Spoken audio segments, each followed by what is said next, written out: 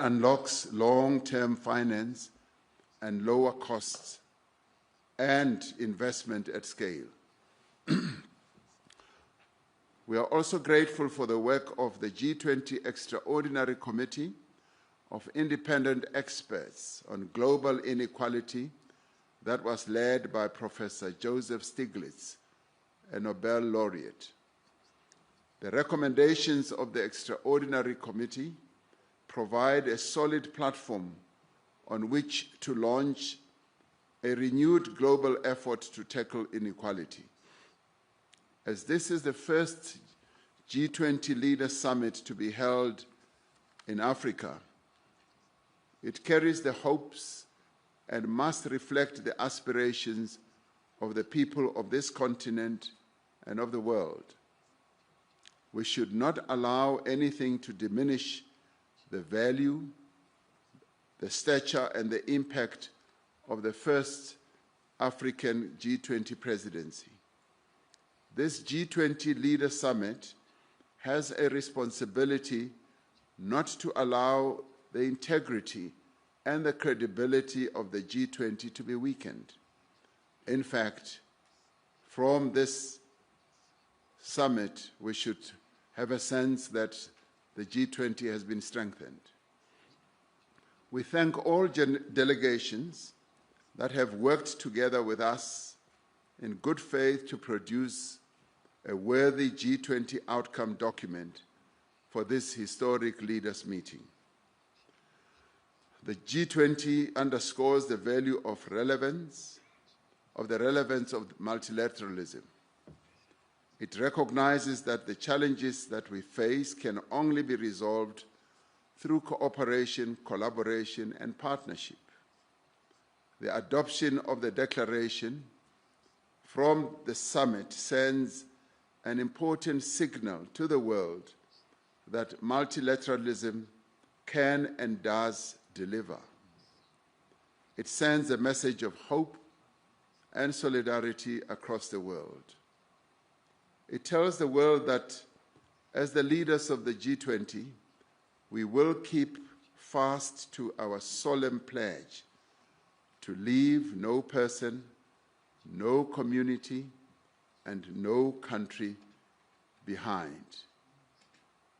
With those words, I therefore declare the G20 Leaders Summit open, and thank you.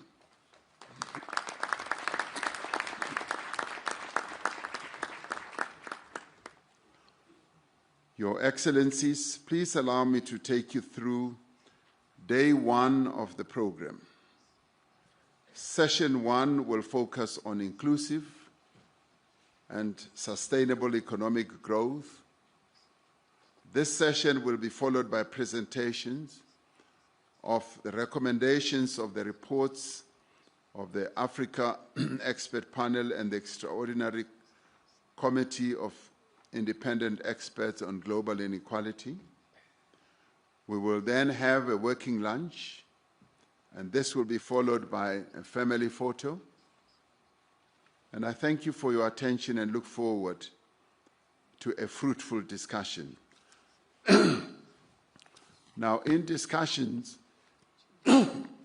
with a number of delegations here, there's been overwhelming consensus and agreement that one of the other tasks we should undertake right at the beginning is to execute the task that we have come here for principally, which is by overwhelming consensus to adopt our declaration. Now, I should precede this by remembering what a Roman philosopher called Pliny, the elder, once said.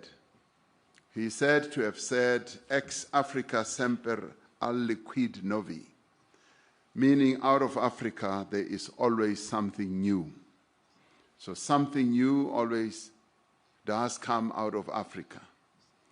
So with that, we would like, therefore, okay. I'm told that the cameras are still on, they should be off. I don't know why that is so.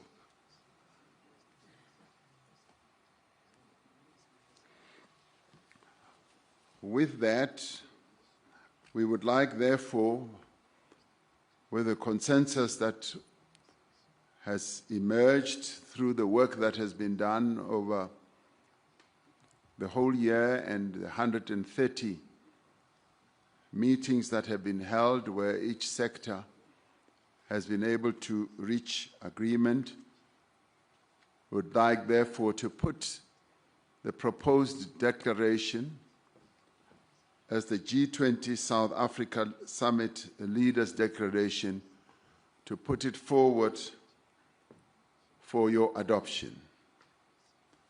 Do I have the support that we should go ahead and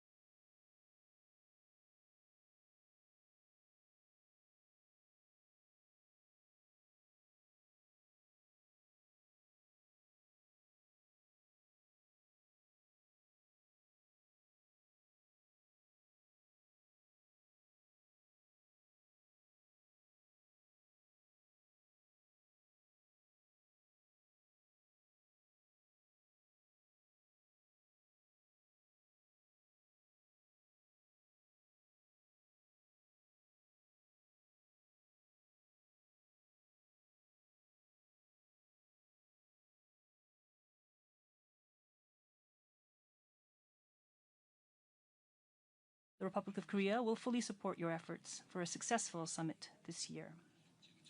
Honorable colleagues, the world today is faced with complex economic crises characterized by low growth and imbalances. And if the current disparities and imbalances were to intensify, none of us, nor would any of our neighbors, be able to guarantee their futures. In order to close the gap, address inequalities, and open the doors of opportunity so we can all walk towards a prosperous future, there are three solutions I'd like to share with you. First, economic fundamentals need to be strengthened for continuous growth.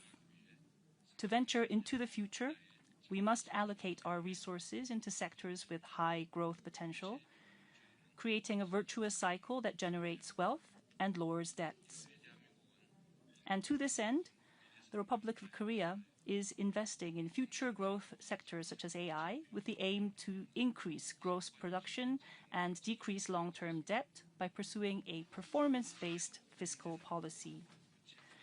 Developing countries, however, are weighed down by excessive debt, which limits their capability to invest in growth, ultimately weakening their potential for sustainable growth. In order to address these problems faced by developing nations, we must not halt our efforts to strengthen debt sustainability. And the President of Angola mentioned this, and I fully agree with what he said, in that the Republic of Korea will actively partake in various G20 efforts, including the implementation of the Africa Engagement Framework. Second, to enhance our growth potential, a predictable trade and investment environment should be created. The WTO's recovery of its functions is in the interest of all of us. The Republic of Korea will actively support the successful hosting of next year's WTO Ministerial Conference to be held in Africa. Also, Korea will make efforts to ensure that the Investment Facilitation for Development Agreement, which we have led in advancing, is formally adopted at next year's WTO Ministerial Conference. Third, to drive the growth of developing countries, the effectiveness of development cooperation must be enhanced. By hosting the Busan Global Partnership Forum, Korea has been developing the ways to enhance development effectiveness. As we have led the efforts to adopt the MDB Roadmap Monitoring and Reporting Framework, Korea will continue to participate in the efforts to reform multilateral development banks. Korea will continue to work closely with G20 members to ensure more benefits are distributed to developing countries. Dear colleagues, we must unite together to move toward a sustainable future. As a member of the Group of 20, the Republic of Korea is committed to fulfilling our responsibilities and roles.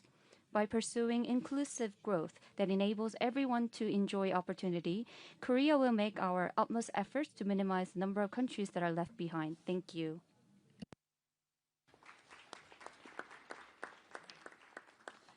Thank you very much, Mr. President.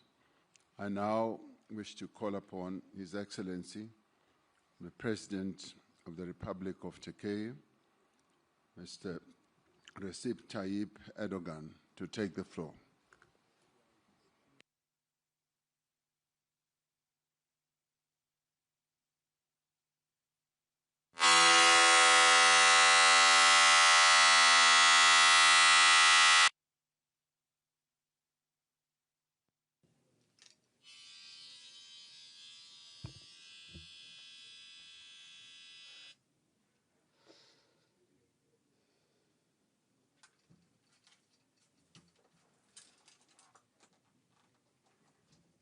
Testing, relay for English. Testing, relay for English. Esteemed heads of state and government, esteemed delegates, I extend my warmest regards and greetings to you on behalf of myself and my country. And I would like to express my gratitude to President Ramaphosa for his warm welcome. I hope that the outcomes of our summit will have a positive impact. Rising protectionism, high global debt, rapidly aging populations, competitive pressures, and geopolitical tension. Küresel büyüme görünümünü zayıflatıyor. Bu nedenle G20'nin sürdürülebilir kalkınmayı destekleyen ve kapsayıcılığı güçlendiren bir anlayışla işbirliğini daha da derinleştirmesi gerekiyor. 2030 sürdürülebilir kalkınma hedeflerinin esasını oluşturan kimseyi geride bırakmama taahhüdümüze rağmen bugün dünya genelinde her 10 kişiden biri hala aşırı yoksullukla mücadele ediyor. 2024 yılında %9 azalan toplam küresel kalkınma yardımlarının 2025'te %17'lere varan düşüşleri görmesi bekleniyor. Bu durum maalesef Afrika kıtası için çok büyük kayıplara işaret ediyor. Komşusu açken tok yatmayan bir anlayışın temsilcisi olarak üzerimize düşen sorumluluğu her türlü menfi koşula rağmen yapmaya devam ediyoruz. Resmi kalkınma yardımlarımızı 2023'te 6,8 milyar dolar seviyesinden 2024 yılında 7,4 milyar dolara çıkarttık. Ancak bu yardımlarla hedeflenen menzile ulaşmak imkansızdır. Özellikle en az gelişmiş ülkelerde yerel kaynakların harekete geçirilmesi suretiyle sürdürülebilir kalkınma için finansman modelleri geliştirilmesi önemsiyoruz. Bakınız, karşı karşıya olduğumuz sınamalar sadece en az gelişmiş ülkeleri değil, tüm ekonomileri etkisi altına almıştır. Küresel finans krizi öncesinde ticaret küresel büyümenin en güçlü motoruyken kriz sonrası dönemde tablo köklü biçimde değişmiştir. 1987-2007 döneminde dünya ticareti yıllık ortalama %7 oranında artarken 2008-2024 döneminde %3'lere gerilemiş, küresel büyümeye katkısı belirgin şekilde zayıflamıştır. Bugün küresel ticaretin yeniden canlanması için daha köklü bir uluslararası işbirliğine, yeni politika araçlarına ve sürdürülebilir tedarik zincirlerine ihtiyaç duyuyoruz.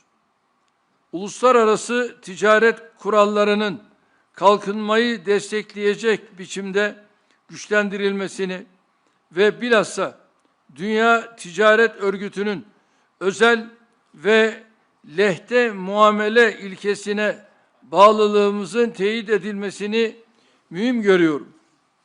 Kıymetli katılımcılar, bugün dünya genelinde toplam borçluluk oranı küresel hasılanın %324'üne ulaşmış durumda. Türkiye'de ise bu oran %89 seviyesinde seyrediyor. Bu görece düşük borçluluk düzeyi bize hem yapısal dönüşümü hızlandırmak hem de yatırımlar için ilave kaynak ayırmak için önemli bir mali alan sağlıyor. Ancak ne yazık ki düşük gelirli ekonomilerin çoğu bu imkana sahip değil. Bu ülkeler yüksek finansman maliyetleriyle daralan mali alan arasında adeta sıkışmış durumdalar. Birleşmiş Milletler'in 2025 borç raporuna göre 3,4 milyar insanın yaşadığı ülkelerde faiz ödemeleri sağlık ve eğitim harcamalarını aşmış vaziyette. Bilhassa düşük gelirli ülkeler için borç yeniden yapılandırma süreçlerinde adil ve eşit muameleye dayalı bir yaklaşımın benimsenmesini destekliyoruz. Türkiye olarak G20 ortak çerçevesi kapsamında katkı sunduğumuz Gana ve Etiyopya'nın borçlarının yeniden yapılandırılması sürecinde alınan mesafeyi memnuniyetle karşılıyoruz. Bu örnekten hareketle kimsenin geride bırakılmadığı, daha kapsayıcı bir küresel ekonomi inşasında tüm G20'yi daha fazla sorumluluk üstlenmeye davet ediyorum. Sizleri sevgiyle, saygıyla selamlıyorum. Kalın sağlıcakla.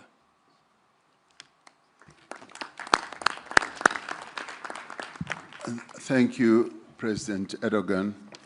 I wish to apologize that there was a system failure, particularly with Channel 11. We are now going to get a direct translation from the interpreter. Seemingly, there was a failure in synchronizing the speech with the translation. So we will allow the interpreter to interpret what President Erdogan was saying. Please go ahead. Distinguished heads of state and government, distinguished delegates, I would like to extend my warmest greetings to all of you. And I would like to extend my gratitude to President Ramaphosa for his kind hospitality, and we hope that the outcomes of this summit will bring positive results. I also would like to wish success to the United States of America, which will assume the G20 presidency next year. With issues such as rising protectionism, elevated debt levels, a rapidly aging population, and intensifying competition, in addition to geopolitical tensions, all of these issues are creating a major weight on global growth outlook. And therefore, in this vein, the G20 must further deepen cooperation with an approach that supports sustainable development and contributes to enhancing inclusivity. Despite our commitment to leave no one behind, which forms the core of the 2030 Sustainable Development Goals, today, 1 out of 10 people worldwide faces extreme poverty. Official development assistance in global level, which declined by 9% in 2024, is expected to fall by as much as 17% in 2025. Unfortunately, this situation points to substantial losses for the African continent.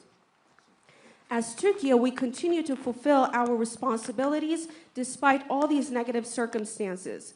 We increased our official development assistance from $6.8 billion in 2023 to $7.4 billion in the year 2024. However, it is impossible to achieve development targets solely over ODAs. We attach particular importance to developing financing models for sustainable development through mobilizing domestic resources, especially in the least developed countries. And let us be clear, current challenges affect all economies across the globe. Trade used to be the strongest engine of global growth prior to the global financial crisis. However, the situation has fundamentally changed in the post-crisis period. Between 1987 and 2007, world trade expanded at an average annual rate of 7%. However, during 2008 and 2024, this slowed to around 3%, significantly weakening its contribution to global growth. Today, reviving global trade requires deeper international cooperation, new policy tools, and sustainable supply chains. Strengthening international trade rules in a manner that supports development, and in particular to reaffirm our commitment to the World Trade Organization's principle of special and differential treatment, is very crucial. Excellencies, the total debt to GDP ratio now stands at 324%. In Turkey, however, this ratio is at 89%. This relatively low level of debt provides us a valuable fiscal space to accelerate structural transformation and also allocate additional resources for investment. Unfortunately, most low-income countries do not have this advantage. These countries find themselves squeezed between elevated financing costs and severely constrained fiscal space. According to the United Nations 2025 A World of Debt report, in the countries home to 3.4 billion people, interest payments now exceed total spending on health and education. We support applying fair and equal treatment in debt restructuring processes, particularly for low-income countries. As Turkey, we welcome the progress made in the debt restructuring of Ghana and Ethiopia, to which we have contributed under the G20 Common Framework. Drawing on this experience, we call on all G20 members to assume greater responsibility in constructing a more inclusive global economy where no one is left behind. Thank you. Thank you. Thank you, President Erdogan. We apologize for the failure of the system there. I now have the opportunity to call upon His Excellency Sir Keir Starmer, the Prime Minister of the United Kingdom of Great Britain and Northern Ireland. Well, President Ramaphosa, let me start by thanking you for hosting us here, the first G20 on African soil, which is a proud moment for South Africa, but one that, in my view, is long overdue. So let's make this summit count.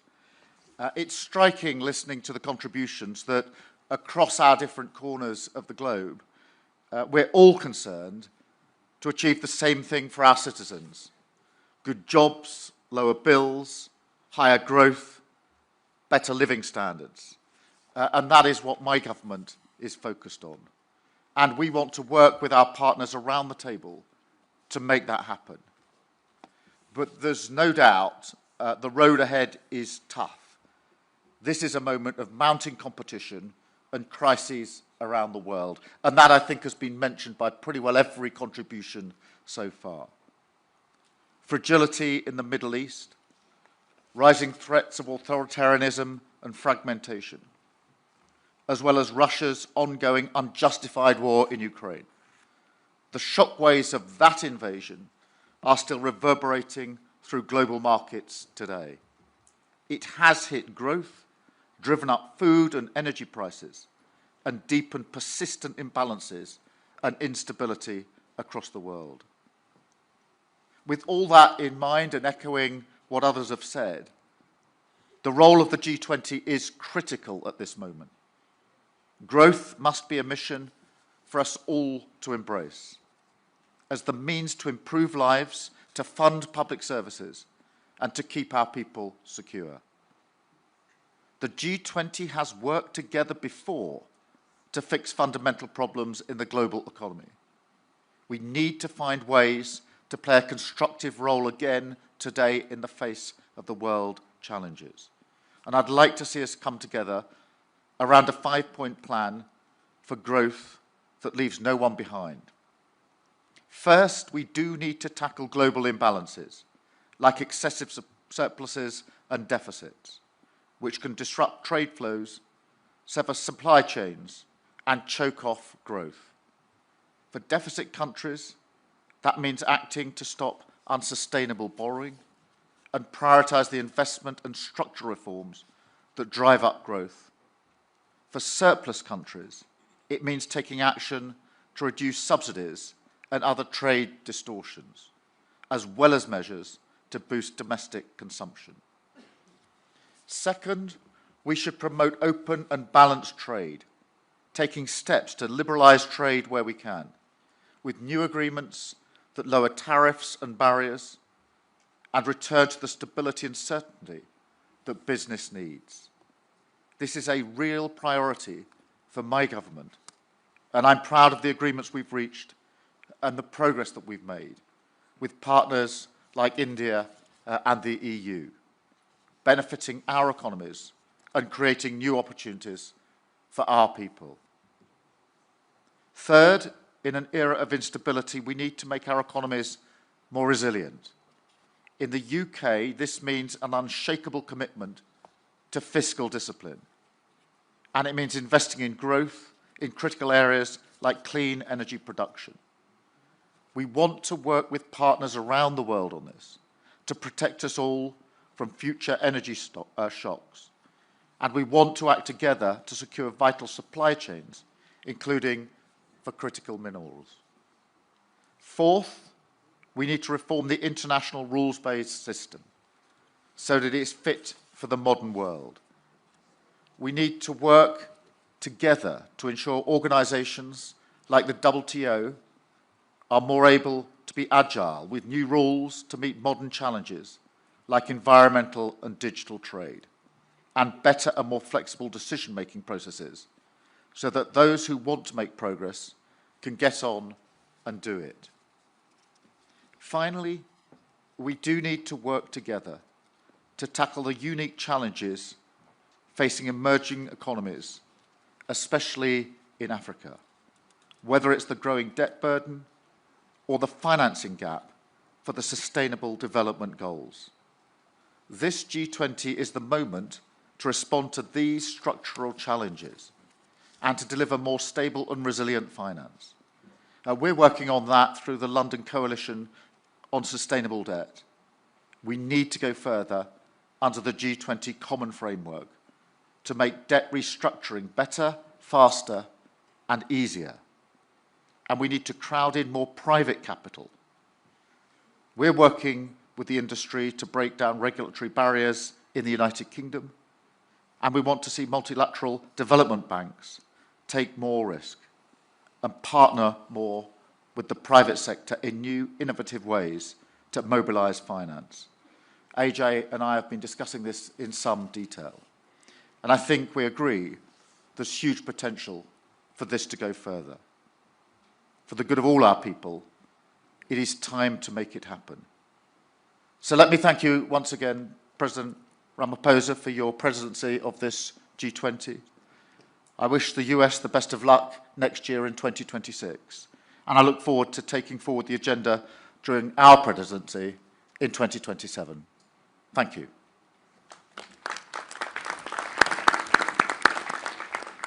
Thank you very much, Prime Minister Sama. I now have the opportunity to call upon the Vice President of the Republic of Indonesia, His Excellency, Mr. Gibrian Rakabamung Raka, to take the floor. Your Excellency, President Ramaphosa, Excellencies, leaders of G20 countries, let me begin by conveying warm greetings from President Prabowo to President Ramaphosa. Also deep appreciation to the government of South Africa for the warm hospitality and excellent arrangement. We commend South Africa's leadership in steering the G20 through a challenging year. This is a historic G20 summit, the first being held on African soil. This milestone marks a profound shift where the Global South is no longer a bystander, but a co-driver of Global South. Excellencies, Indonesia believes that global growth must not only be strong, but also fair and inclusive to uplift each and every nation. Indonesia welcomes the G20's focus on sustainable finance, yet ambition must go further to close gaps and to pursue adaptation, mitigation, and transition that is just and fair. The world needs financing that is more accessible, predictable, and equal, especially for developing nations, through debt relief, innovative financing, blended finance, and green transition mechanism. Indonesia allocates more than half of our national climate budget, around $2.5 billion annually, to support green MSMEs, agricultural insurance, and climate-resilient infrastructure. Indonesia also promotes financial inclusion. Our national CRIS digital payment system demonstrates how a simple and a low-cost digital solution can push participation in the economy and minimize inequality. Emerging technologies such as crypto asset, digital tokens, including Bitcoin, may create both opportunities and risks. Therefore, Indonesia proposes that the G20 initiate dialogue on intelligence economy. Indonesia believes that every country is entitled to chart its own development path because there is no single model that fits all. There is no such thing called the best method. Cooperation must empower, not dictate. Cooperation must uplift, not create dependency. Thank you.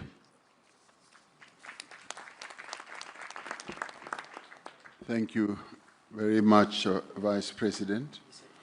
I now would like to call upon the Honorable Minister of Foreign Affairs and International Trade and Worship of Argentina, Ms. Pablo Quirno Magrain.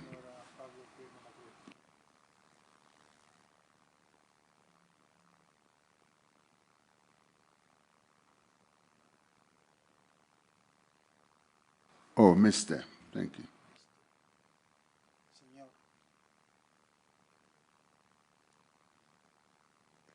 Is it switching on?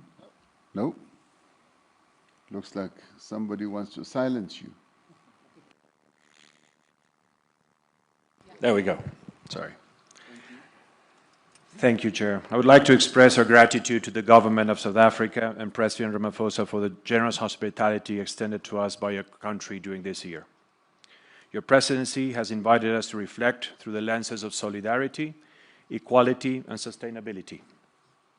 Allow me to outline our perspective on these pillars.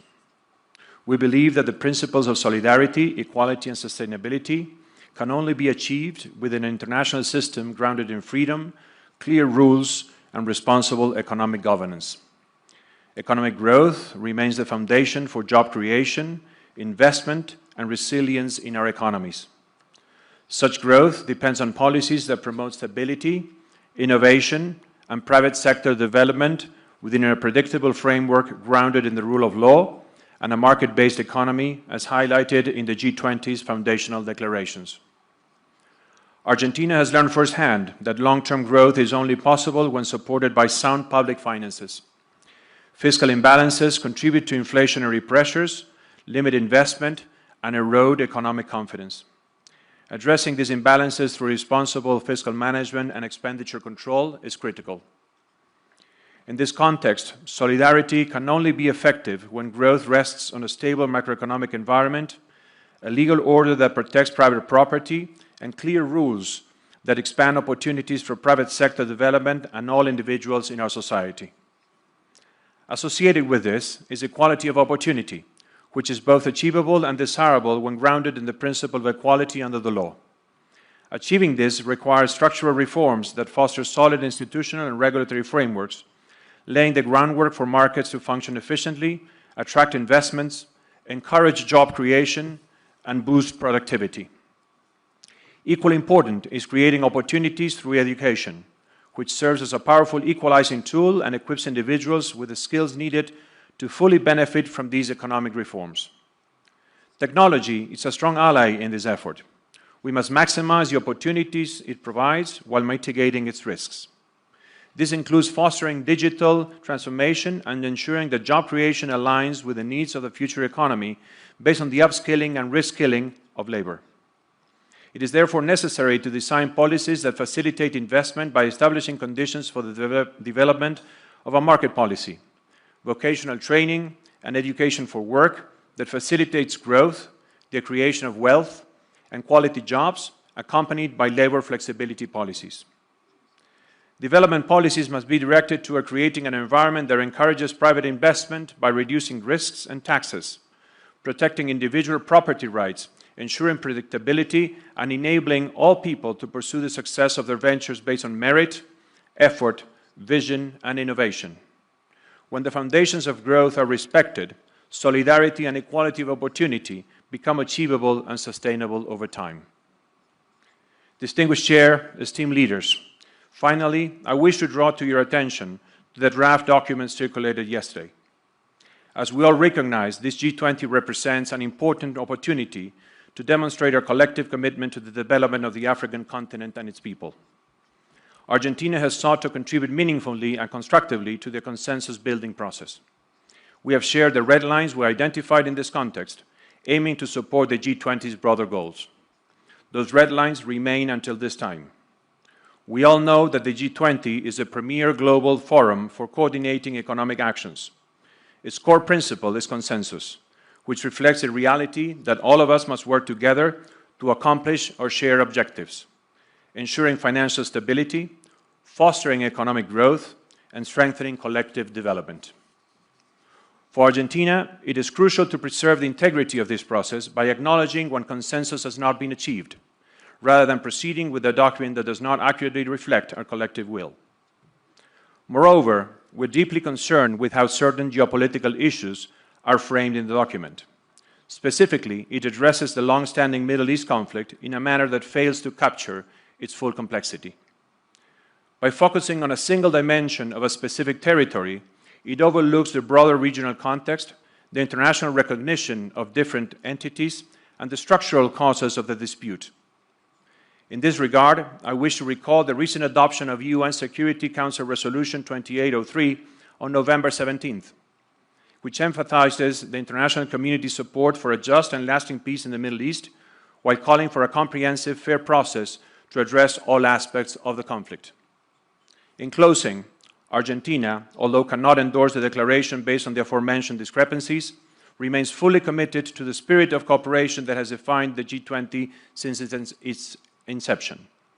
We're convinced that only through genuine dialogue, respect for consensus, and adherence to the principles of the United Nations Charter and international law can this forum continue to keep working constructively with all members and partners, with a shared aim on strengthening global stability, promoting sustained growth, and advancing development in a manner that is inclusive, balanced, and respectful of our diversity. Thank you, Chair.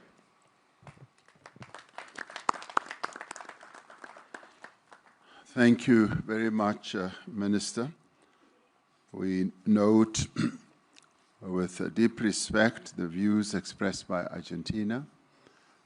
We will recall that in our last G20 summit in Brazil, Argentina was given the opportunity, following the various discussions that led to the consensus and agreement on the declaration, it was given the opportunity to voice its misgivings about certain parts of the declaration as it was adopted.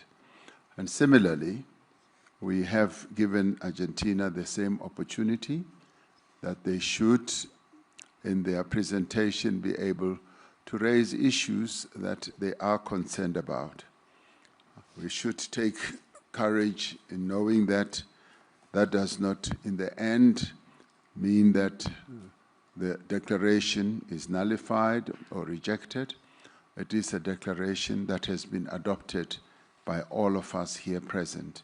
And so we want to thank Argentina for expressing the views that they have expressed, and many of the views are really views that are common or commonly held by many in terms of the adherence to rule of law and supporting the resolutions of the United Nations. So we thank you, Minister, for putting Argentina's position forward, and we will, with great respect, move ahead with a declared, with an accepted declaration as the G20. Thank you very much. We then move on and ask His Excellency Mr. Edgar Amador Zamora, Minister of Finance and Public Credit of the United Mexican States. Please go ahead, Minister. Thank you, Your Excellency. Distinguished leaders of the G20 and invited countries, heads of international organizations. On behalf of the President of Mexico, Claudia Sheinbaum, I wish to extend our sincere congratulations to President Cyril Ramaphosa and to the South Africa team for an outstanding leadership of the G20 this year, and for convening the historic Leaders Summit, the first ever held in African soil. Mexico is a country deeply involved in the promotion of peace as a basis for justice, fair trade, social equity, gender equality, cooperation for development, and respect for human rights. Economic welfare and cooperation for development are shared responsibility among nations. In a world defined by interdependence, no country can isolate itself or prosper at the expense of others. Choosing cooperation is, in essence, choosing a common future grounded in justice. The expansion of trade can drive employment, raise incomes, and reduce poverty, all core dimensions of sustainable development. Moreover, international trade fosters the global adoption of green technologies, serving as a powerful mechanism to accelerate the transition toward low-carbon, resource-efficient economies. However, the expansion of global trade also brings complexities. While it has fueled global economic growth, its benefits remain unevenly distributed. It promotes the exchange of knowledge and culture, yet disparities persist in labor protection and social inclusion, particularly for women and underserved communities. Environmentally, trade can advance green standards and technologies, but it also contributes to emissions, overexploitation of resources, and biodiversity loss. The question, therefore, is how to ensure that global trade benefits are shared equitably and if directly contributes to sustainable development and shared prosperity. The multilateral trading system recognizes that when trade is fair, transparent, and properly regulated, is a key driver of development and a tool for lifting millions out of poverty. Trade must serve people, generating well-paid jobs, fair wages, and opportunities that foster social inclusion. In the economic sphere, Mexico promotes a strategy of shared prosperity that places workers at the center of decision-making processes, recognizing that decent work is the foundation of a better quality of life. In this sustainability dimension, our priority is to prevent, reduce, and reverse environmental degradation while fostering a circular economy. Our national energy policy advances renewable sources and accelerates the transition toward cleaner production and consumption patterns, while ensuring equitable access to water as a fundamental human right. Through the Plan Mexico, we are empowering MSMEs by integrating them into national and global value chains, facilitating access to credit, digital tools, and capacity building program is essential for equitable growth and innovation. At the same time, we are investing in human capital, aligning education and training systems with the skills needed for the green and digital transitions.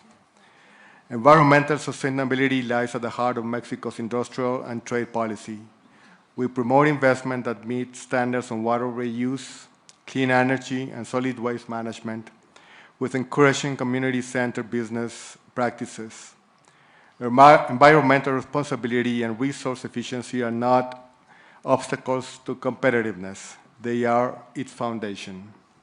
Moreover, ensuring debt sustainability, particularly in less developed countries and vulnerable economies in Africa and Latin America, will strengthen those nations and create a more resilient and sustainable international financial system, where the benefits of trade and cooperation can reach all populations. Mexico has supported instruments for debt treatment such as the Common Framework and the G20 Ministerial Declaration of Debt Sustainability. We have also developed a sustainable debt management strategy by using debt instruments under favorable conditions, including local currency and fixed interest rate bonds. Through sound public budget management, Mexico has increased investment in social protection and education above 6% and 4% in real annual terms, respectively.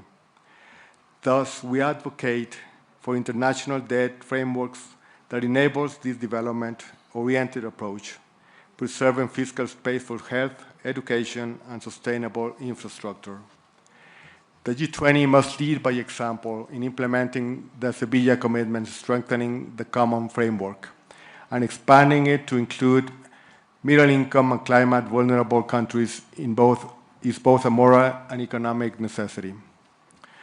The G20, the United Nations, and international financial institutions must act in coherence.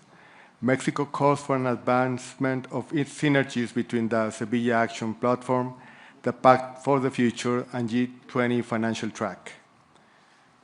Finally, Mexico believes that the strength of the G20 lies not only in its economic power, but in its collective moral responsibility.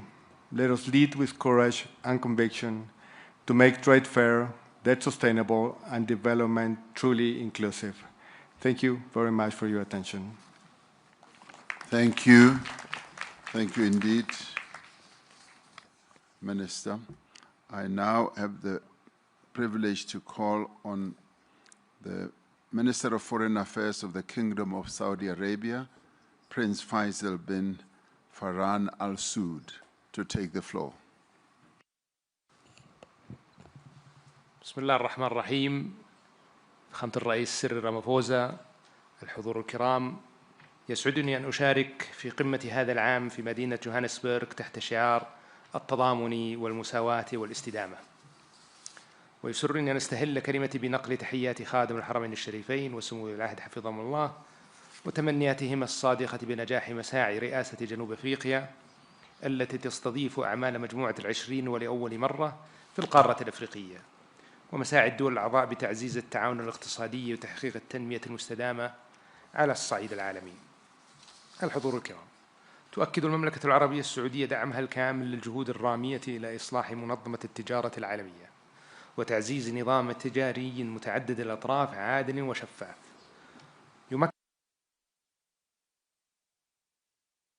يمكن كافة الدول من الانخراط بفاعلية في الاقتصاد العالمي ويحقق العدالة بين الدول الأعضاء. وترى المملكة أن التجارة الدولية ليست مجرد أداة للنمو الاقتصادي، بل هي ركيزة أساسية لتحقيق التنمية الشاملة ووسيلة لتعزيز الاستقرار الاقتصادي العالمي وضمان استفادة الجميع من منافع النظام التجاري الدولي بشكل متوازن. وفي هذا السياق وانسجاما مع مستهدفات رؤية السعودية 2030 تستمر المملكة بتطوير الأطر التنفيذية التي تشجع الاستثمار المسؤول في مختلف القطاعات بما في ذلك السياحة والتكنولوجيا والبنية التحتية المستدامة وتعزيز التصنيع المستدام من خلال تسخير الموارد المحلية وتعزيز فعاليتها وجذب الاستثمارات النوعية المتوافقة مع الأهداف التنمية المستدامة. كما تؤكد المملكة على أهمية موائمة جهود مجموعة العشرين مع أهداف التنمية المستدامة للعام 2030 لضمان تحقيق نمو اقتصادي شامل ومتوازن يعزز رفاه الشعوب ويحافظ على الموارد للأجيال القادمة.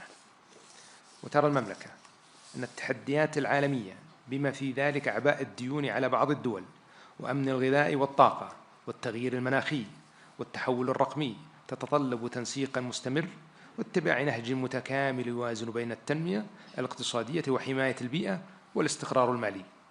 وفي هذا الإطار تشدد المملكة على ضرورة الحد من التدفقات المالية الغير مشروعة وتعزيز قدرة الدول على تسخير مواردها المحلية بكفاءة باعتبارها من العوامل الأساسية لتحقيق الاستقرار الاقتصادي وتمويل برامج التنمية المستدامة. كما تدعو إلى تعزيز التعاون الدولي لتبادل الخبرات وأفضل الممارسات في هذا المجال بما يسهم في بناء أنظمة مالية أكثر شفافية ومرونة. الحضور الكرام، لقد أثبتت السنوات الأخيرة أن التحديات التي تواجه عالمنا لا تعترف بالحدود وأن معالجتها تتطلب تضامنا دوليا صادقا وتعاونا متعدد الأطراف يقوم على المسؤولية المشتركة. فالعالم اليوم يواجه مستويات متزايدة من عدم المساواة واضطرابات اقتصادية عالمية تركت آثارها العميقة على حياة الملايين وأدت إلى التصاعد في حدة التوترات الإقليمية والدولية. هذه جميعها قضايا تهدد استقرار النظام الدولي برمته وتعرقل مسيرة التنمية المستدامة. وبالرغم من تلك التحديات وحالة عدم اليقين التي يشهدها الاقتصاد العالمي، فإن المملكة ماضية في العمل على بناء اقتصاد عالمي أكثر تكاملاً واستدامة من خلال شراكاتها الفاعلة على المستوى الدولي بما يضمن مستقبلاً مزدهراً وآمناً للأجيال القادمة. في الختام، تؤكد المملكة على أهمية دور دول مجموعة العشرين المشترك في قيادة الجهود الدولية لتعزيز التنسيق بين السياسات الاقتصادية العالمية والنمو المتوازن وتمكين الاستثمارات المستدامة وتطوير سياسات صناعية واقتصادية تدعم الاستقرار والازدهار للجميع وتساهم في حماية الدول الأكثر هشاشة من تداعيات الأزمات المالية والاقتصادية. والسلام عليكم ورحمة الله وبركاته.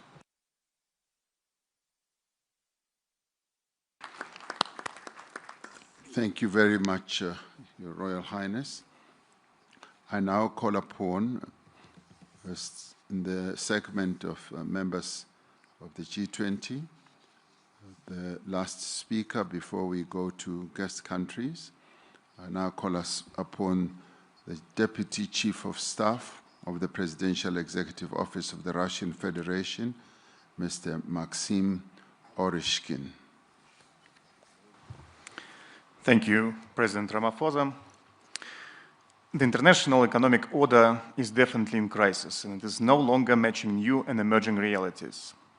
This crisis is three-dimensional: the crisis of globalization and openness, the crisis of global economic institutions, and the crisis of economic development models.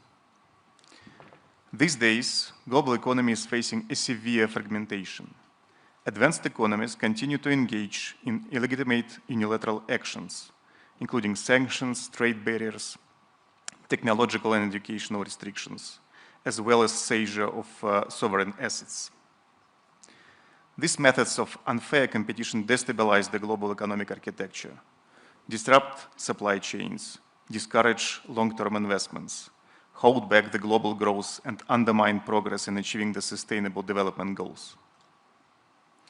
Today, we are here in Africa, a region that urgently needs strong economic growth to meet the needs of its fast-growing population. We should talk today about access of Africa and the Global South to new technologies, healthcare, education, and most importantly, financing. We're concerned that financial flows to developing countries are simply not enough.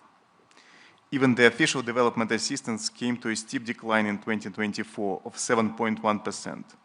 and is projected to fall further. While Africa is in dire need of capital inflow, total net borrowings by G7 governments, according to the IMF data, will reach almost $3 trillion this year. By the way, it equals to total GDP of the whole African continent. Mounting sovereign debt of several G7 countries pushes them to the verge of fiscal collapse. Artificially inflated financial bubbles may trigger a knockdown to the global economy. If we look at the international financial institutions, they are currently deviating from development finance to military expenditures. Thus, financing goes back to the Western economies, and in many cases through the corruption schemes in Ukraine. The World Bank, for example, has provided Ukraine with more aid in 3 years than to all African countries combined. Moreover, African economies face biased rejections and complicated procedures of funding from the World Bank and the IMF. Definitely, all these institutions should be reformed to benefit the Global South. Dear colleagues, global economy and its growth structure has already changed. BRICS and countries of the Global South now form the dominant driver of global growth. We have the talent, the resources, the technology, and the capacity to drive growth and improve the lives of our people. Unlike in previous decades, the Global South economies are ready this time to move forward with their own platform for economic growth, based on their own solutions. In technology and education, in trade and connectivity, in finance and investments. The rise of this emerging platform of growth becomes more evident with each passing year. The fact that growth in the 21st century will come mainly from the Global South is indisputable. We call the G20 to get back to the fundamentals of sustainable development. It means poverty reduction, social inclusion, and environmental sustainability. This should be based on sound economic development, which includes fighting protectionist and illegitimate unilateral measures, including sanctions, tariffs, technological and educational restrictions.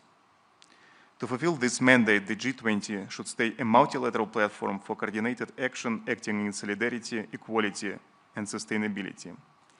Russia is ready to play an important role in this process. Thank you. Thank you. Thank you very much.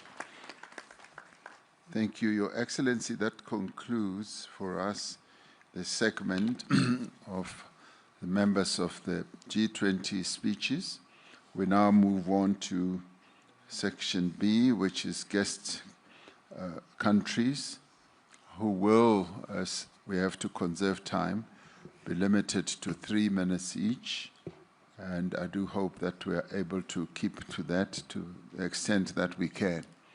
I now call upon His Excellency, Dr. Abiy Ahmed Ali, the Prime Minister of the Federal Democratic Republic of Ethiopia. Your Excellency Cyril Ramaphosa, Your Excellencies, Heads of State and Government, distinguished delegates, let me begin by extending my appreciation to President Cyril Ramaphosa for his extraordinary leadership. I also would like to acknowledge Johannesburg, a city of opportunity and progress. Excellencies, it is with humility and hope that I address you on African soil at this historic G20 summit. Humility because Ethiopia's journey is still unfolding. Hope because our story, like that of many nations here, shows that transformation is possible even in difficult circumstances. Ethiopia is a land of ancient civilization, defined by resilience and prospects still being written. Our homeland has sheltered faiths. Our people have built lasting societies. From this legacy comes Maddamar, a philosophy of unity in diversity, of synergetic collaboration that multiplies potential and of progress shared by all. Guided by this spirit, Ethiopia is moving toward inclusive growth. Our cities are becoming hubs of innovation. Industrial parks reshape economies. Farmers use tools their parents could never imagine. Young entrepreneurs are building businesses that were impossible to dream of a generation ago. For too long, countries like ours have been labeled fragile or poor. Yet our story is a quiet revolution of bold actions rewriting what is possible. Because growth is the achievement of people who refuse to be left behind. In Ethiopia, we have learned that inclusivity is not charity, it is efficiency. When every farmer, entrepreneur, and innovator shares in progress, the economy becomes self-sustaining. Our journey has been tested by drought, conflict, and global shocks. Yet from those tests emerges transformative renewal. We are investing in renewable energy that powers both homes and hope, digital infrastructure that connects citizens, and green agriculture turning smallholder farmers into climate champions. Excellencies, we're not here to speak of despair. We're here to speak of possibility and of shared responsibility. In that spirit, let me highlight 3 priorities. First, debt. Ethiopia has engaged actively with the G20 common framework to unlock resources. Debt relief must translate into investments that empower people and secure the future, including educated children, modern hospitals, and resilient infrastructure. Second, climate. Through our Green Legacy Initiative, Ethiopians have planted over 48 billion seedlings, restoring soils, watersheds, and hope ecological restoration must become the new global investment landscapes, supported by debt for climate swaps and green value chains that reward nature and communities. Third, energy and digital transformation. The Grand Ethiopia Renaissance Dam symbolizes Africa's renewable ambition. We are expanding into solar, wind, geothermal, and nuclear power, and we envision an Africa energy network that drives industrialization while achieving net zero emissions. Through Digital Ethiopia, we have liberalized telecom expanded broadband, and advanced digital finance, by 2030, we aim to complete our national digital public infrastructure, integrating IDs, payments, and data platforms to serve citizens. For Ethiopia, artificial intelligence is a tool for inclusion, helping predict droughts, diagnose diseases, and support local language, ensuring technology works for all. Excellencies, Ethiopia's journey mirrors that of many emerging economies. Our success offers lessons, our challenges offer insights. Inclusivity and sustainable growth is both a practical and a moral imperative for our continent. It requires humility to reconsider what we treasure and courage to redefine what we value. I propose that the G20 adopt a new lens, measures resilience as growth. Let us count not only GDP, but the capacity of societies to withstand and adapt, because that ultimately is what sustains development. Ethiopia stands ready, rooted in Madamar, to contribute to this shared global journey. I thank you.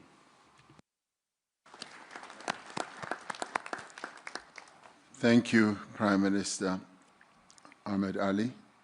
I now have the privilege to call upon His Excellency, Mr. Teodoro Obiang Nguema Basogo, the President of the Republic of Equatorial Guinea and the President of the Economic Community of Central African States, to address us.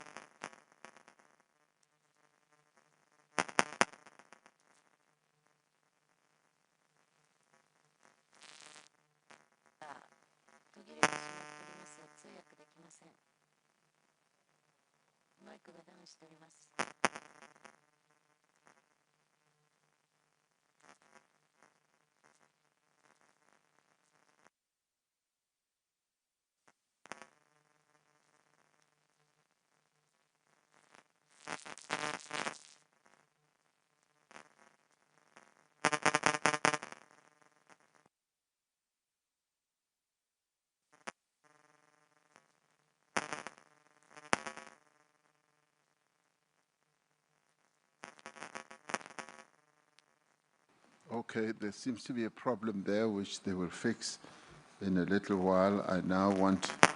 I will come back to President Basogo. I now want to move on to His Excellency, the President of the Republic of Finland, Alexander Stubb. Thank you very much, Cyril, and thank you for the invitation. You know that Finns are famous for two things. One, they speak very shortly, and two, they love rules. And I hope I will stick to both. It's a great privilege to be here for the first time representing Finland. We've never been at a G20 meeting before, and we really appreciate the invitation.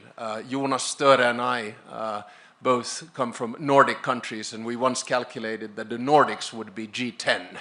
So perhaps I'll speak in that spirit. Cyril, for me, this meeting is very much a symbol of multilateralism. And what you are trying to do here is to bring a group of key countries together that have both demography and economy on their side. And you are doing it at a time when there clearly is a change in the world order, where I believe personally that the nexus of power is moving eastbound and southbound. And now I think all of us pretty much have a choice. And the choice is between multilateralism, which you are representing, and multipolarity. And these two things are very different. For me, multilateralism is about cooperation, it's about rules, it's about norms, and it's about institutions. I like these rules because they are the ones that bring exactly the thing that you have up there on the board: solidarity, equality, and sustainability. My big worry right now is that the world is moving more in a multipolar direction. And multipolarity, though it gives power to nation states as such, is problematic because it's more transactional, it's more about deals, and therefore it's more prone to conflict. There have been many excellent interventions here today about rules on trade, rules on the way in which we engage with each other. My biggest worry right now is that we are not seeing enough multilateralism in three key conflicts that have been raging around the world. One, Russia's war of aggression in Ukraine. Two, the situation in Gaza. And three, the situation in Sudan. So I hope that we lean towards multilateralism. And let me say, coming from a small country, what I believe the West should do in this. I think the West should understand that the multilateral institutions that were created after World War II and that were upheld after the Cold War, the power structure of them is right now unfair. It needs to be changed. We need to distribute power in a world that exists today, not the world that existed in 1945. That is the best way for us to drive multilateralism and get it back on track. Thank you very much. 3 minutes and 12 seconds.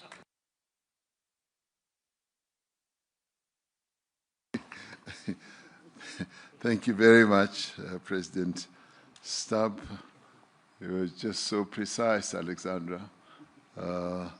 That's the Nordic spirit, I take it. We now go back to His Excellency President Teodoro Obiang Nguema Mbasogo, President of the Equatorial Guinea. We apologize for your mic having not worked as it should have, but please go ahead. Sus Excelencias, Jefe de Estado y de Gobierno y Jefe de Delegaciones, distinguidos invitados, señoras y señores. Me dirijo a ustedes en nombre de la Comunidad Económica de los Estados de África Central.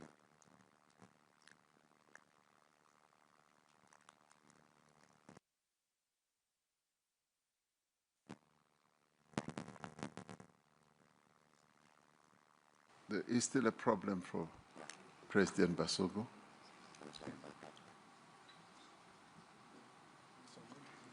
My apologies again, President. The technicians told me that they had fixed it, but it seems like they still need to do a little bit more work. And with that in mind, I will move on, and we will give you double the time. I will move on to His Excellency, the Prime Minister of Ireland, Mr. Michael Martin. Thank you very much indeed, President Ramaphosa, and congratulations to you and to South Africa on your G20 presidency, the first on African soil. And your drive and commitment to using this important forum to tackle very important issues is deeply appreciated, and Ireland has been very honoured and privileged to have been in the position to work with you across all work streams over the past 12 months.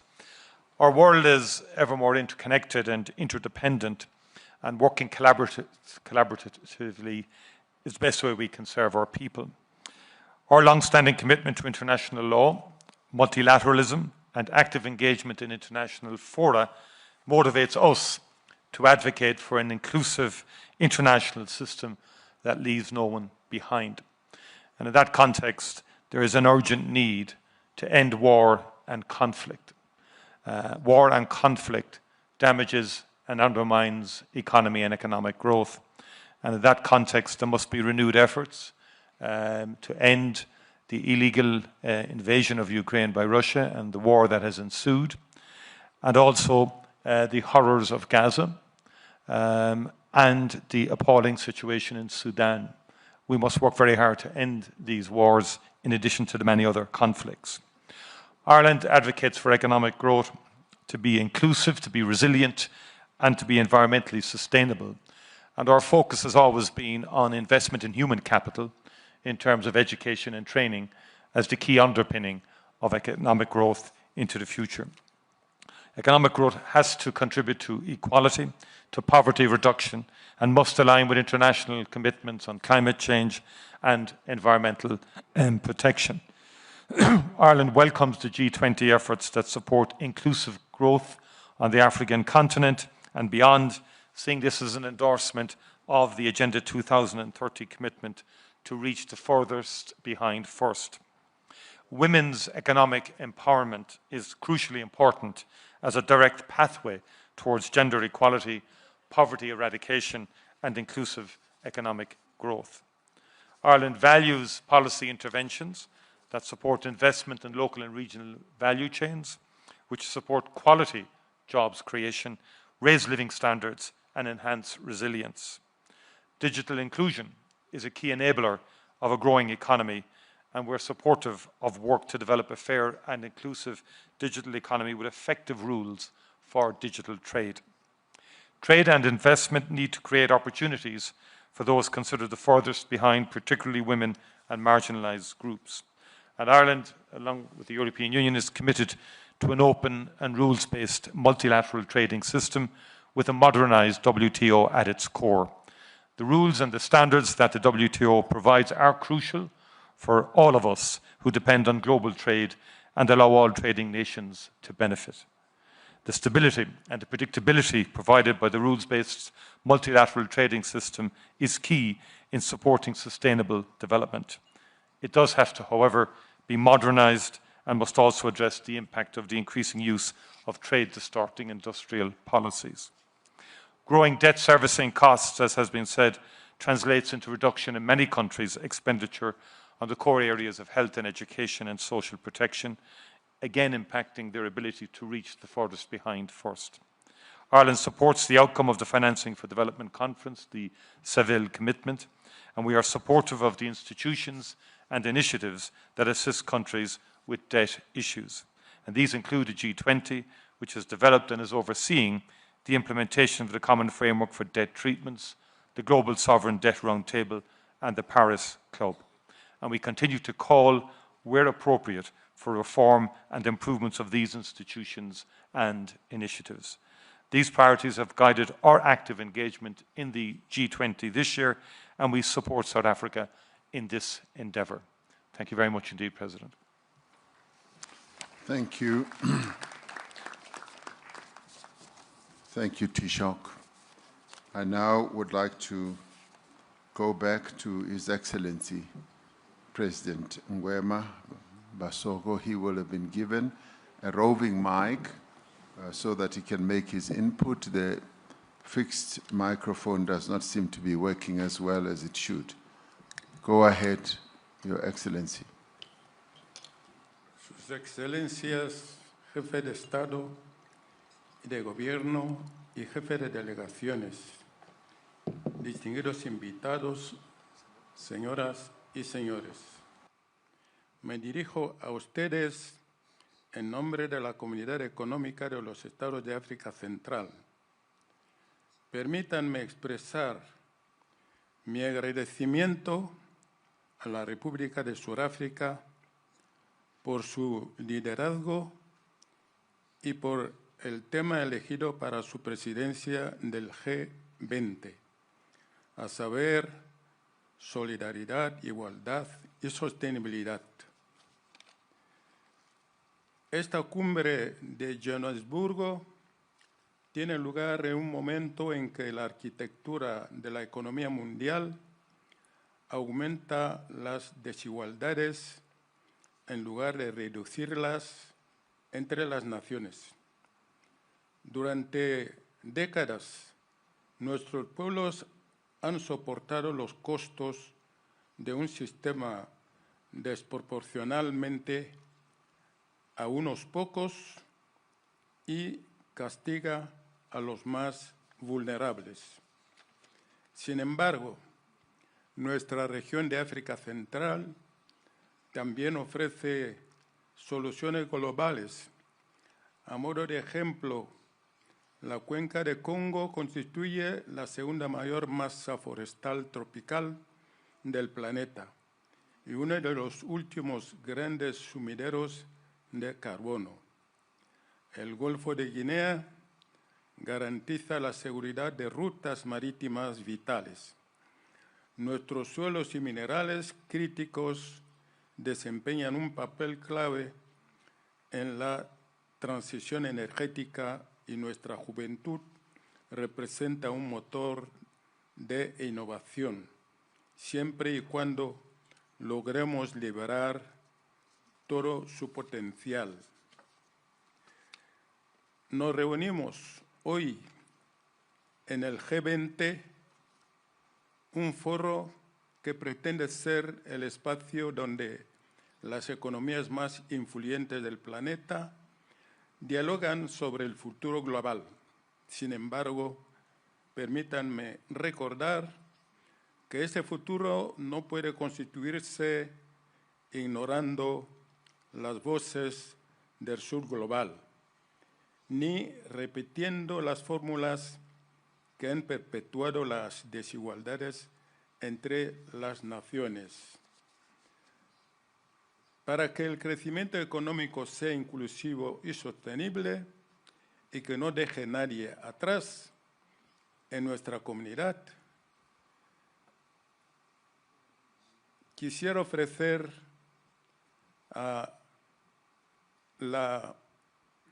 esta cumbre unas soluciones que pueden ayudar para los más necesitados. Primero, hacer que la arquitectura financiera mundial sea más justa. Esto significa facilitar el acceso al capital para las economías en desarrollo, establecer un marco de solución de la deuda, reformar los bancos multilaterales del desarrollo y promover la justicia fiscal. La CAC apoya la propuesta de Sudáfrica de crear una comisión sobre el costo del capital del G20, con el fin de diagnosticar y corregir las deficiencias estructurales en la evaluación y fijación de riesgo soberano. Segundo, transformar los minerales críticos en prosperidad compartida mediante la creación de valor en origen. Esto implica claramente desarrollar cadenas de valor locales, establecer normas que generen oportunidades, dividendos comunitarios y que garanticen la integridad ambiental, así como el vínculo entre lo humanitario, el desarrollo y la paz.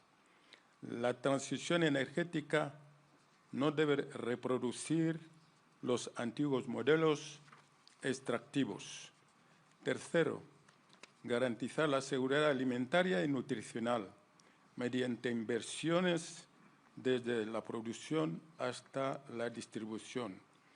La CAC necesita socios para apoyar la agricultura climáticamente inteligente, el sistema de riesgo y la producción regional de fertilizantes para reducir la dependencia de las importaciones y la volatilidad de los precios, invertir en el almacenamiento de cadenas de frío y servicios de asesoría digital dirigidos a los pequeños productores, sobre todo las mujeres y los jóvenes. Asimismo, abogamos por la creación de una reserva alimentaria general y de un sistema de alerta temprana. Solicitamos el apoyo financiero del G20 para promover una seguridad alimentaria basada en la cadena de valor para ser autosuficientes. Cuarto, reconocer y recompensar los bienes públicos mundiales, en particular la cuenca del Congo, cuyas selvas absorben miles de millones de toneladas de carbono y protegen los regímenes de lluvias más allá de nuestra región. En efecto, proponemos la creación de una ventana de financiamiento específica basada en los resultados complementarios al Fondo de Pérdidas y Daños. Invitamos al G20 a contribuir en la creación de mecanismos automáticos de desembolso rápido para la reconstrucción post-desastre. Quinto y último, poner al ser humano en el centro de la transición digital y de la inteligencia artificial. Esto debería impulsarnos a la inversión en infraestructuras digitales, públicas y en la innovación inclusiva. Proponemos, por tanto, establecer un mecanismo de G20 para ampliar el acceso a la conectividad y a lo conjunto de datos abiertos para la inteligencia artificial de interés público, priorizando las lenguas y los contextos del Sur Global.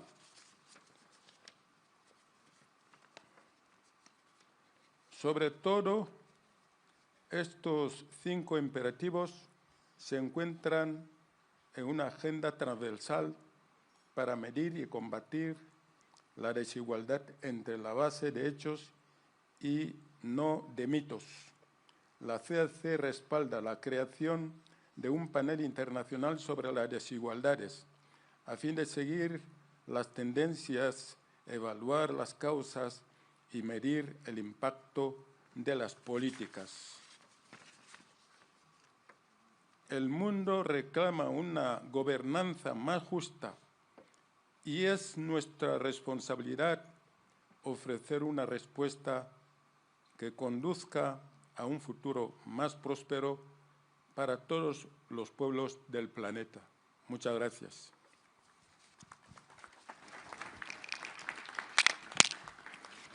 Thank you very much, President Basago. I now would like to call upon the Prime Minister of Jamaica and the Chair of the Caribbean Community, CARICOM, Dr. Andrew Michael Holness, to take the floor. President Ramaphosa, thank you for the kind invitation to participate in this important meeting. Please accept our commendations on South Africa's presidency. Excellencies, Jamaica supports the global agenda to make economic growth not only strong and sustainable, but also inclusive and resilient. Jamaica's story is one of social partnership and sacrifice.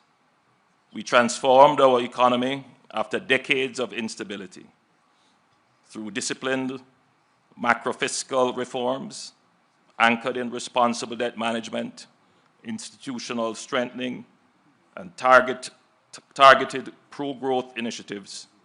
We reduced our debt, lowered poverty and unemployment, contained inflation, stabilized foreign exchange, and built robust reserves. Now, our focus is on translating the dividends of sacrifice into investments in our people. Getting the policy mix right is both an economic and moral imperative. Yet, one external shock can undo years of progress. Hurricane Melissa, a Category 5 storm, has devastated 7 parishes. Its impact will negatively affect our debt trajectory, and the road ahead will be challenging. This is our reality today. but it is also the recurring story of vulnerability told by small island developing states in CARICOM and indeed across the world. Global partnership will be essential to our recovery. The G20 commitment in 2021 to recycle SDR allocations led to the creation of the IMF Resilience and Sustainability Trust. This facility provides developing countries with relatively low-cost financing and longer maturities. We urge the G20 to preserve and strengthen this mechanism. We also call for innovative, flexible financing solutions, such as thematic bonds for climate adaptation and blended finance structures to support resilient infrastructure designed to meet the unique needs of climate-vulnerable economies. Jamaica further calls on the G20 to advance a rules-based, equitable, global trading framework that enhances predictability, flexibility, and resilience for small economies. This should include expanding access to targeted financing and risk insurance instruments tailored to the needs of SIDS, supporting technological upgrading and productive capacity enhancement, integrating multidimensional vulnerability indices into eligibility and financing terms across IFIs and climate funds, so countries can invest in resilience without compromising fiscal stability. Establishing a loss and damage financing window with clear rules-based triggers for timely and predictable support. Advancing a global skills and trade compact for SIDS to strengthen human capital competitiveness and inclusive growth. Excellencies, through these actions, the G20 can ensure that global trade and financial systems become more than engines of growth. They can become forces for shared prosperity, resilience, and sustainability, leaving no nation behind.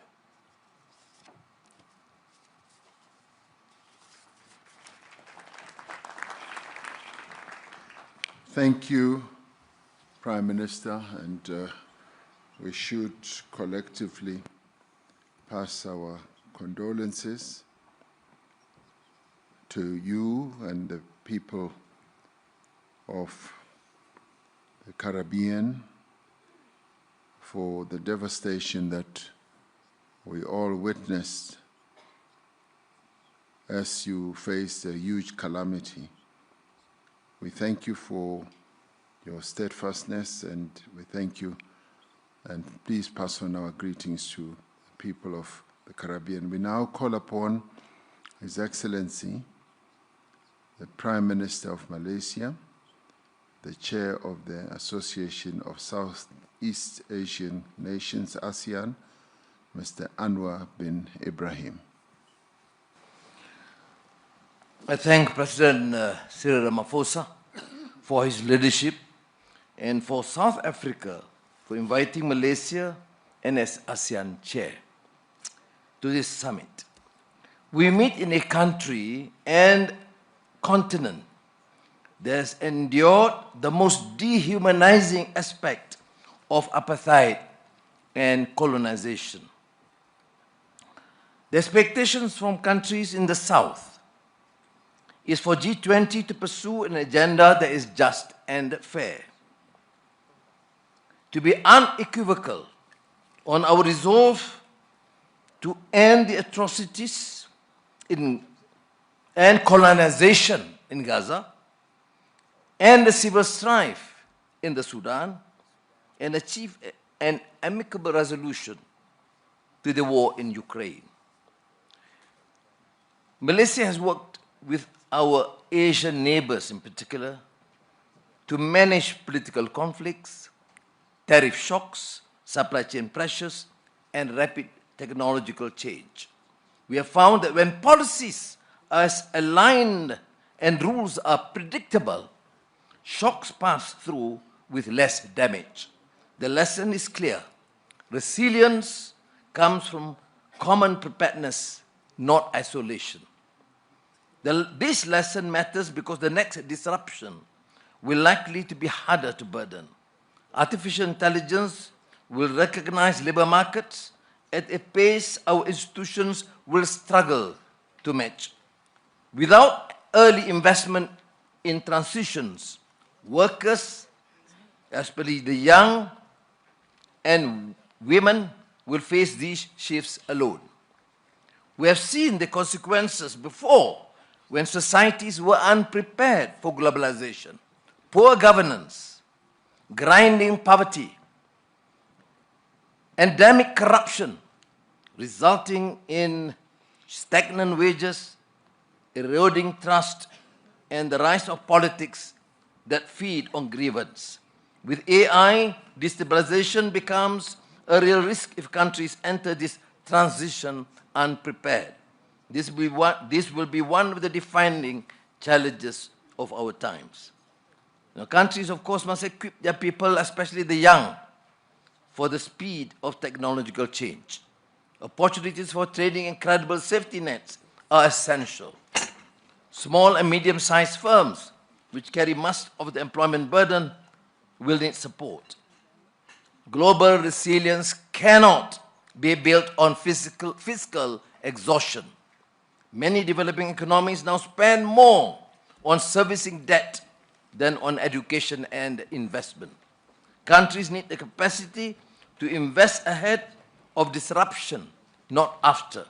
Multilateral development banks must be ready to deploy more quickly and work closely with countries to support the investments and build resilience. We are ready to work with all partners to meet this common challenge and to help sustain an open, predictable global economy that gives our people a fair chance to thrive. Thank you again.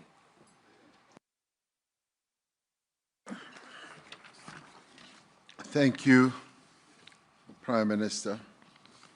It now gives me pleasure to ask His Excellency Dr. Pedro Sánchez Pérez Castellón, the President of the Government of Spain, to take the floor. Thank you for giving me the floor, President Ramaphosa, my dear friend, and allow me to congratulate you for the adoption of the declaration. We meet at a moment of deep uncertainty for the global economy, for sustainable development, and for multilateralism. Earlier this week, a Spanish think tank reported that more than 22 million people could die all over the world by 2030 due to cuts in official development assistance. Those figures are truly horrifying and only one example of the tragic, real-world consequences of the trends we are witnessing. Yet, as we have also seen this year, when we choose cooperation over fragmentation, progress is possible. The 4th International Conference on Financing for Development held in Spain was a powerful reminder of that.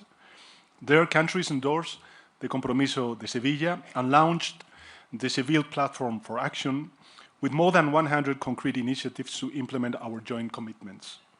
Not just words and wishes, but tangible actions that will make a real difference on the ground. Among them, there are 3 initiatives led by Spain that respond to one of the great challenges of our time: debt sustainability. They are the Global Hub for Debt Swaps, the Debt Post-Close Alliance, and the Sevilla Forum on Debt. These are 3 very pragmatic tools born out of real-world constraints that can really help rebuild trust in international cooperation and solve the burden of debt in developing countries. But financing alone is not enough. Trade disruptions, fragmentation of supply chains, and rising protectionism are eroding the foundation of global growth, and they need to be urgently tackled. Let me be clear, tariffs are not a weapon, they are a barrier. Yes, industrial overcapacity and unfair competitions are real challenges, both for advanced and developing countries, but responding to them with tariffs leads only to collective defeat. This is why it is more urgent than ever to strengthen the multilateral trading system, restore the central role of the World Trade Organization, and update it for the world we live in. Inequality must also be at the center of our agenda. The Stiglitz report, commissioned under South Africa's G20 presidency, has delivered a stark warning. We face an inequality emergency just as severe and systemic as the climate emergency. Extreme concentration of wealth undermines growth, corrodes democratic institutions, and fuels polarization. Addressing this requires fair international taxation. The progress the G20 has achieved on global tax reform cannot be allowed to unravel. We need tax rules fit for the 21st century. Colleagues, allow me to finish with a reminder. Inclusive and sustainable development is impossible without peace. We must stand by the principles of the UN Charter, everyone, everywhere, at all times, be it in Ukraine or in Palestine. This means defending sovereignty, independence, and territorial integrity, and ensuring strict compliance with international humanitarian law. Without peace, without respect for multilateral rules, our efforts on trade, development, and inequality won't succeed. Spain remains committed to working with all of you to ensure that the G20 strengthens cooperation, protects the most vulnerable, and leaves no one behind. And I thank you.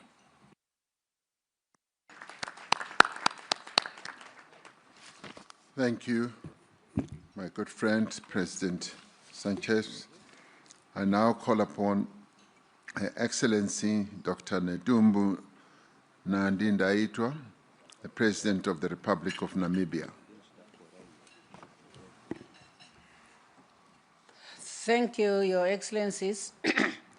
Namibia thank and congratulate Your Excellency President Ramaphosa, the government and the people of South Africa for bringing G20 to Africa, placing Africa's concern in the agenda of the summit, and for the kind invitation extended to my country. Guided by the African Union Agenda 2063 and the UN Agenda 2030 for Sustainable Development, the importance of addressing development priority from the African perspective cannot be overemphasized. Developing countries find themselves on debt trap as a result of capital high cost for developing countries, based on the perceived risk that does not reflect the reality on the ground. In the face of unfair financing terms, recently Namibia honored its international obligation by redeeming its $750 million Euro bond on time, signifying strong fiscal responsibilities. However, we are considered by decision makers as a risk country. We need a fair international financial institutions. Being the most meaningful way, we can place people at the heart of sustainable development. Our focus on advancing the transformation of global governance must be underpinned by the common understanding that only an inclusive and representative international system will have the capacity to respond to the present-day challenges. If our financial architecture is not fit for the purpose, we will continue to see the pressure of a looming global debt crisis that intensified imbalance between developed and developing countries. We are not seeking for free money. We want a fair and equal financing opportunities. For Namibia to grow and industrialize our economy, Namibia is welcoming investors to invest on value addition at source for our natural resources, including critical minerals, to yield a broad-based benefit for all our people. To leave no one behind, countries must mobilize adequate resources for development, apply responsible debt management, and safeguard resources for essential social and economic programs such as education, health, and infrastructures.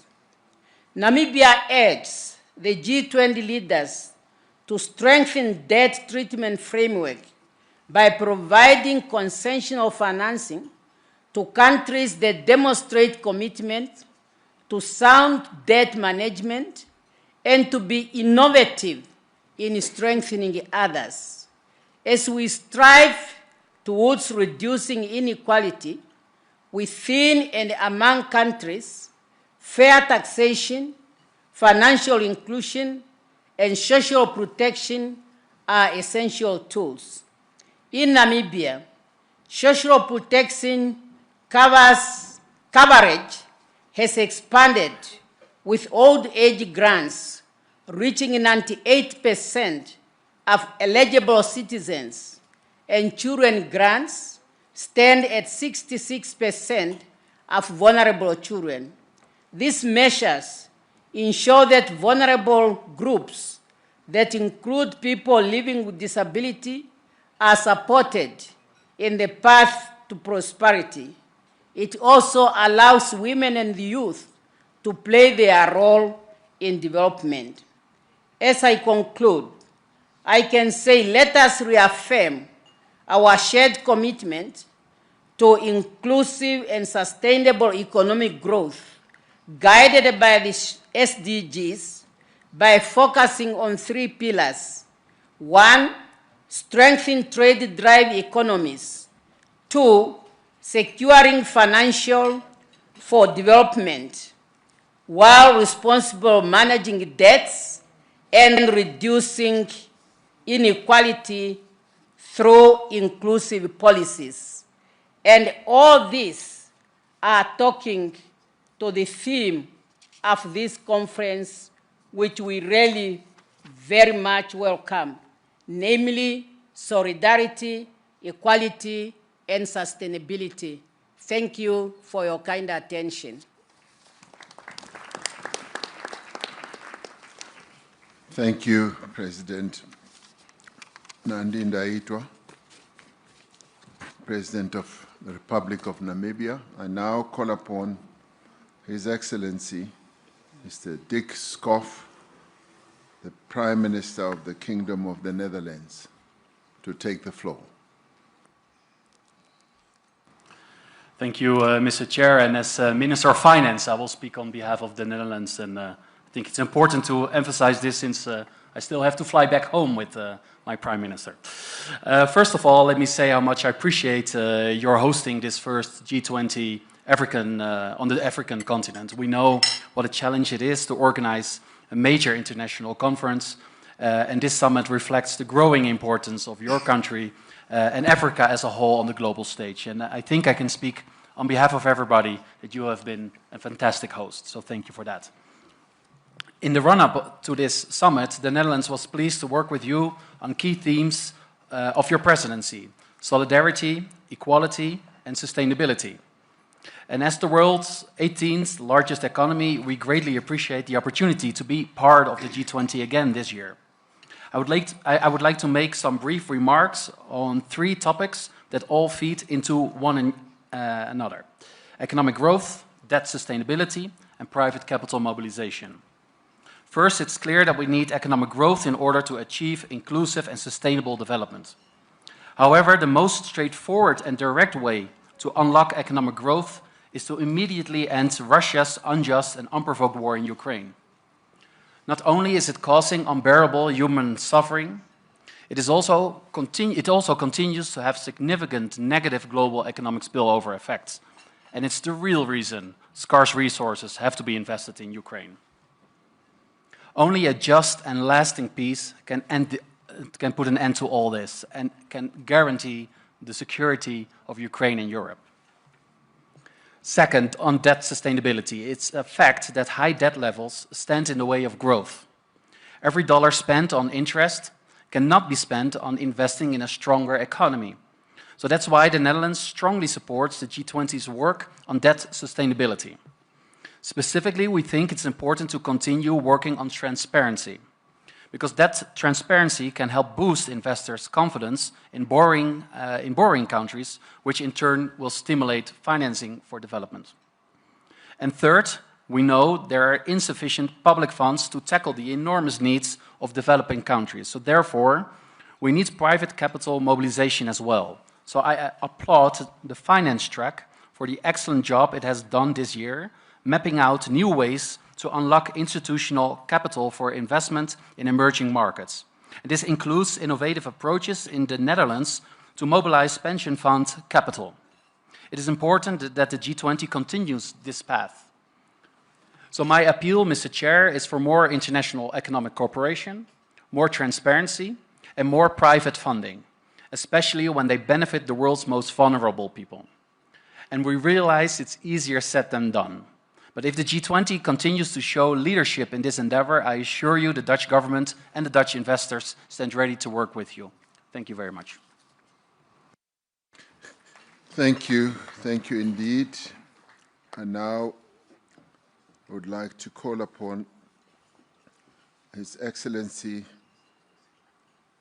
the Prime Minister of the Kingdom of Norway, Mr. Jonas Støre, to take the floor. Thank you very much. I'm his Chief of Staff and will speak on his behalf. Dear President Ramaphosa, it has been a privilege for Norway to be an invited country during South Africa's G20 presidency. And it's also an honor to attend this first G20 summit here in Africa, under the able leadership of you, President Ramaphosa. I commend South Africa for placing a special emphasis on the issue of inequality. And I thank Professor Stiglitz for providing important input to our discussion, including the crucial observation that inequality is not a given. Inequality is the result of policy choices. As such, it can be fought, including with a progressive taxation system, an effective welfare system covering everyone, and not least, measures that ensure equal opportunities for women and men.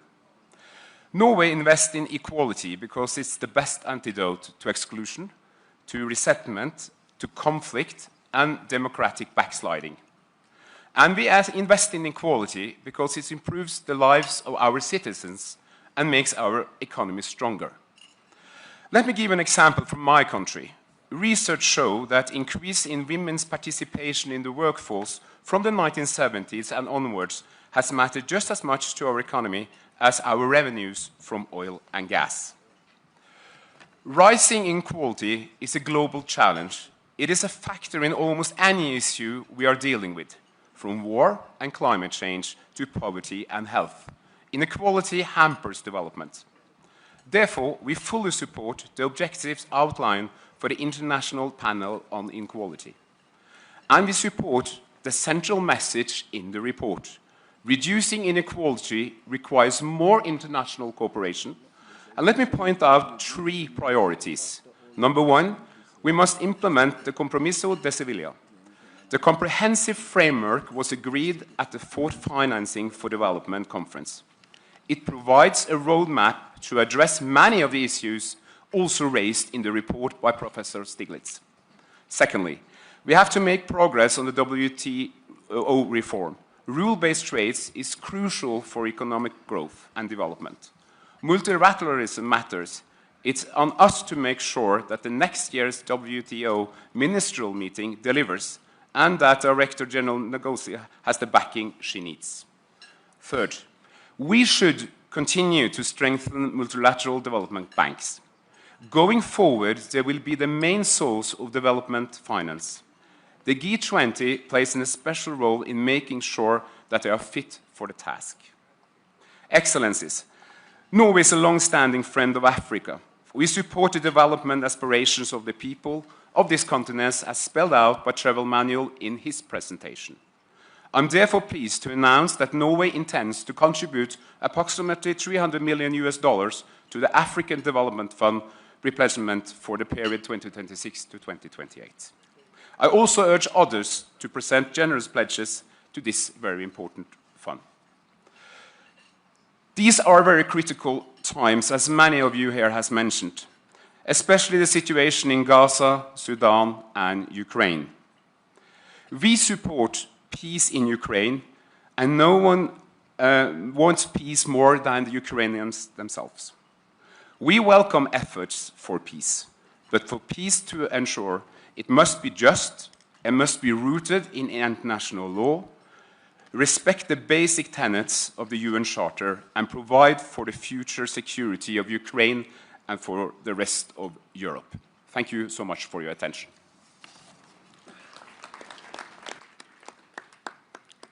Thank you for the contribution. We always are grateful for contributions that are made for the development of our continent. So please pass on our gratitude. We now go ahead and call His Highness Sheikh Tamim bin Hamad Al Thani, the Emir of the State of Qatar.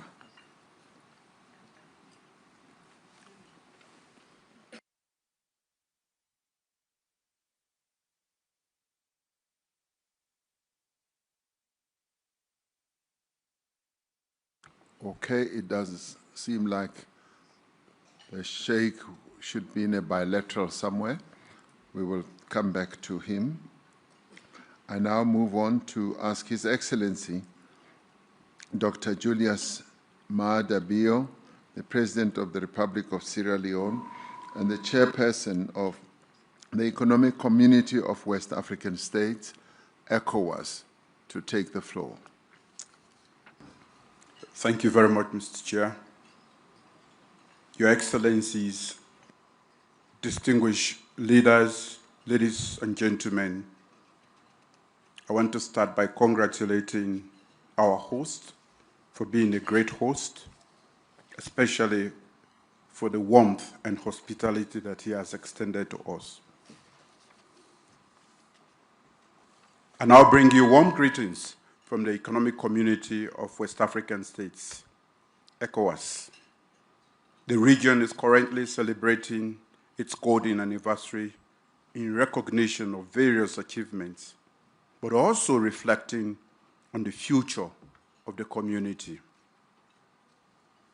We gather here to make important decisions on trade, finance for development, and the existential debt burden. Excellencies, ladies and gentlemen, trade is not just about goods crossing borders, but about creating opportunities in Africa for over 1.4 billion people and providing opportunities to create employment and wealth.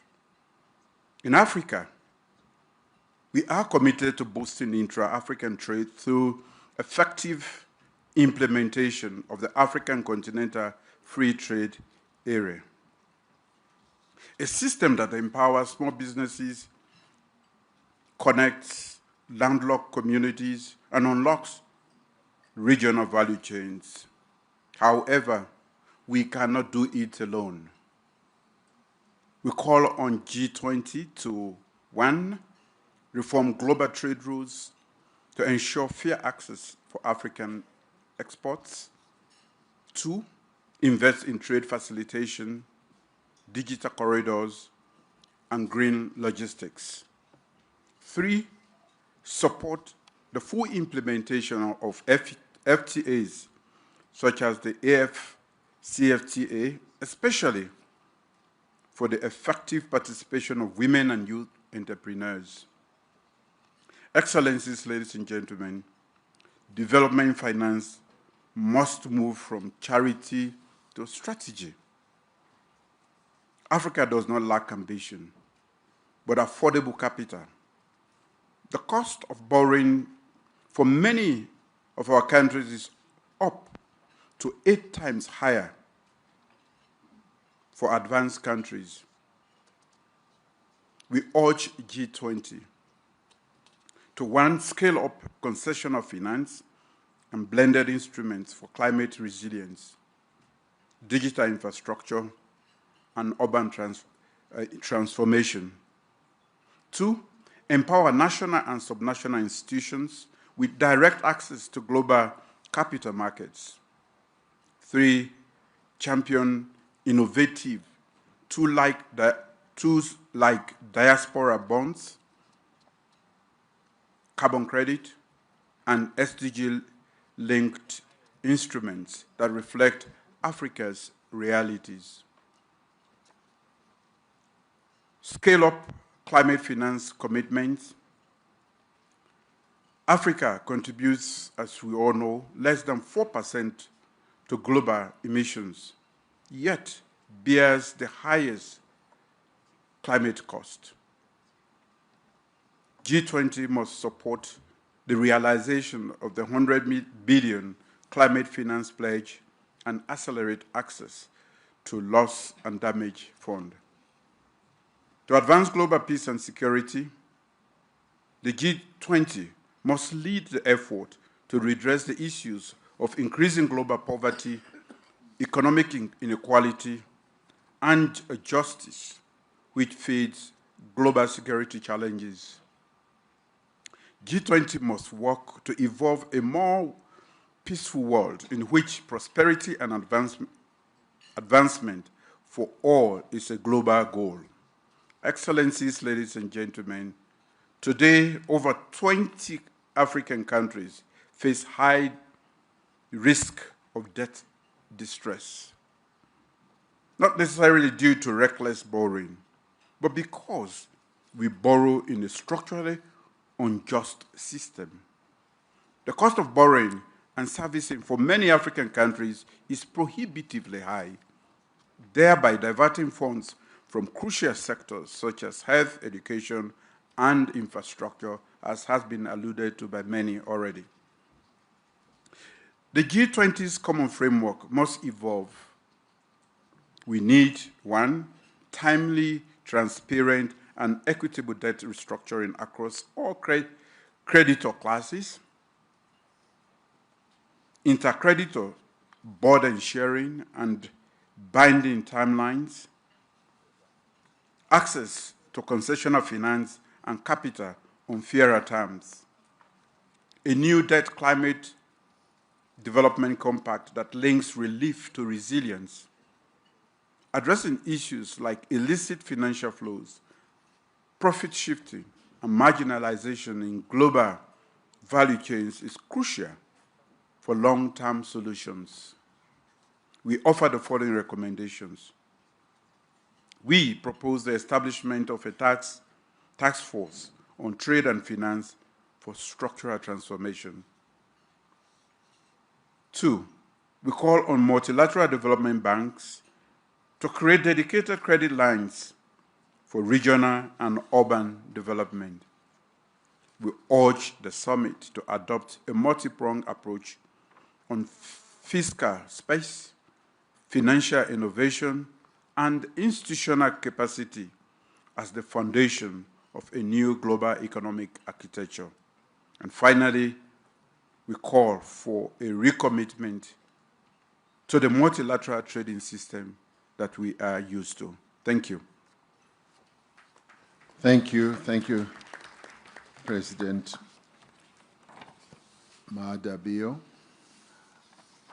Your Excellencies, I'd like to announce that we will be taking a family photo in about half an hour, in 30 minutes. When we have finished the guest country speakers list, which we will finish shortly. Thereafter, we will take a family photo and stretch our legs before we come to listen to the inputs from international organizations. I now call upon His Excellency, Prime Minister and Minister of Finance of the Republic of Singapore, Mr. Lawrence Wong, to take the floor. Thank you, President Ramaphosa. Excellencies, I start by thanking President Ramaphosa and the South African government for the excellent arrangements and for inviting Singapore to this historic G20 summit, the first time on African soil. The agenda today is on growth, and growth can only be sustained in a stable global environment. For decades, the rules-based multilateral system anchored by the WTO provided this stability. But the system is now under severe strain. One reason is that the system has been optimized for efficiency in a different era, and it has not caught up with the realities of today's world, realities like digital trade, as well as the fact that interdependencies are increasingly being seen as vulnerabilities and are open to being weaponized or used as leverage in moments of dispute. Understandably, countries are taking actions to protect themselves and to prioritize resilience and security. Yet, if every nation goes its own way, the global system will unravel even more quickly. And when that happens, everyone will be worse off. And the heaviest burden will fall on the developing nations. So we do need to reform and update the global system to ensure it addresses the strategic realities of our time. First, we must recommit to the core foundations which remain relevant today, and that means upholding international law and the norms and practices that guide state behavior.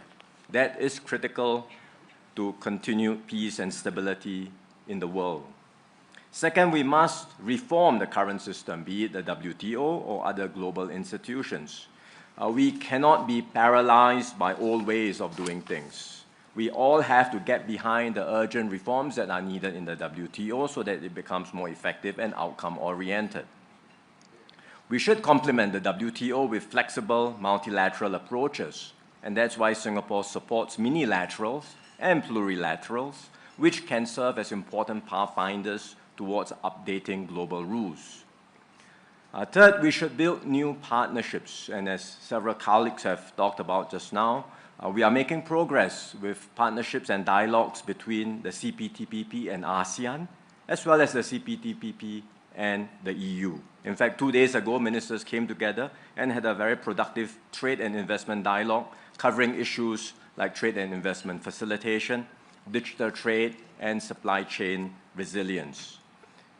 In the same regard, we should look at ways in which we can bring the free trade areas and the free trade blocks in Africa closer with Southeast Asia and ASEAN.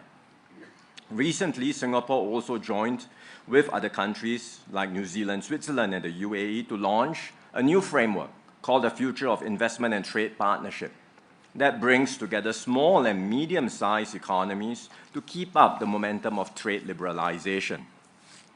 All of these efforts can form the foundations of a more resilient and secure multilateral trading system. To be clear, building a new global economic architecture will require significant effort and considerable political will. Multiple efforts are already underway, as I described just now. The G20 can and should play a key leadership role in coordinating these efforts. And Singapore stands ready to do our part and work with all members towards this objective. Thank you, Chair. Thank you. Thank you, Prime Minister Wong. I now move on and request His Excellency, the Prime Minister of the Socialist Republic of Vietnam, Mr. Pham Minh Chinh, to take the floor. Thưa Ngài Ramaphosa, thưa các nhà lãnh đạo và quý vị đại biểu, tôi xin chúc mừng Ngài Tổng thống và Chính phủ Nam Phi đã đảm nhận vai trò Chủ tịch G20 năm 2015 và đánh giá cao chủ đề đoàn kết, bình đẳng, phát triển bền vững. Thế giới đang trải qua những thay đổi sâu sắc mang tính thời đại, nhiều vấn đề chưa có tiền lệ mang tính toàn dân, toàn diện và toàn cầu. Trong bối cảnh đó, quản trị toàn cầu cần hướng tới mục tiêu trọng tâm là duy trì hòa bình, ổn định và phát triển bao trùm toàn diện. Nguyên tắc quan trọng nhất là tôn trọng, bình đẳng, cùng có lợi dựa trên luật lệ và thông lệ quốc tế. Đoàn kết, hợp tác, đối thoại nhằm tạo ra sức mạnh, đem lại lợi ích, củng cố niềm tin. Cách tiếp cận xuyên suốt là toàn dân, toàn diện, toàn cầu, đặt con người ở vị trí trung tâm. Với phương châm đoàn kết để có sức mạnh, hợp tác để có lợi ích, đối thoại để có lòng tin, tôi xin đề xuất G20 thúc đẩy 3 cái đảm bảo chiến lược sau đây. Một là đảm bảo ổn định để phát triển trong quan hệ quốc tế, chính trị, thế giới và kinh tế vĩ mô toàn cầu. G20 cần đi đầu xây dựng cơ chế, tăng cường đoàn kết, hợp tác quốc tế, tôn trọng lẫn nhau, tìm giải pháp phù hợp giải quyết các xung đột, tạo môi trường thuận lợi cho phát triển, phối hợp chính sách để ngăn ngừa rủi ro hệ thống, ứng phó khủng hoảng, hạn chế rào cản thương mại, giảm thiểu phân mảnh, chuỗi cung ứng, thúc đẩy các sáng kiến, chuyển đổi nợ, đảm bảo ổn định vĩ mô toàn cầu. Hai là đảm bảo hệ thống thương mại đa phương dựa trên luật lệ với trung tâm là WTO, hệ thống tài chính toàn cầu cân bằng, minh bạch, cởi mở, quyền tiếp cận bình đẳng về khoa học, công nghệ và tài chính cho phát triển. Tôi đề nghị G20 tăng cường hợp tác, đấu tranh không chính trị hóa khoa học và thương mại, hỗ trợ các nước đang phát triển bằng cách chính sách thương mại công bằng, hài hòa lợi ích, phát triển hệ thống tài chính hiệu quả và nâng cao năng lực chuyển đổi số, đáp ứng tốt hơn yêu cầu phát triển nhanh và bền vững của các quốc gia, thúc đẩy cải tổ toàn diện WTO để hoạt động tích cực, hiệu quả hơn. Ba là đảm bảo quản trị toàn cầu linh hoạt, hiệu quả, tạo nên hệ sinh thái cho phát triển mạnh mẽ trong kỷ nguyên chuyển đổi số, chuyển đổi xanh. Tôi mong G20 cùng các cơ chế đa phương tăng cường đối thoại, xây dựng khuôn khổ quản trị toàn cầu, hài hòa giữa kinh tế, xã hội và môi trường, giữa hiện tại và tương lai, công bằng, cân bằng lợi ích giữa các nền kinh tế với nhau, thúc đẩy hợp tác về trí tuệ nhân tạo, biến đổi khí hậu, phòng chống thiên tai, dịch bệnh. Thưa quý vị, cố Tổng thống Nelson Mandela từng nói, chừng nào nghèo đói, bất công và bất bình đẳng vẫn còn tồn tại trên thế giới, không ai trong chúng ta có thể thực sự nghỉ ngơi. Việt Nam sẵn sàng hợp tác tích cực, bình đẳng, cùng có lợi với các nước G20 và cộng đồng quốc tế vì một thế giới hòa bình, văn minh, thịnh vượng, phát triển bền vững và bao trùm, không để ai bị bỏ lại phía sau, để mọi người dân đều được hưởng từ thành quả của phát triển và hội nhập quốc tế sâu rộng, thực chất và hiệu quả. Xin trân trọng cảm ơn. Thank you very much. Thank you, Prime Minister. I now call upon His Excellency Mr. Sifi Grieb, Prime Minister of the People's Democratic Republic of Algeria, to take the floor. شكرا سيد الرئيس سيريل رامافوزا. اسمحوا لي أولا أن أنقل إليكم تحيات رئيس الجمهورية السيد عبد المجيد تبون الذي شرفني بإلقاء الكلمة التي يوجهها لهذه القمة. هذا نصها: فخامة الرئيس سيريل رامافوزا رئيس جمهورية جنوب أفريقيا، أصحاب الفخامة رؤساء الدول والحكومات، السيدات والسادة الحضور الكريم، يسعدني بداية أن أعرب عن خالص شكري لفخامة الرئيس سيريل رامافوزا على دعوته الكريمة لبلدي للمشاركة في هذه القمة الهامة التي نفخر بانعقادها لأول مرة في أرض إفريقية، مشيدا عاليا بالأولويات والمواضيع المقترحة خلال جلساتها، بما يعكس إدراكا ووعيا كبيرين بحجم التحديات المعقدة التي تواجه عالمنا اليوم على الصعيدين السياسي الاقتصادي، وتؤثر أيما تأثير على التجانس العالمي إن لم يتم التكفل بها بشكل جدي جماعي وسريع. السيد الرئيس، فيما يخص الأولويات المطروحة على طاولة اجتماعنا هذا، اسمحوا لي بالتطرق إلى النقاط التالية. أولاً، تجدد الجزائر الدعوة إلى معالجة عاجلة لمسألة ثقل المديونية وخدماتها على الدول النامية والأكثر فقراً من خلال مقاربة تتضمن مسح جانب منها أو تحويلها إلى استثمارات مباشرة ومجدية في هذه الدول، مع مراعاة ضرورة تصحيح التعقيدات التقنية لمسألة تقييم المخاطر من خلال إصلاحات عميقة تسمح بإيجاد مخرج للدول التي تئن تحت وطأة الديون السيادية. ثانياً، تضم الجزائر صوتها إلى أصوات الدول الداعية إلى إصلاح المنظمات المالية الدولية ضمن مقاربة حوكمة اقتصادية ومالية راشدة من خلال مراجعة آليات اتخاذ القرار بشكل يضمن تمثيلاً عادلاً ومنصفاً وشفافاً للدول النامية والقارة الإفريقية في هيئات تسيير هذه المؤسسات.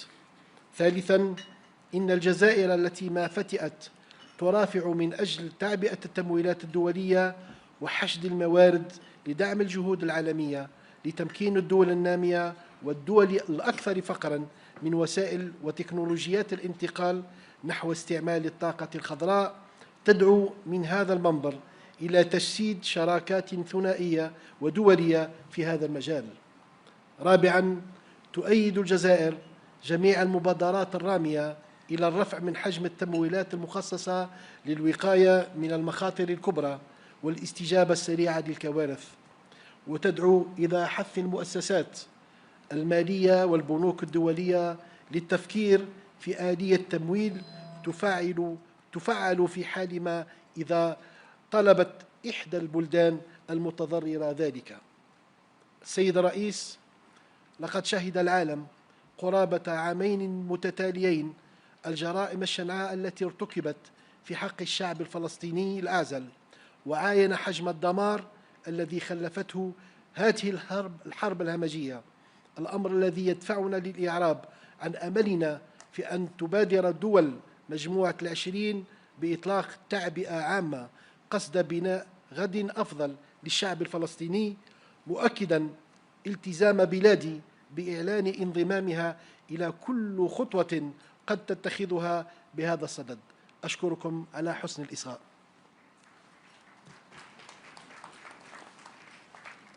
Thank you. There was no real instantaneous translation to that input. Could the translation people look into it? But we now move on. Can it be done now? Yes, let it be done.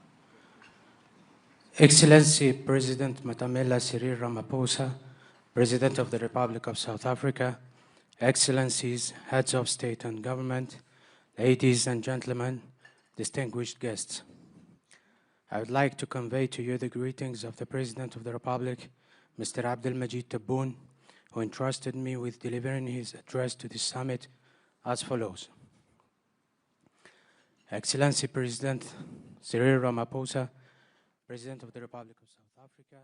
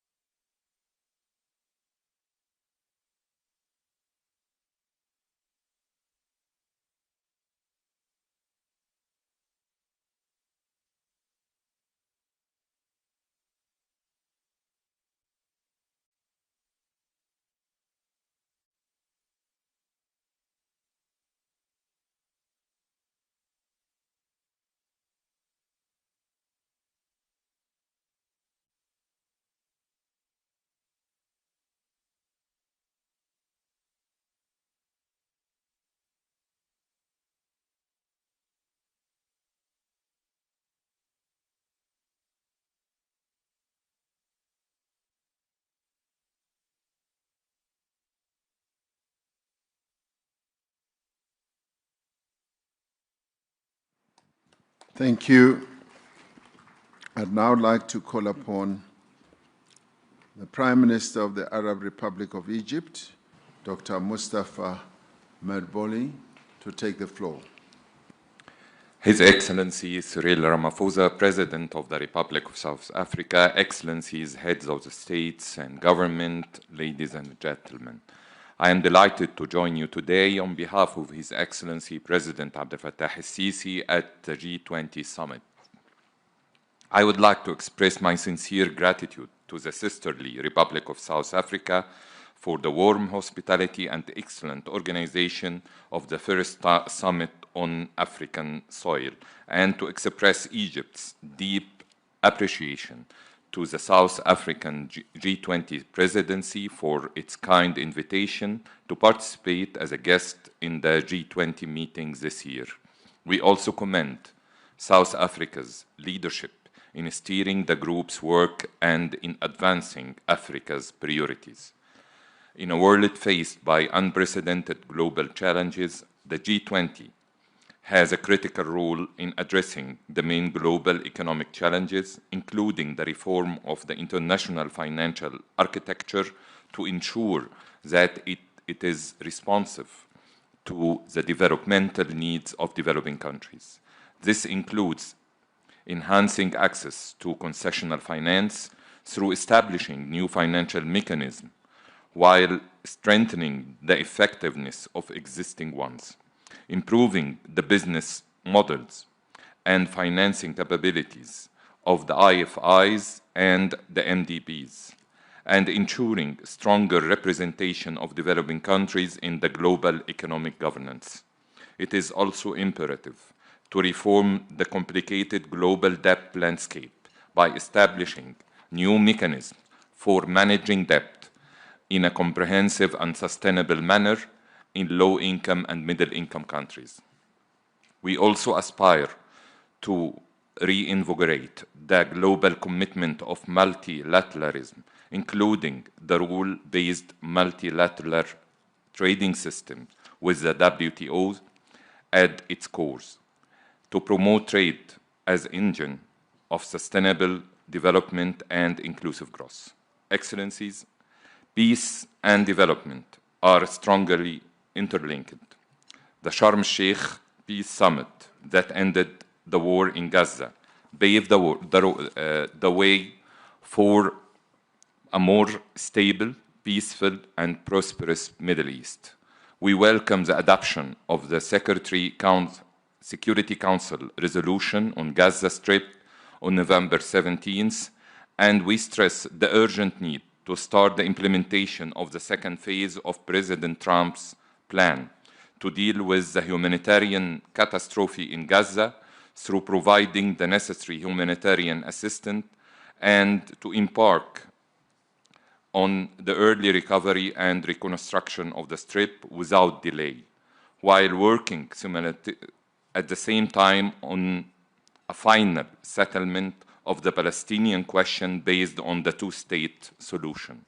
Egypt will host an international conference on the early recovery and reconstruction in Gaza, and I invite your countries to participate in it. In conclusion, I look forward to achieving constructive outcomes out of this summit to fulfill the aspiration of our peoples for a better world. Thank you very much.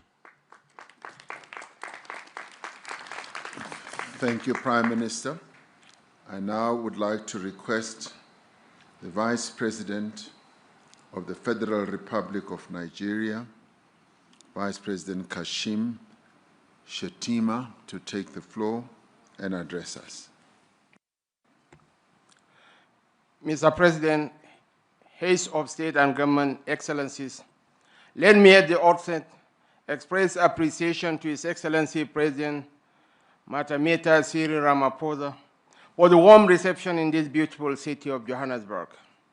May I further use this opportunity to congratulate him on the successes of the South Africa G20 presidency, including his purposeful leadership in steering the affairs of the group in a number of processes and negotiations which will culminate in a leader's declaration. Nigeria, as one of the invited guest countries of this year's G20 summit, commends the concerted efforts of the group in mobilizing action towards accelerated attainment of inclusive sustainable growth, where financing for development is guaranteed and no one or country is left behind. The theme of the Session 1 of the Leaders Summit, Inclusive and Sustainable Economic Growth, leaving no one behind, building our economies, the role of trade, financing for development, and the debt burden is apt and speaks to the challenges of developing countries. The current multilateral framework do not adequately reflect the realities of today's world. Many developing nations continue to face systematic barriers to economic growth, trade, and financial inclusivity. For trade to be truly inclusive, the G20 must take bold steps towards reforming the international financial architecture and global institutions. Only a more equitable and effective system can fairly manage global financial flows, address recurring debt crises, and respond to the needs of all nations, especially those in the global south. Africa cannot realize the positive paradigm shift we seek in its development trajectory without a collective resolve of the G20. Together, we must confront the persistent regional challenges before us, most notably the urgent need for sustainable financing to ensure effective implementation of our developmental priorities. Across many regions, rising debt burdens continue to constrain economic progress and transform local challenges into global vulnerabilities. Ensuring debt sustainability, while responsibly leveraging critical minerals for inclusive and enduring development, must remain central priorities for the G20.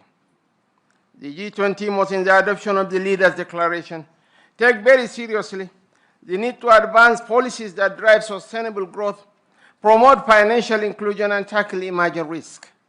This includes support for indigenous production, export from Africa, and mechanism to enhance significant increase in FDI flows to the African region. Nigeria has in recent times demonstrated its readiness for both foreign direct and portfolio investments. This progress is driven in part by the fiscal policies introduced by the present administration, all aimed at enhancing the ease of doing business in Nigeria. We are committed to establishing 1,000 active businesses in each ward in Nigeria, with a clear objective of stimulating our local economy through grassroots empowerment, skills acquisition, and job creation. We commend the efforts of the World Trade Organization and its leadership for providing technical assistance to boost fair trade, including through the Women Exporters in the Digital Economy Fund launched in 2024. This initiative has provided grants and technical support to women entrepreneurs and strengthened their digital capabilities and access to global markets. Mr. President, as I conclude, I reaffirm Nigeria's unalloyed commitment to the G20. Let us continue to work side by side, shaping an economic future that uplifts every nation and leaves no one or country behind. I thank you. Thank you very much, Vice President. I now ask His Excellency, the Vice President of the Republic of Zimbabwe, His Excellency Constantino Chiwenga, to take the floor. Your Excellency President Matamela Cyril Ramaphosa, Your Excellencies, Zimbabwe joins others to thank the President of South Africa's G20 Chair. Excellencies, Zimbabwe appreciates the opportunity to engage with the G20 as we collectively chart a trajectory towards inclusive and sustainable economic growth. Over the past few years, our global economies have faced multiple shocks and geopolitical tensions that have disrupted global supply chains. Our shared vision should therefore be one of building resilient and innovative economies that deliver prosperity for all. In Zimbabwe, our national strategy is firmly aligned with the 2030 Agenda and the African Union's Agenda 2063.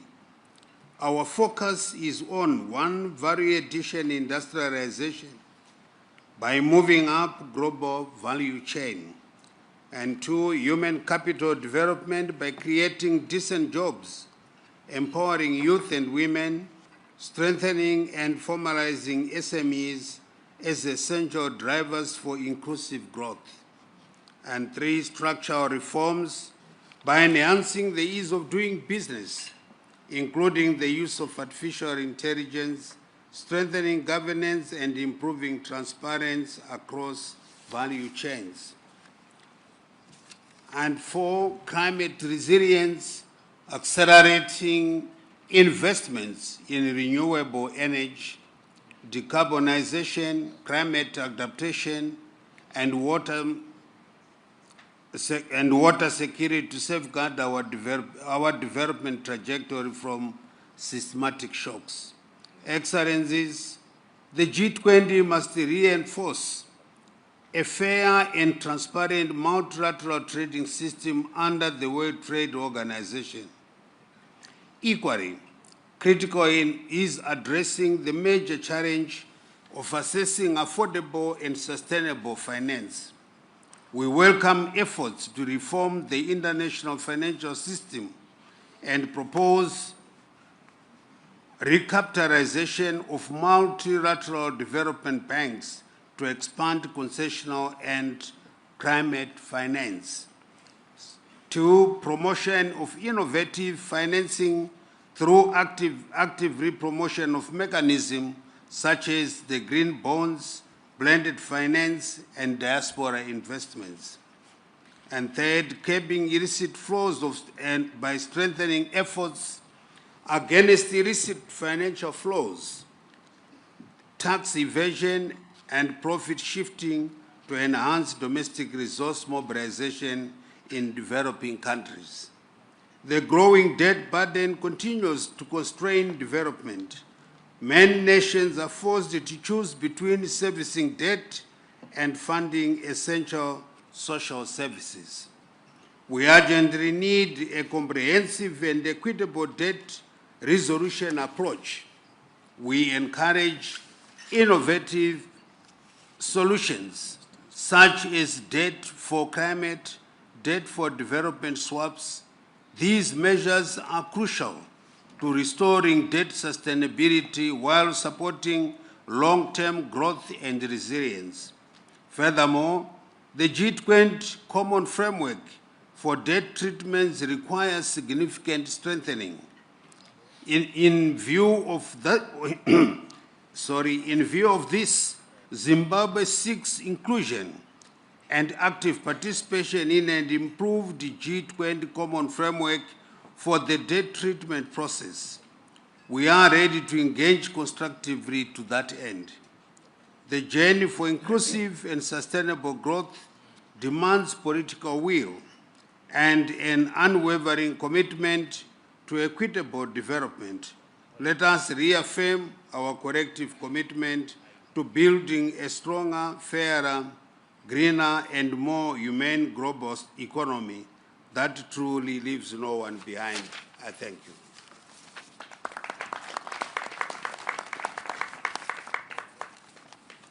Thank you, Vice President Chiwenga.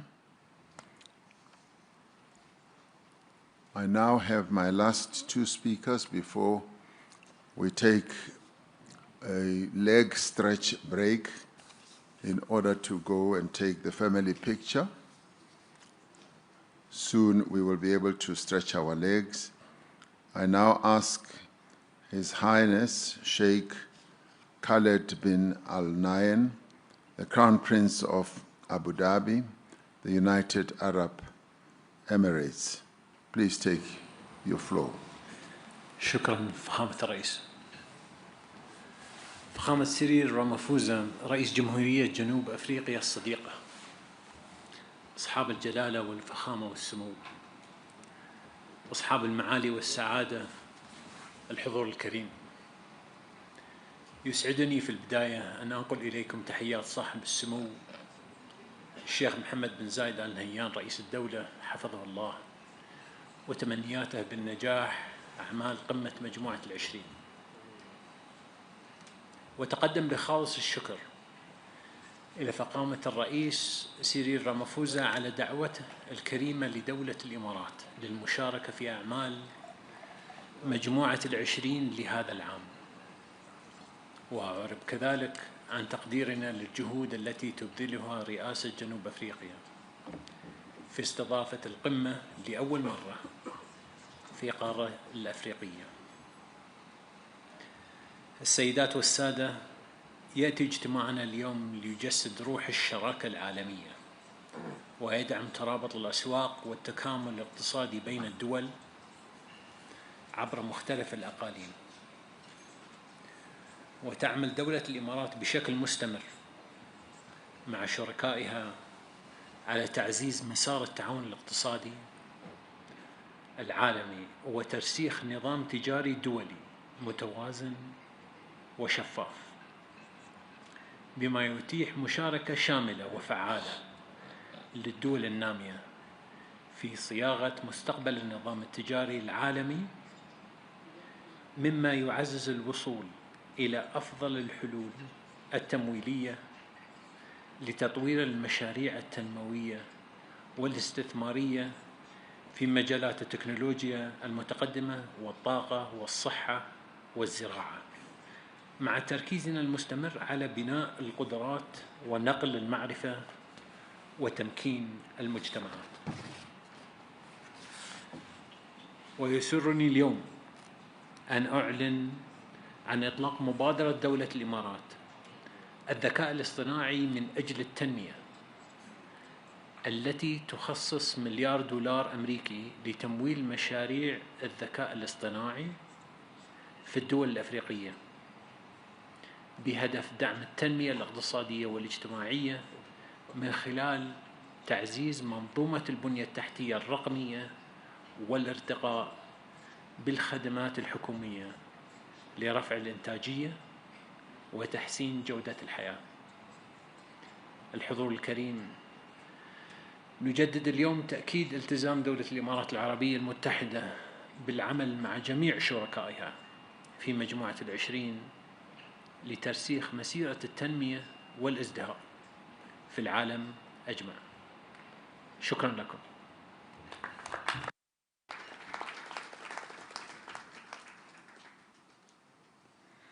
Thank you, Your Highness. My last speaker in this segment, before we take a break for the family photo, whereafter we will then get international organizations to have their opportunity to speak.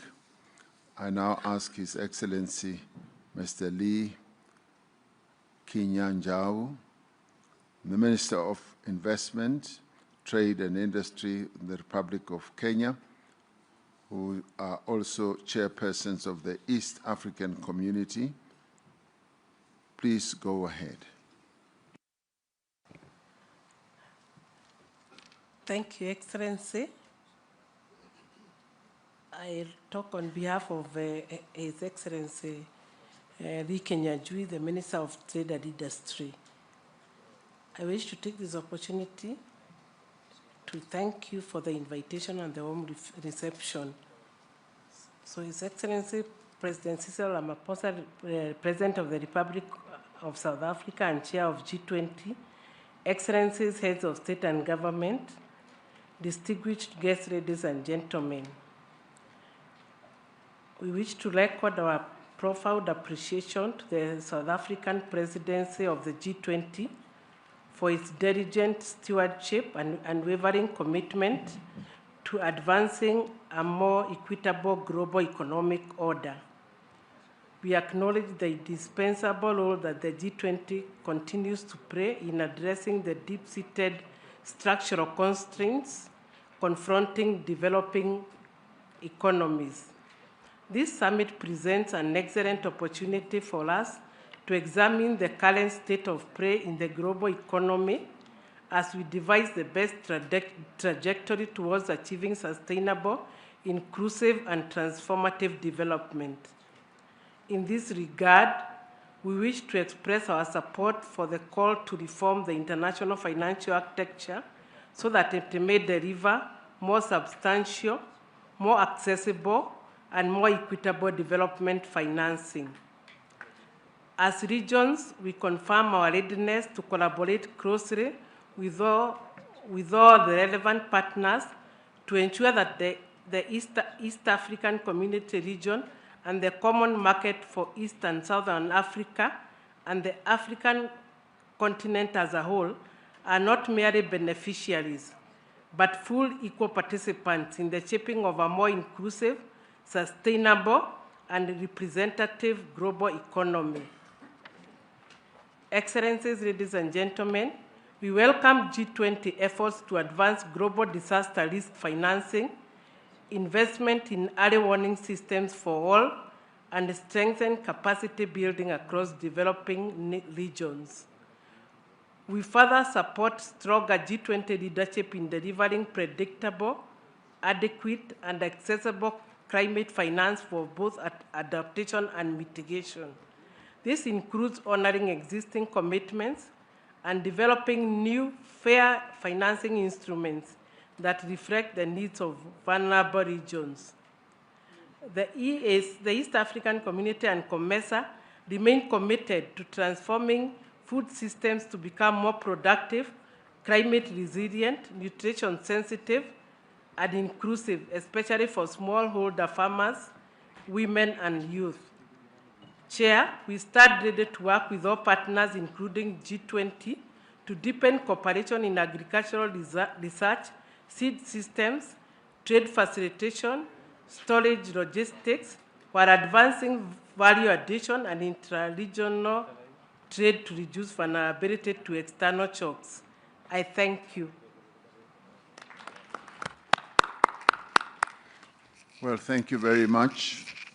We will now get the announcements of how the family photo will be taken in the various segments, and thereafter we will be able to come back, and I'd like to give us 20 minutes to have the photo taken and thereafter come back so that we can resume the whole process of getting our international organizations to take the platform. So we will get the announcements now. Your Excellency,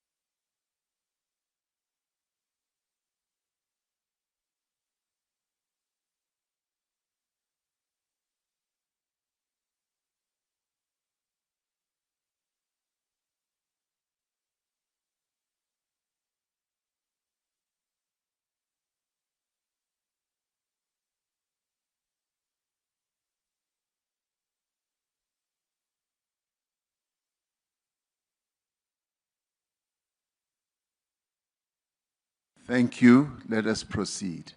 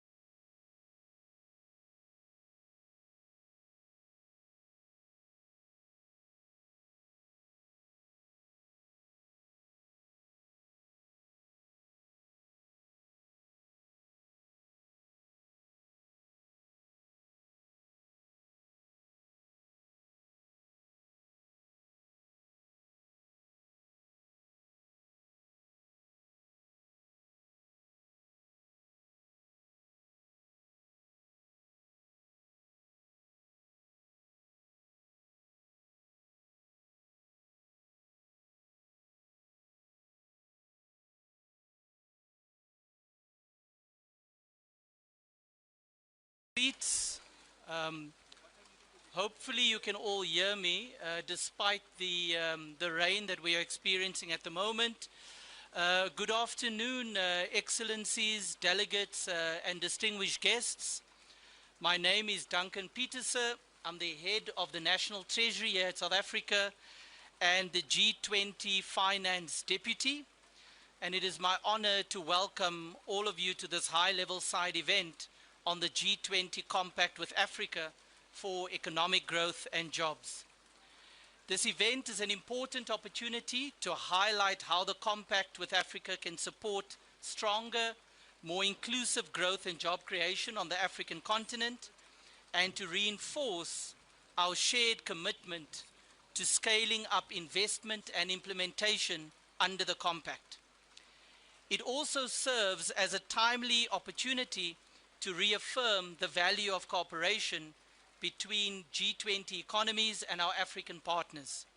Such collaboration is, of course, essential to advancing our shared objectives.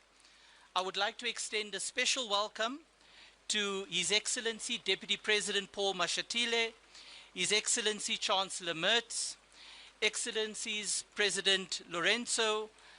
We will also be joined by Prime Minister Abiy Ahmed Ali, and of course Prime Minister Storer, the President of the World Bank Group, the Chairperson of the African Union Commission, as well as all the ministers and other distinguished representatives who have joined us today.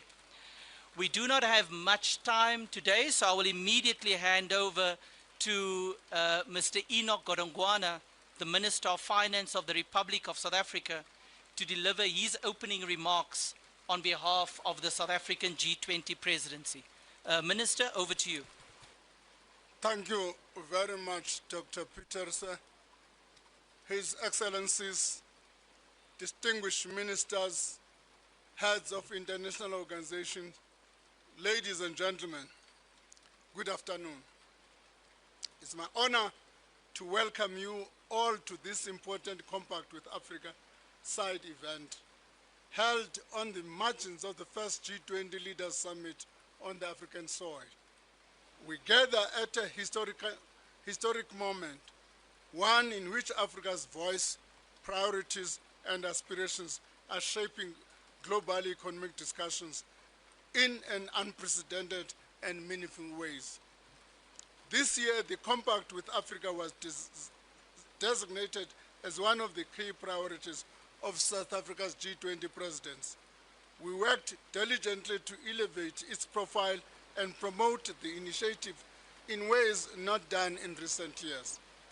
Since its inception in 2017 under the German G20 presidency, the Compact with Africa has evolved into one of the most influential platforms for partnership between African countries, the G20 and the international financial institutions. The initiative was founded on a clear and compelling vision to improve the investment climate in participating African countries, strengthen macroeconomic and financial frameworks, and mobilize private investment to support sustainable and inclusive economic growth. The Compact rests on three core pillars: macroeconomic stability, predictable financing frameworks, and sound business environments. Over the years, Compact countries have advanced ambitious reform agendas to enhance public financial management, modernize revenue systems, deepen financial markets, and create conditions that enable vibrant private sector participation. These reforms have helped attract greater investor interest, stimulated infrastructure development, and strengthened dialogue between African governments and the global partners. The Compact has also expanded in both scope and membership, demonstrating its continued relevance and appeal. This expansion reflects the growing confidence in the Compact's approach, as well as the increasing demand across the continent for structured, reform-oriented partnerships that deliver tangible economic outcomes. We are pleased to have worked closely with Germany this year to bring this compact with Africa to the forefront of the G20 agenda. With those words, it's now my honor and privilege to invite His Excellency, Deputy President Paul Mashatile, the Deputy President of the Republic of South Africa, to deliver his remarks. I thank you. Thank you very much. Thank you very much, Minister Kodongwana. Let me greet Chancellor Friedrich Merz from Germany, sitting on my right. Let me greet Your Excellency President Lorenzo, President of the Republic of Angola, all excellencies, heads of states and government who are with us here that I may not have seen, I'm sure others are still coming. President of the World Bank, Ajay Banga, distinguished ministers and central bank governors, heads of international organizations, distinguished guests. It is my honor to welcome you to this G20 Compact with Africa event on economic growth and jobs.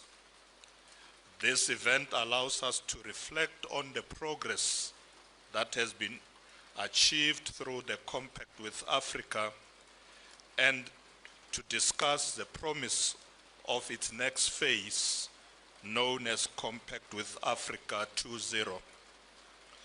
The Compact aims to deepen investments, create jobs, and build sustainable prosperity through stronger partnerships with the private sector. Since its establishment during Germany's G20 presidency in 2017, the Compact with Africa has made steady progress. It has supported participating countries in implementing ambitious reforms and mobilizing investments. It has strengthened dialogue between governments, private investors, and international partners. We welcome the increased interest by African countries in joining the initiative. This underscores its relevance and value. This year, we have made revitalizing the Compact with Africa a central priority, with a focus on expanding membership through enhanced visibility within the G20 and across the African continent. Over the course of 2025, and in close collaboration with the German federal government, we convened a series of high-level events to showcase and profile the Compact. This included a ministerial dialogue held on the margins of the G20 finance ministers and the central bank governors in July. This was followed by a ministerial outreach on the margins of the 8th African Union Specialized Committee on Finance in October. The ministerial outreach was an important platform to inform AU member states about the benefits and achievements of the Compact. The last high-level event was convened on the margins of the 2025 annual meetings of the World Bank Group and the International Monetary Fund. Supported by the World Bank, this event marked the official launch of the new multi-donor trust fund designed to support the next phase of reforms and investment within the Compact with Africa framework. We welcome Germany's commitment to provide the initial contribution of 10 million euros towards this new instrument. Today's Dialogue reaffirms the importance of strong cooperation between the G20 and Africa, underscoring the vital role of the private sector and driving growth, creating jobs, and promoting shared prosperity. I trust that through this engagement, we will strengthen the Compact as a key channel for partnership, reform support, and increase private sector involvement. We are confident that it will continue to unlock investments and help build resilience, inclusive economies across the continent. In closing, I would like to thank the German federal government for its steadfast leadership of this initiative since its inception. I acknowledge our valued partners, the International Monetary Fund, the World Bank Group, the African Development Bank, the African Center for Economic Transformation, and the African Union for their continued support. Lastly, we recognize the Compact countries for their efforts in reforming their economies and ensuring that investment flows in Africa. Let us move forward with renewed partnerships and new investments. Let us work together to secure growth, jobs, and shared prosperity for all Africans. I now invite Chancellor Metz to deliver his remarks. Thank you very much. So thank you so much, Mr. Vice President, for your kind introduction.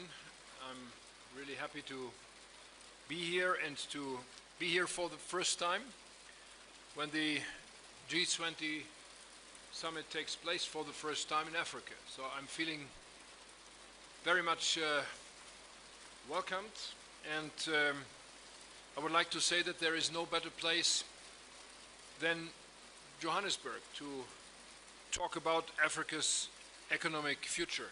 And Mr. Vice President, I know what I'm speaking about because during my education as a lawyer, I spent a couple of months in this beautiful country, and since then I know the huge potential of this beautiful country in the southern part of the African continent. So many thanks for inviting us, many thanks for being together in this group, and it's really my great pleasure to welcome all of you to this side event on the G20 meeting with the Compact with Africa group. Africa is, as I said, a continent of opportunity. Africa is a continent of huge opportunities. Africa is a young, dynamic continent. And Africa is a continent with huge economic potential, therefore. And our partnership can unlock much more of this potential in the future. The G20 Compact with Africa builds exactly these partnerships between G20 members and African countries, between governments and the private sector, and between entrepreneurs and investors. Compact countries are pushing reforms. With support from the World Bank, from you, dear Ajay, and from many partners in the world. They are all creating conditions that attract private investment. This is good for Africa's growth, this is good for the people on the continent, and this is good for global growth. Now we see many success stories in many compact countries already. More investment, more jobs. But our task is, today and from now on, to scale this up. I would call it a new phase, or let's name it Compact 2.0. With Zambia and Angola joining this year, the compact is now a group of 15. Congratulations, President Lorenzo. Welcome on board of this group.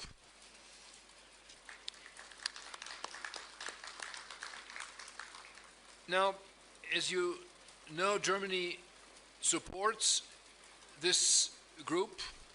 Germany currently supports economic reform projects in compact countries, and we are supporting that with more than 3.2 billion euros. This is a strong lever for new economic opportunities, both for Africa and for my country, for Germany. Today, and this is a great pleasure for me, I can announce a further important step of our engagement. Germany will become a shareholder of the African Trade and Investment Development Insurance through our development bank, which is called KfW, Kreditanstalt für Wiederaufbau. ATIDI is a powerful instrument, as you all know. It boosts trade. It boosts private investment in Africa. It reduces risks and builds trust for investors and for new investors. Our German equity investment in ATIDI will amount to more than 37 million euros now. This will have a big impact. We will be able to mobilize an additional at least 400, potentially 430 million euros or 500 million US dollars in trade and investment. We will see even stronger trading links between Germany and African countries. More investment by German companies on the continent. More value creation in Africa. Our cooperation, ladies and gentlemen, dear friends, is here to stay. We are and we will remain partners for a better future on this continent, in my country, and together. Thank you very much. I'm really happy to be here and part of the group. Thank you very much. Thank you very much, Your Excellencies, for those insightful remarks. Having heard from the two co-chairs of the Compact, South Africa and Germany, it is now my great pleasure to invite His Excellency, Mr. João Lourenço, President of the Republic of Angola, the current chair of the African Union, and a newly admitted Compact with Africa member, to share his reflections on Africa's perspectives and opportunities. And it is indeed an honor to welcome the Republic of Angola as the 15th member of the Compact with Africa. Your Excellency, President Lourenço, the floor is yours. Muito obrigado. Excelência, Sr. Vice-Presidente da República da África do Sul, em representação do Presidente Cyril Ramaphosa, Sua Excelência Frederico Merz, Chanceler da República Federal da Alemanha e co-presidente do Grupo Consultivo Africano sobre o Compacto with África, Excelências, chefes de Estado e de Governo dos países do Compacto with África, minhas senhoras, meus senhores, Excelências. Thank you very much. Your Excellency, the Vice President of the Republic of South Africa, representing President Cyril Ramaphosa, President of South Africa, His Excellency Frederick Merz, Chancellor of the Federal Republic of Germany and co-chair of the African Consultative Group on Compact with Africa, Excellencies, Heads of State and Government of Compact African country, ladies and gentlemen, Excellencies. Gostaria de começar por felicitar a África do Sul e a Alemanha por organizarem este importante evento paralelo em colaboração com a União Africana sobre o Pacto com a África. I would like to start by congratulating South Africa and Germany for organizing this important side event in collaboration with the African Union on the Compact with Africa. Gostaria também de felicitar mais uma vez a África do Sul por ter acolhido com sucesso o G20 em África por ter feito do Pacto do G20 com a África uma das prioridades da sua presidência do G20. I would also like once again to extend my congratulations to South Africa for the successful hosting of the G20 in Africa and for making the G20 Compact with Africa one of the priorities for its G20 presidency. A União Africana congratula-se por constatar que o objetivo de aumentar o número de países signatários do Pacto com a África durante a presidência sul-africana do G20 foi alcançado com a adesão de mais 2 países, nomeadamente a Zâmbia e Angola. The African Union is pleased to note that the objective of increasing the number of signatory countries to the Compact with Africa during the South Africa's G20 presidency was achieved with the accession of 2 more countries, namely Zambia and Angola. Gostaria, portanto, de aproveitar esta oportunidade para felicitar a Zâmbia e agradecer, em nome da Angola, por esta importante conquista. I would therefore like to take this opportunity to congratulate Zambia and thank you on behalf of Angola on this significant achievement. Com esse passo, o número de países signatários do Pacto com a África passa a ser de 15. With this step, the number of signatory countries to the Compact with Africa now stands at 15. Para aqueles que estão familiarizados com o sistema jurídico da União Africana, 15 é o número mínimo de ratificações necessárias para a entrada em vigor da maioria dos nossos instrumentos jurídicos. For those acquainted with the legal framework of the African Union, 15 is the minimum number of ratifications required for the entry into force of most of our legal instruments. Assim, posso inferir que o Pacto com a África se tornou agora uma iniciativa à escala da União Africana, o que é positivo para a integração econômica do continente. In this regard, I may infer that the Compact with Africa has now become an initiative of the African Union's scale, which bodes well with Africa's economic integration.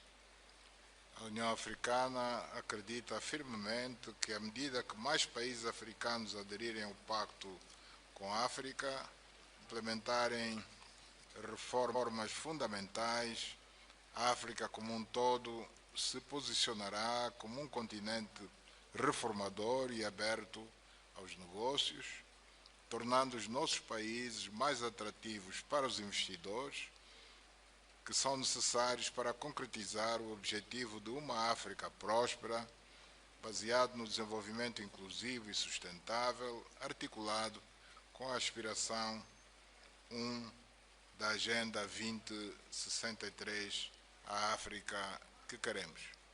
The African Union firmly believes that as more African countries join the Compact with Africa and implement fundamental reforms, Africa as a whole will position itself as a reform-oriented continent, open for business, thereby rendering our countries more attractive to investors who are essential for the realization of a prosperous Africa, one based on inclusive and sustainable development, as articulated in Aspiration 1 of the 2063 Agenda, Africa We Want.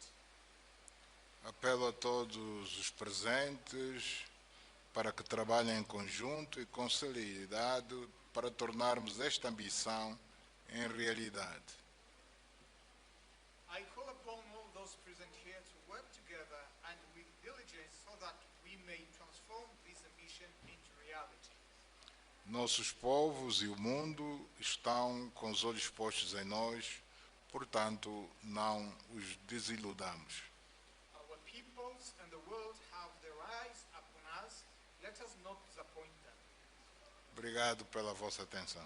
Thank you for your attention.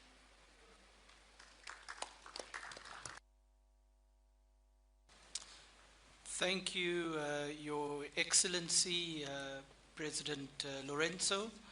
I will now invite Mr. Mahmoud Yusuf, Chairperson of the African Union Commission, to take the floor. Your Excellency. Thank you very much. Your Excellency, Mr. President, Your Excellency, Mr. Chancellor, Your Excellencies, heads of state and governments, ladies and gentlemen. Building on the statement by His Excellency, Mr. João Manuel Gonçalves Rolanço, President of the Republic of Angola and Chair of the African Union, let me highlight three main opportunities for the sake of complementarity between the G20 Compact with Africa and key African Union strategies and programs. The first key element is the African Continental Free Trade Area. The intra-African trade and investment needs to be boosted in order to achieve the objective of an inclusive growth and a sustainable development. Now, the issue is that Africa's trade potential remains largely unrealized, mainly due to the continent's weak productive sector, deficient logistic links, and trade-related infrastructure. In order to address these challenges, Africa needs huge investments, both domestic and foreign, estimated at around $130 billion to $170 billion per year. As highlighted at the third Financing Summit for Africa's Infrastructure Development in Luanda, Angola last month. In this respect, the Compact with Africa provides an opportunity to implement the reforms to attract the necessary investments needed to harness the full potential of AFCFTA. More specifically, reforms under the Compact with Africa will help achieve the objectives of the protocol of the Continental Free Trade Area Agreement on investment. Second, there's an opportunity for complementarity between the Compact with Africa and the African Virtual Investment Platform, which was launched in February 2025. This digital tool aims to gather quality and timely information on public and private, foreign and domestic investment and related policies and reforms across all African countries and sectors. Third and last area is the sector of industrialization through manufacturing and value chains development, underpinned by the Accelerated Industrial Development for Africa Action Plan. In effect, by promoting targeted and integrated economic policy reforms, Compact Africa can help unlock investments needed to accelerate regional and continental value chains development. The focus should be on priority sectors such as mineral resources in order to create decent jobs and generate incomes for millions of Africans. Your Excellencies, as I conclude, let me reaffirm the African Union's commitment to work with the co-chairs and the G20 Africa Advisory Group in advancing the Compact with Africa during the next cycle of G20 presidencies, facilitating experience, sharing, and dissemination of best practices between Compact with African countries and other AU member states are indeed of paramount importance. I thank you.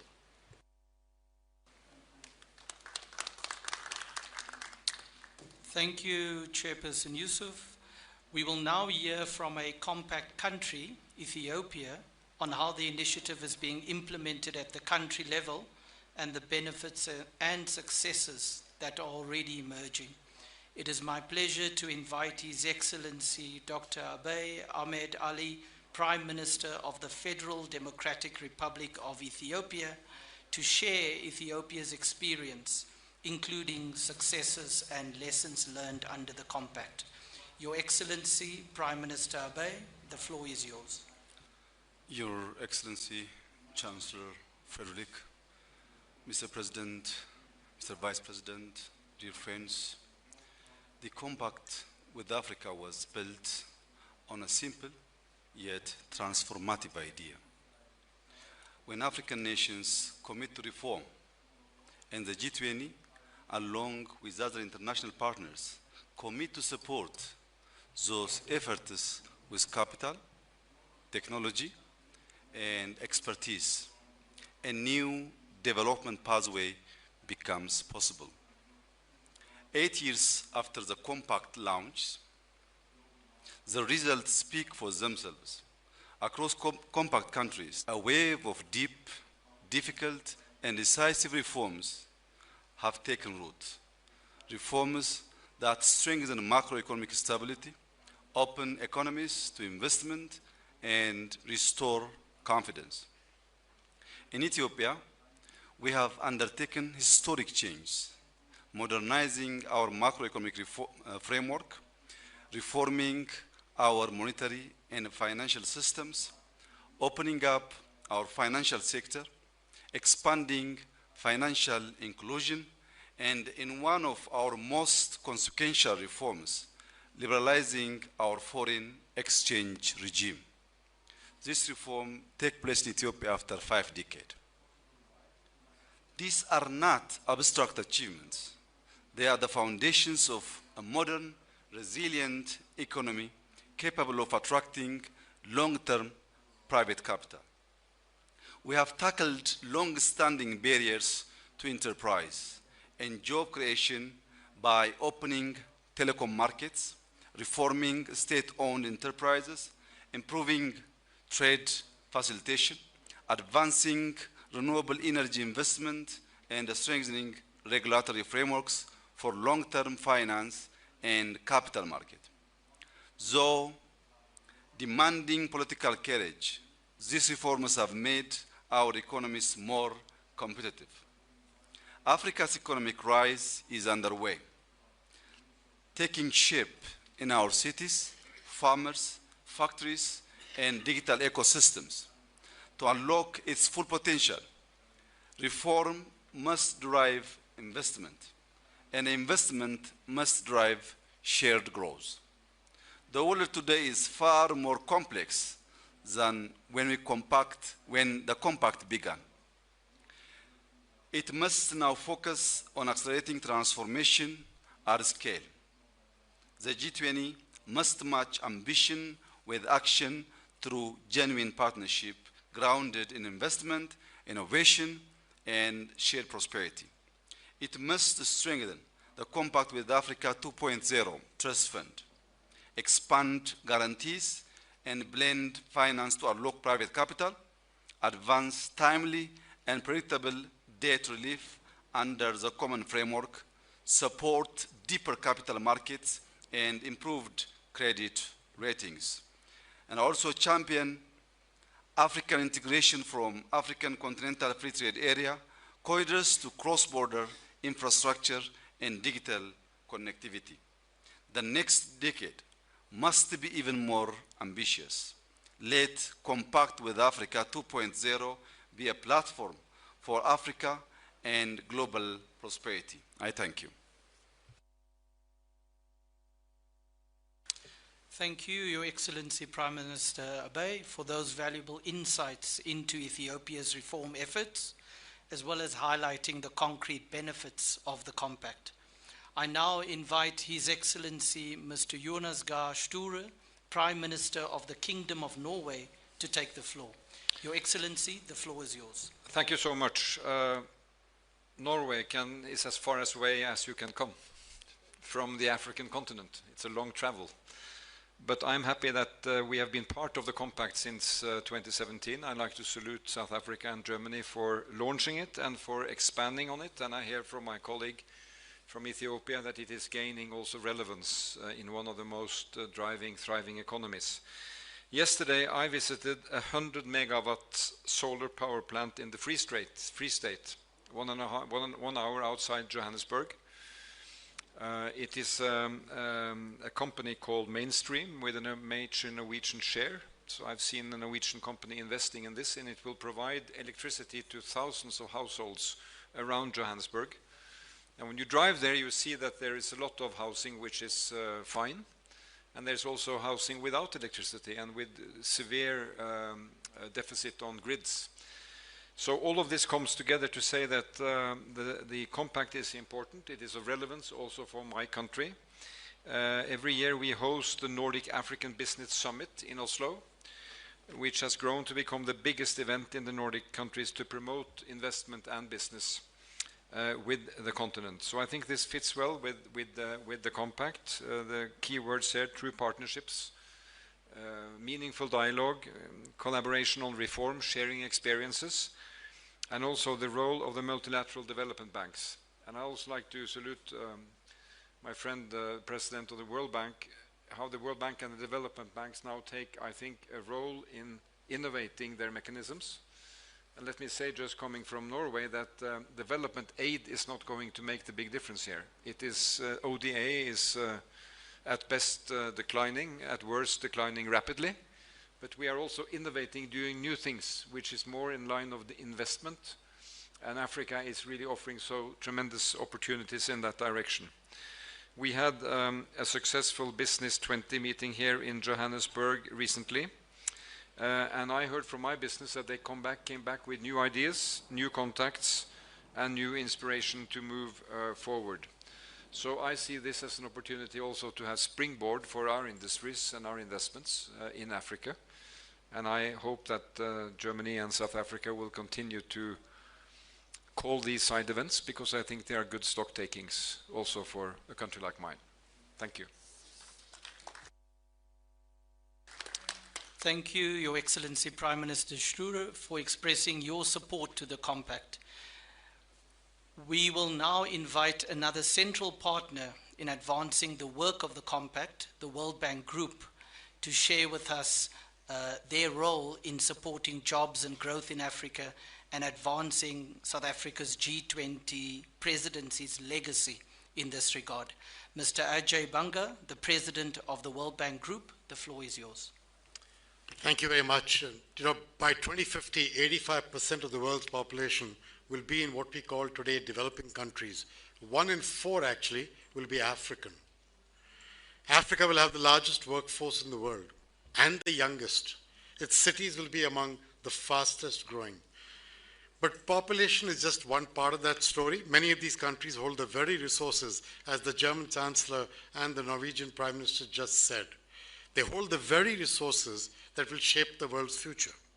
Over 60% of the world's uncultivated arable land, enough to help feed a growing planet, is in Africa. Minerals critical for energy and digital transitions are in Africa. An abundant sun, wind, and water, enough to meet their own needs, but potentially to export clean energy to others. This is Africa's gift. They will help define the century. With the right approach, if we focus on opportunity, not on need, we can unlock a tremendous engine of global growth and job creation. And that is why we are focused on private sector jobs, which account for 90% of unemployment, and on building the conditions that allow entrepreneurs and businesses to thrive. So we think it takes 3 things. The first is critical infrastructure, both physical and human: roads, ports, power, health, skills. That is why we are working on M300 with the African Development Bank to connect people to electricity in Africa. It is why we are doing work on healthcare. It is why we are doing work on small farmers and agribusiness. Second, a better business environment. The point that the Prime Minister of Ethiopia was making: clear, predictable rules and modern institutions. And third, a thriving private sector supported by access to de-risking tools, like in fact the Chancellor talked about ATIDI. ATIDI, which KfW has just invested in, is a partner of MEGA. And so I'm really glad to see this, because I think KfW bringing their capital to the table is a sign of great belief in ATIDI. Now the thing is, this is not about shifting jobs across borders. I'm convinced this is about creating opportunity where people live by building a middle class that drives demand, including for goods and services from developed economies. Because development is not a zero-sum game, it's an investment in our shared future, as you can see both the European leaders saying with great clarity. Germany understands that, Norway understands that. They are playing a catalytic role through the Compact with Africa. The first phase was focused on business environment, 13 countries.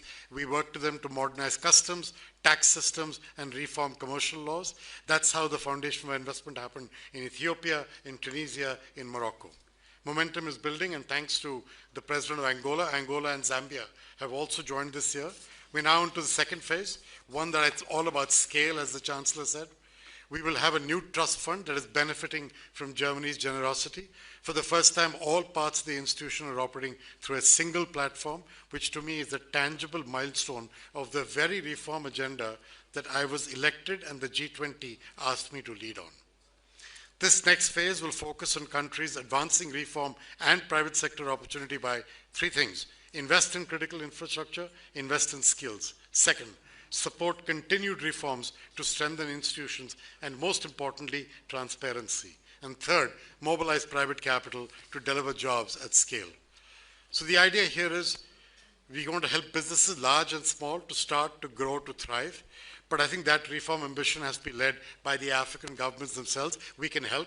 The World Bank can help. The IMF can help. The African Development Bank can help. Other partners, but by help.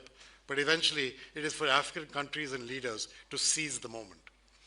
Thank you to Germany. Thank you to South Africa for your continued leadership. And thanks to all of you for your generosity in having us as a part of this group. I really appreciate that. Thank you very much, President Banga. To formally convey our appreciation and bring this side event to a close, I now have the honor of inviting Mr. Ronald Lamola, Minister of International Relations and Cooperation of the Republic of South Africa, to deliver a word of thanks on behalf of the South African G20 presidency. Minister Lamola, the floor is yours. Thank you very much. In the interest of time, I will stand on existing protocols. It was a distinguished honor to have you all here with us today as we conclude this high-level side event on the G20 Compact with Africa. Allow me to extend our deepest gratitude on behalf of South Africa's G20 presidency to all who contributed to make this important event a success. As was eloquently articulated by the speakers, the Compact with Africa 2.0 aimed to deepen investment, create jobs, build sustainable prosperity through stronger partnerships with the private sector. We hope that this event further highlighted the importance of the Compact in further unlocking the economic potential of the continent. I would like to thank all speakers for conveying one overarching message of the important and key role players in the partnerships. Cooperation and private sector play in enhancing economic growth, decent jobs, prosperity in Africa and beyond. We further note with satisfaction that G20 Leaders Summit recognized the importance of the G20 Compact with Africa and commended South Africa's G20 presidency for strengthening the compact further, including through launch of the second phase 2025 to 2033, supported by the establishment of the World Bank Group Multi-Donor Fund. I would like to convey a special thanks to Your Excellencies President Ramaphosa, here today represented by the Deputy President Paul Mashatile, and the Federal Chancellor of Merz, of Germany, Chancellor Merz, for hosting this event and highlighting how cooperation between G20 economies and African economies is vital in boosting private investment in Africa. We will be following through the conclusion of this side event, issue a joint communique outlining the spirit of our discussion and commitments and strengthen the G20 Compact with Africa as the key platform for dialogue and engagement between the G20 and Africa, and emphasizing the key role the private sector has to play in enhancing economic growth, decent jobs, prosperity in Africa within the G20. Thank you very much, Duncan. I hope you will then announce the processes of the family photo. Thank you. Thank you, Minister Lamola. That brings the event to a close, and I believe it will be followed by a photo. Thank you. Protocol will guide us outside.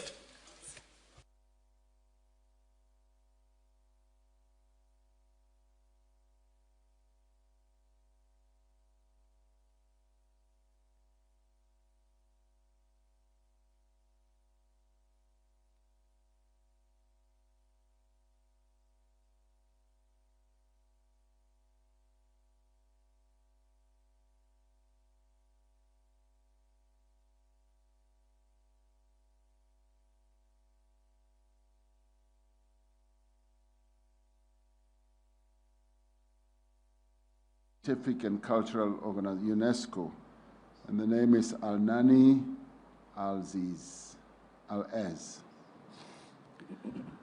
Mr. President, Your Excellencies, ladies and gentlemen, it's an honor to be with you today, only days after my appointment, and to bring UNESCO's voice to this vital forum held for the first time on my African continent.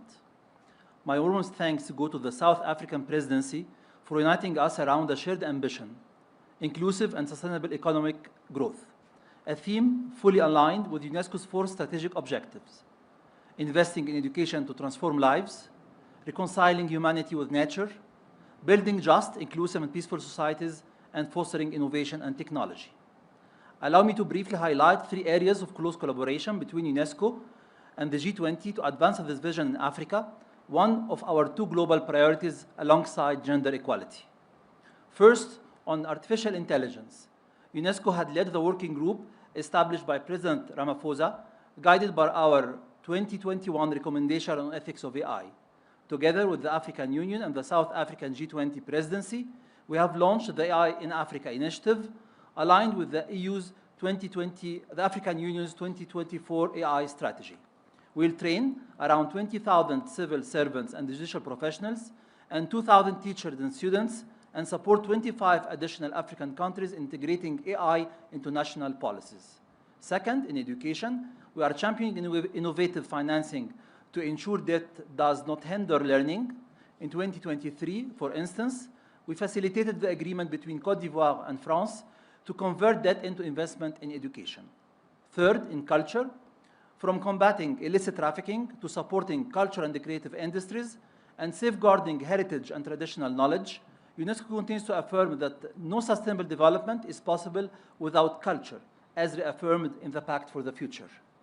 Excellencies, UNESCO stands ready to deepen its role as an active member of the multilateral system and as a committed partner of the G20. Your priorities resonate with every dimension of our mandate and expertise. Thank you, Mr. President. Thank you very much indeed. I now call upon Her Excellency, Ms. Rebecca Grace-Span. May you.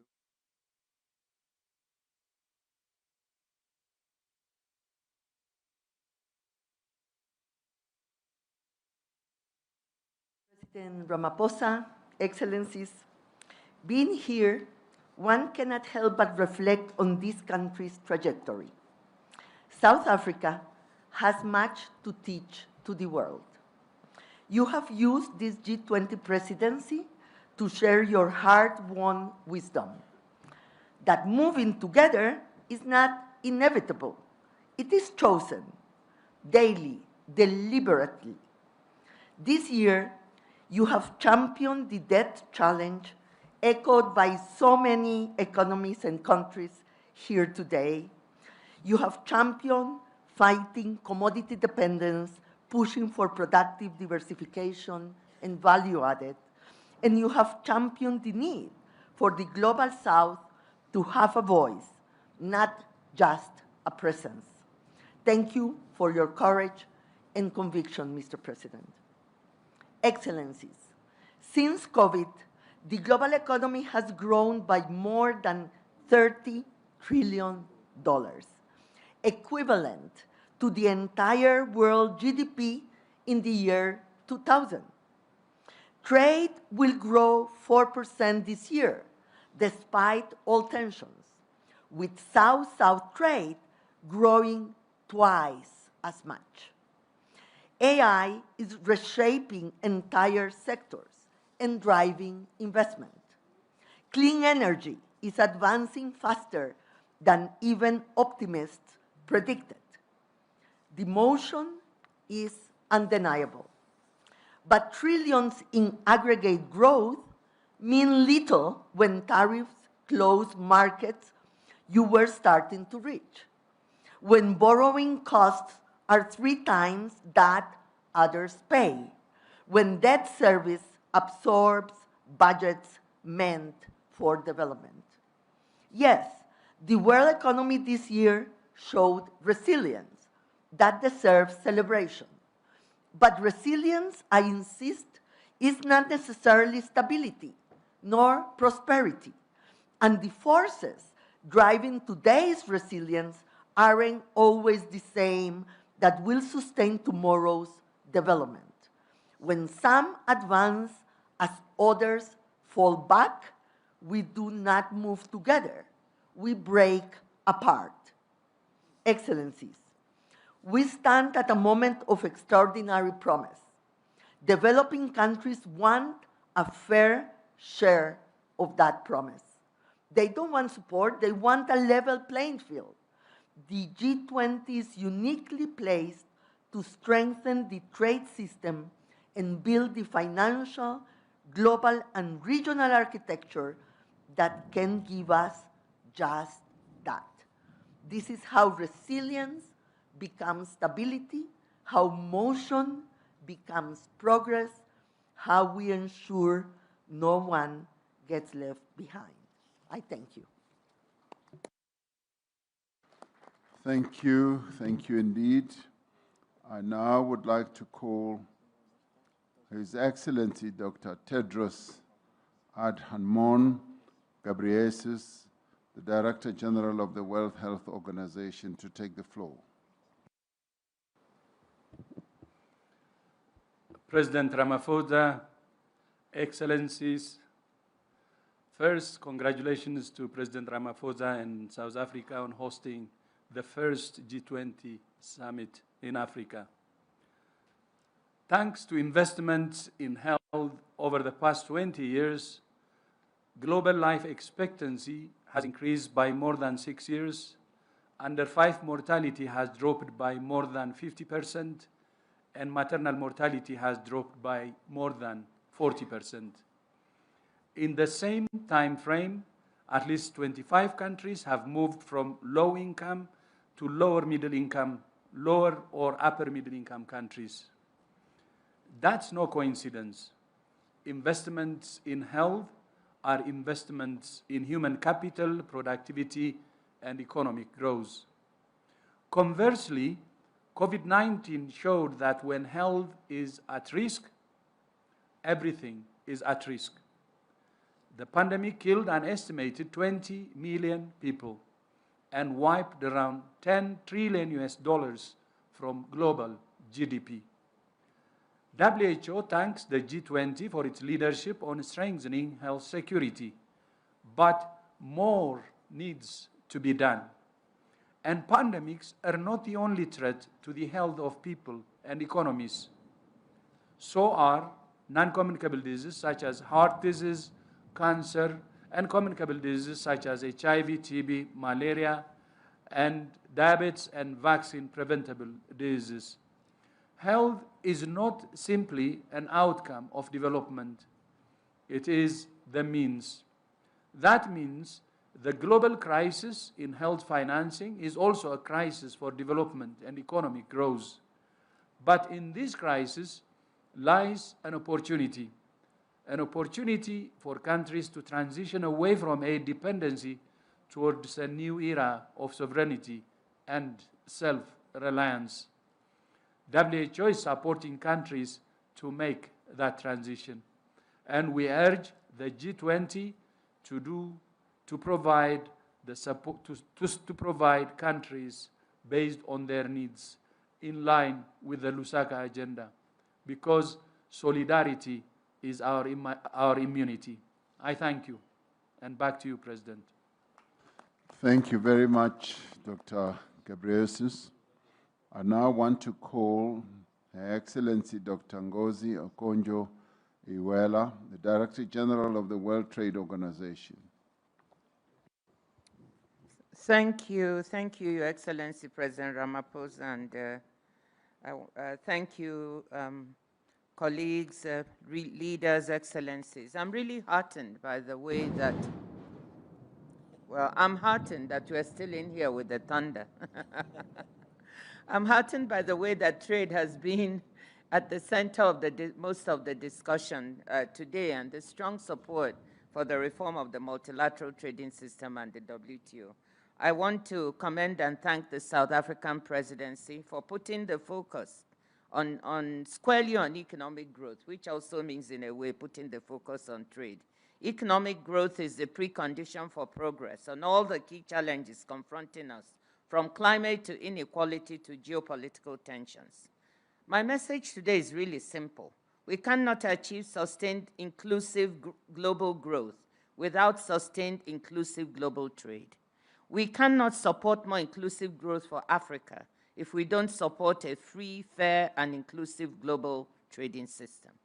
Put another way, if If trade uncertainty, fragmentation, and protectionism continue to rise, we can only expect sluggish growth or worse in the 3 times pages ahead. of that declaration The contrast of the leaders between the talks periods about before and energy after the global financial crisis is and telling. renewable From energy and the just 1995 to acquisition of 2008, energy, global trade talking grew about about 6% per 600 year. million Foreign direct Africans, investment, about half 8%, of the and continent, GDP, that do not have 3.5%, access to creating electricity. a virtuous circle. And so Liberalization yesterday we boosted saw the trade, European trade Union spurred President, investment, and both lifted Ursula productivity and growth. von der Leyen. But since 2010, trade growth has fallen to 1/3 of its previous pace. Foreign direct investment has been flat, and GDP growth has trended around 2.8%, not 3.5%. If global growth had continued at its previous pace, the world economy would be almost 1/10 larger in size in real terms today. A major reason is clear. Trade opening has slowed, integration has plateaued, and protectionism has increased. The WTO's latest G20 monitoring report shows new tariffs affecting 4 times more trade, about $2.6 trillion, between October of last year and October of this year than in the previous reporting period, the sharpest increase since WTO monitoring began.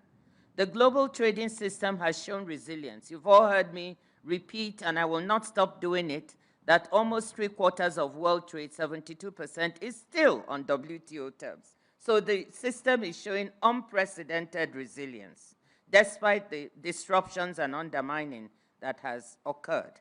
But its expansion has slowed. A static trading system not only means less competition, less innovation, and weaker growth, but also rising geopolitical tensions.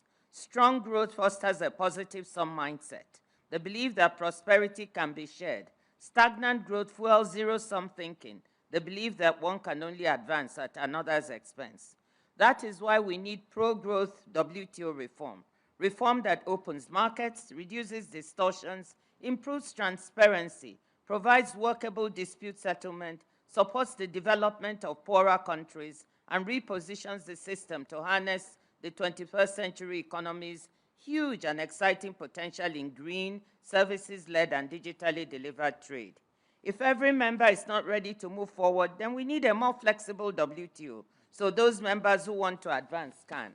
The WTO's 14th Ministerial Conference in March 2026 provides an opportunity to lay out a clear roadmap. I want to thank the leaders today for the message that I clearly heard, that I hope will go to trade ministers and to WTO ambassadors to define that roadmap for reform at the conference. We are working on it now, and I hope it will be ready. Your support here is invaluable.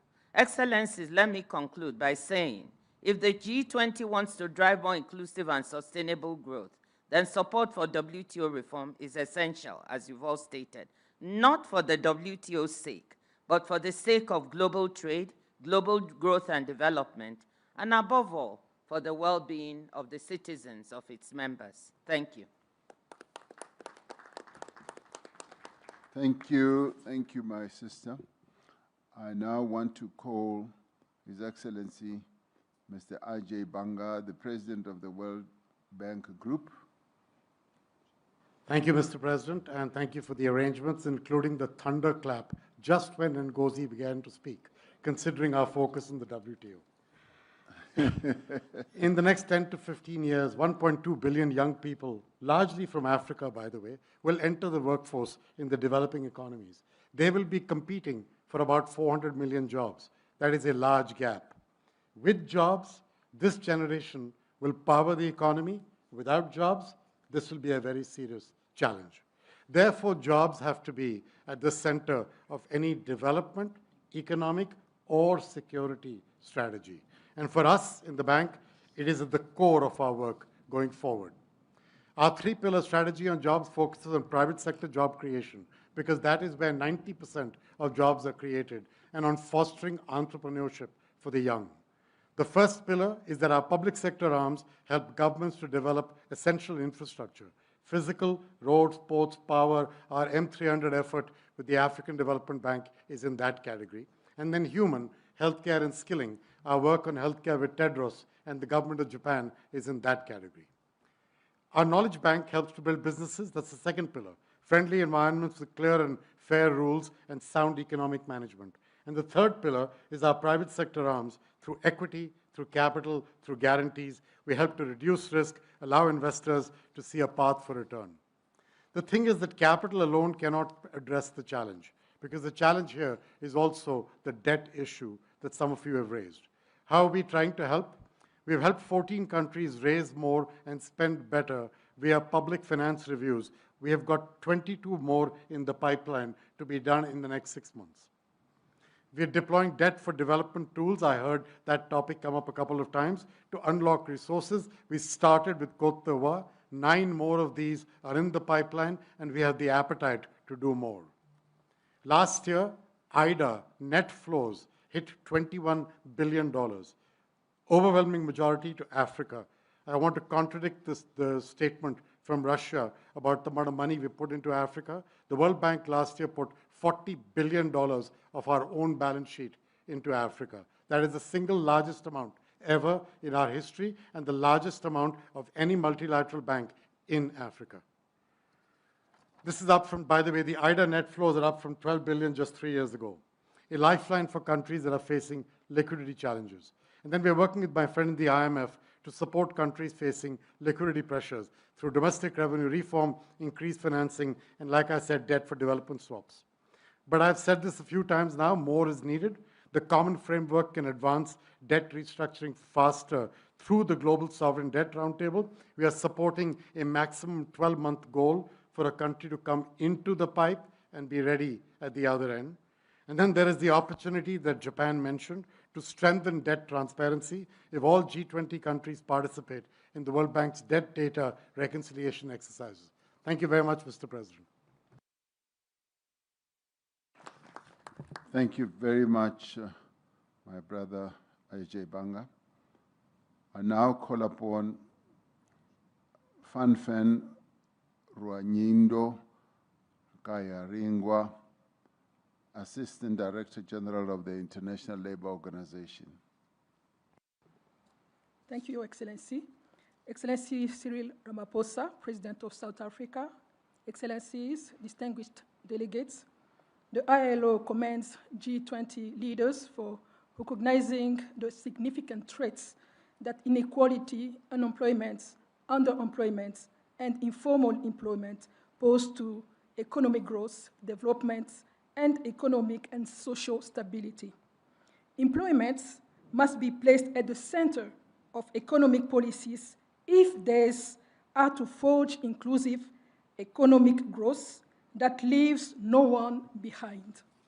We need to ensure that all can equally access to ladders of opportunity, delivering them out of working poverty and into decent work. Yet the reality today is that ILO estimates that 3.8 billion people don't have any form of social protection. In the face of multiple transformations underway, too many remain insecure and vulnerable, lacking sustainable pathways out of working poverty and into formal employment. The creation of productive opportunity for decent work and implementation of universal and adaptive social protection system, including floors, can serve as engines of inclusive growth, ensuring economic policies drive productivity and deliver a future with social justice. Thank you. Thank you very much. Last but one speaker is Her Excellency Ms. Ahuna Eziakonyo, Acting Administrator, UNDP. Your Excellency, in the interest of time, UNDP would like to align with the statement of our UN Secretary General. Thank you very much. Thank you. His Excellency Maximo Torino Cullen, Food and Agricultural Organization. Thank you, President Cyril Ramaphosa and South Africa for your leadership and successful presidency. Excellencies, the spirit of Ubuntu, I am because we are, captures the mindset we need to end hunger and poverty. An urgency is essential. In 2024, 673 million people were chronically undernourished and 839 million live in extreme poverty. These numbers demand a collective action at scale. FAO welcomes South Africa G20 presidency for building on Brazil's leadership through the Global Alliance Against Hunger and Poverty, and for placing inequality at the center of its food security agenda, and for underscoring the need for adequate and predictable financing. Without real action on inequality and financing, progress will remain fragile. The Extraordinary Committee of Independent Experts shows that inequality is structured and persistent. The rural-urban divide is decisive. The world's extreme poor live in rural areas, most dependent on agriculture. Climate variability threatens to widen this divide and could push up 132 million more people into extreme poverty in 2030. By 2030, the world will have 1.2 billion youth, with 500 million already working in the agri-food systems, often in vulnerable, low-productivity jobs. Rural youth unemployment is nearly double urban levels. Transforming the agri-food system is essential to create a decent work for young people and achieve SDGs 1 and 2. We welcome the G20 principles for inclusive growth and reducing inequality, the inclusion of agri-food systems in Principle 10, and the commitment to universal social protection. Excellencies, the world cannot afford just incremental change. FAO estimates that $1.1 trillion annually is required to transform agri-food systems. And this is achievable through greater efficiency, reduced duplication, and a stronger convergence of MDB support toward best practices and country needs. Through our hand-in-hand initiative, we channel investments where impact is greatest. The Compromiso de Sevilla is an important step towards mobilizing the scale required. Let us act, guided by Ubuntu, to build a more just, resilient, and food-secure world. Thank you very much. Thank you. Thank you. That concludes the inputs or the interventions in session 1. We did, in terms of our program, include presentations very briefly of the 2 reports that many of you have already referred to, which is the report of the Africa Expert Panel and the report on inequality. We're going to ask the presenters to take no more than just 3 minutes each, just introducing those reports. The reports are quite substantial, and they will be read at leisure by members, states, and members of various organizations. This is just an opportunity for the reports to be formally introduced. I thereafter want to move on to session 2, which member states are now getting ready to make interventions in. Let me then call Mr. Joel Nechitenje to table the report on the Africa Expert Panel, and thereafter get the other report to be tabled. Thank you, Your Excellency. I was checking, you gave us 3 minutes, and so I'll be very, very brief. Firstly, to indicate that the Africa Expert Panel was set up by the South African presidency in order to make a contribution to the finance stream with specific focus on Africa's conditions and interests. Its organizing framework is that the greatest opportunity for global prosperity in this century lies in African productivity and African progress. And it then argues that Africa is involved in the implementation of a variety of programs which are based on its visions and strategies. Vision 2063, Africa Mining Vision, Vision on Critical Minerals, and so on. So based on those visions and programs, Africa is engaged in its own activities to improve the conditions of life of Africa's people. And so it says to the G20 and to the global community, join Africa and partner it in realizing the objectives that it has set itself. In other words, the purpose of the report is not to ask for aid. It's not to ask for assistance. It's to make the fundamental point that Africa is involved in its own programs to improve the conditions of life of its people, and partnership with Africa will be in the interest of humanity. We say in the conclusion that the G20 nations must act now, not with rhetoric, but with real commitment to investment, reform, and partnership.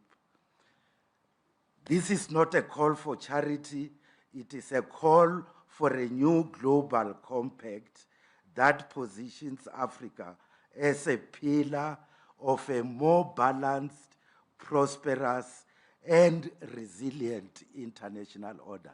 Thank you, Your Excellency. Thank you, Mr. Joel Nachitenje. That was exactly less than 3 minutes. We'd like to thank you for that. The next report is on inequality, and I'd like to ask Professor Jayati Ghosh and Ms. Winnie Byanyima to present the report. And they also have 3 minutes.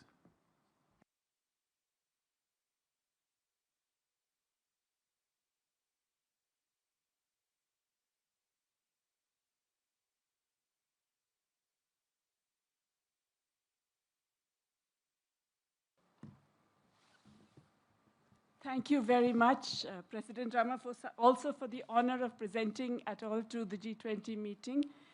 We will try and take 4 minutes, if you allow us, 2 for me and 2 for Winnie Byanyima, because we have some important points to make, very, very briefly, if you will forgive us. It is a great honor and privilege. We just want to identify some of the major trends that we found while consulting extensively for this report. And we really would like to emphasize also a proposal that we have, which we believe is ultimately very achievable. First, global inequality remains very high. It did come down slightly since 2000 because of China, but it remains very high, and recent years have seen an increase.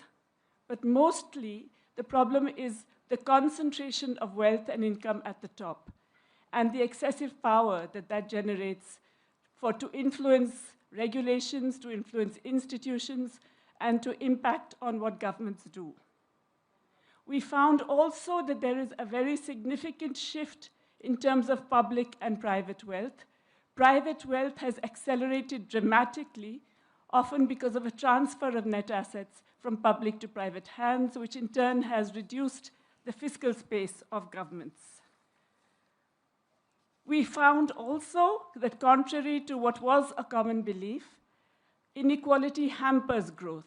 It actually inhibits better performance, and therefore, G20 leaders from across the political spectrum, if you want to see broad-based progress that benefits citizens, then you must take steps to address inequality.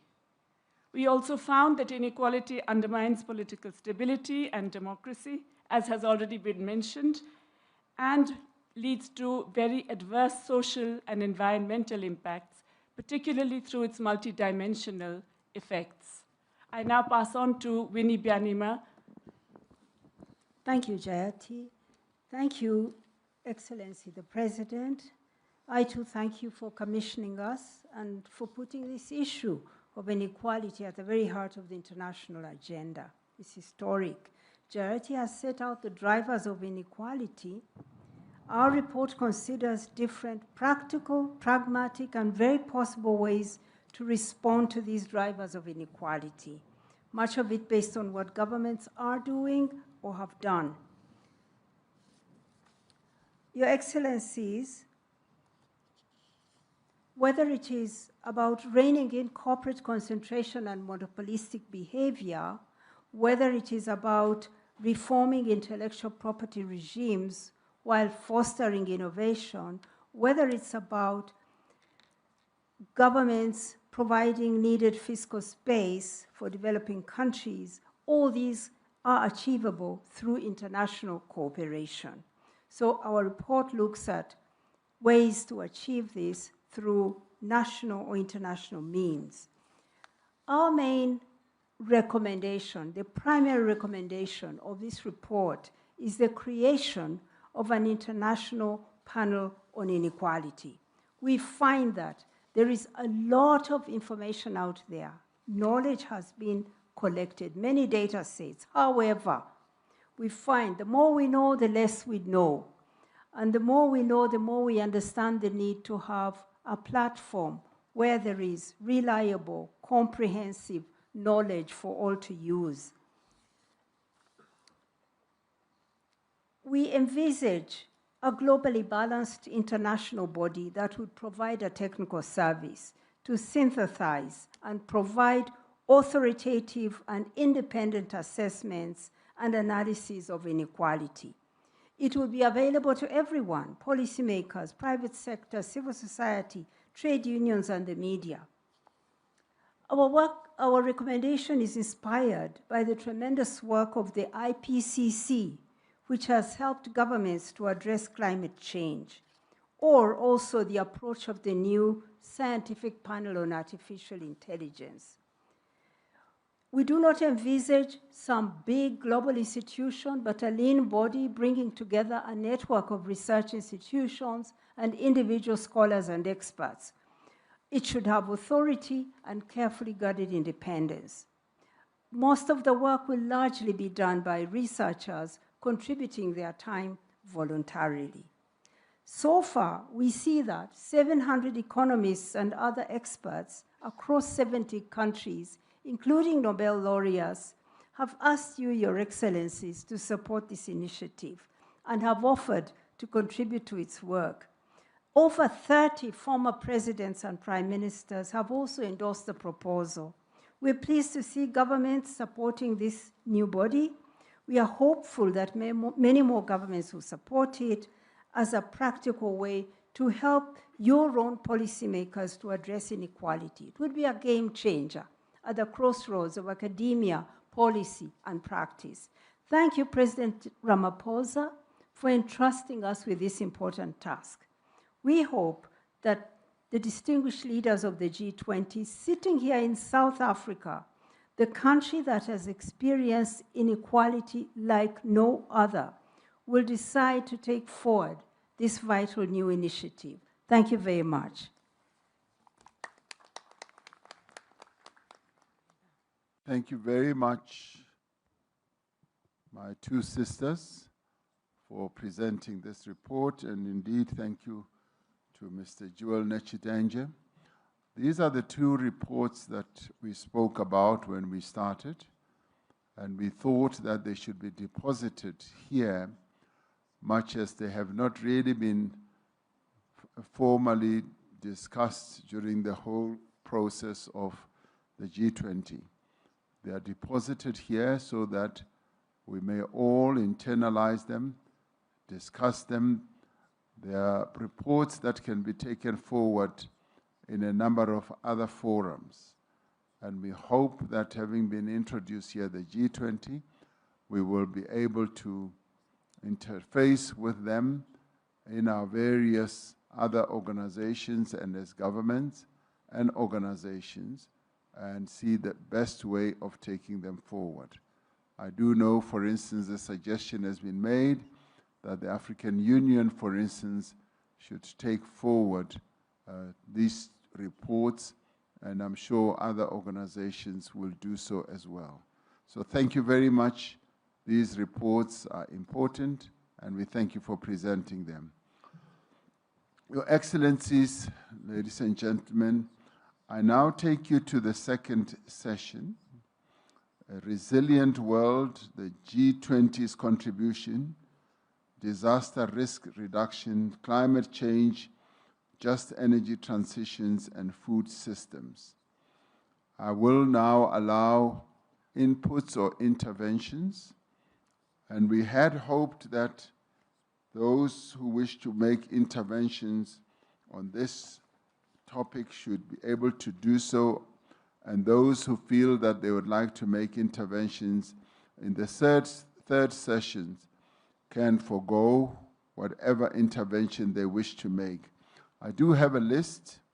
We are working against time because the morning was rather important in terms of having the declaration adopted, but allowing those who were making interventions a little bit more time as they wanted to express themselves. Now, we want to limit inputs to strictly the minutes that are set out, 4 minutes each, and thereafter we will go to 3 minutes each for invited countries.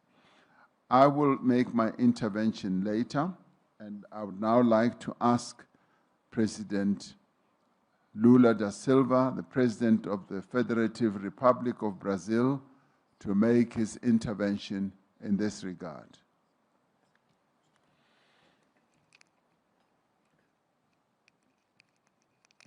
Eu quero, mais uma vez, reiterar meus cumprimentos ao presidente Ramaphosa, cumprimentar a presidenta da Namíbia, a senhora Netumbo, e também cumprimentar o Antônio Gutierrez, secretário-geral das Nações Unidas, por meio de quem eu cumprimento todas as entidades internacionais aqui presentes.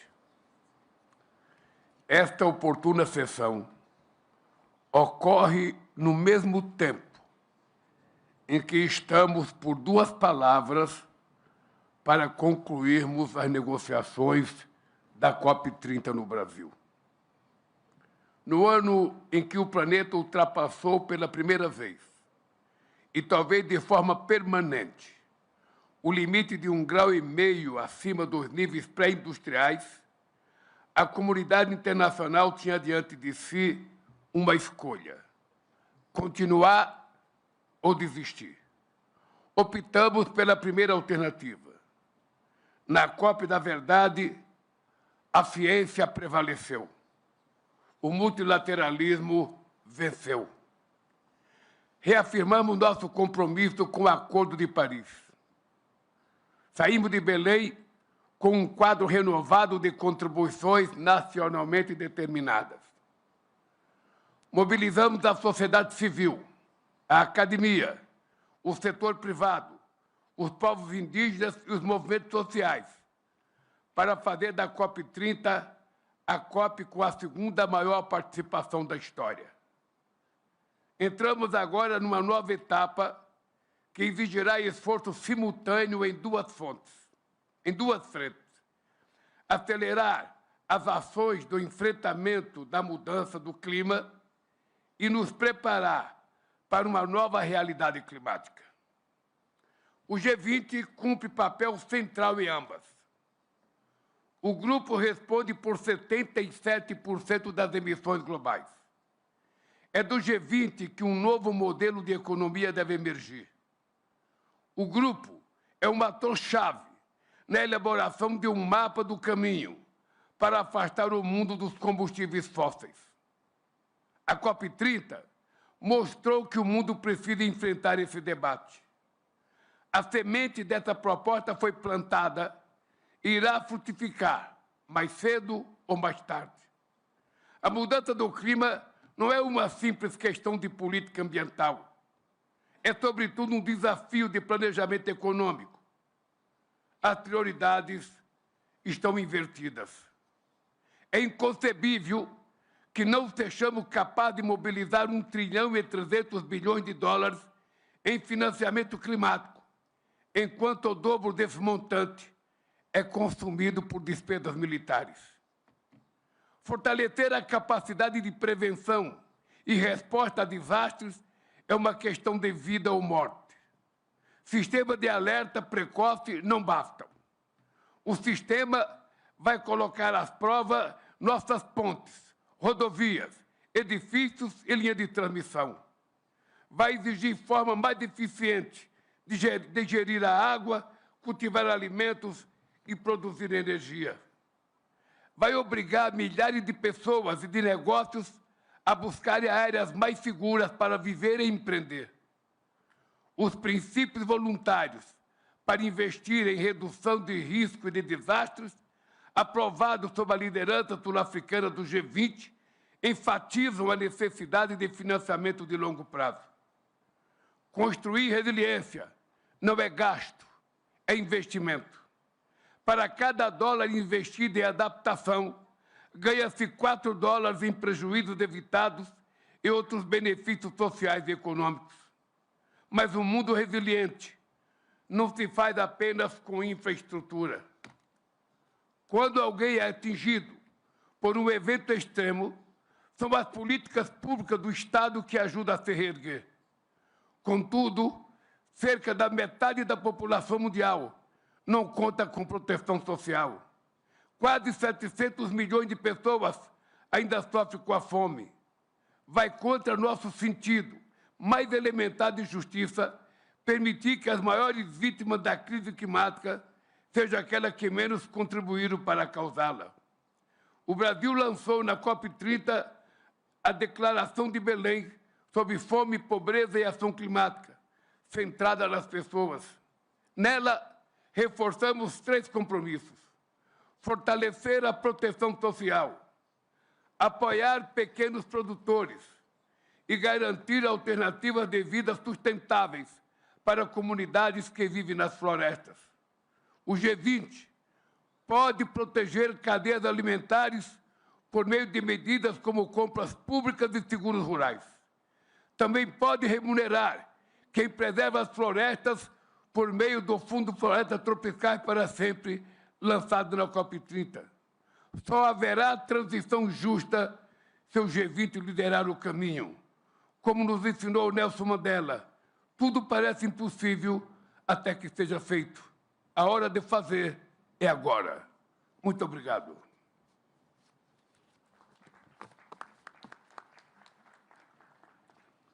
Thank you, President Lula.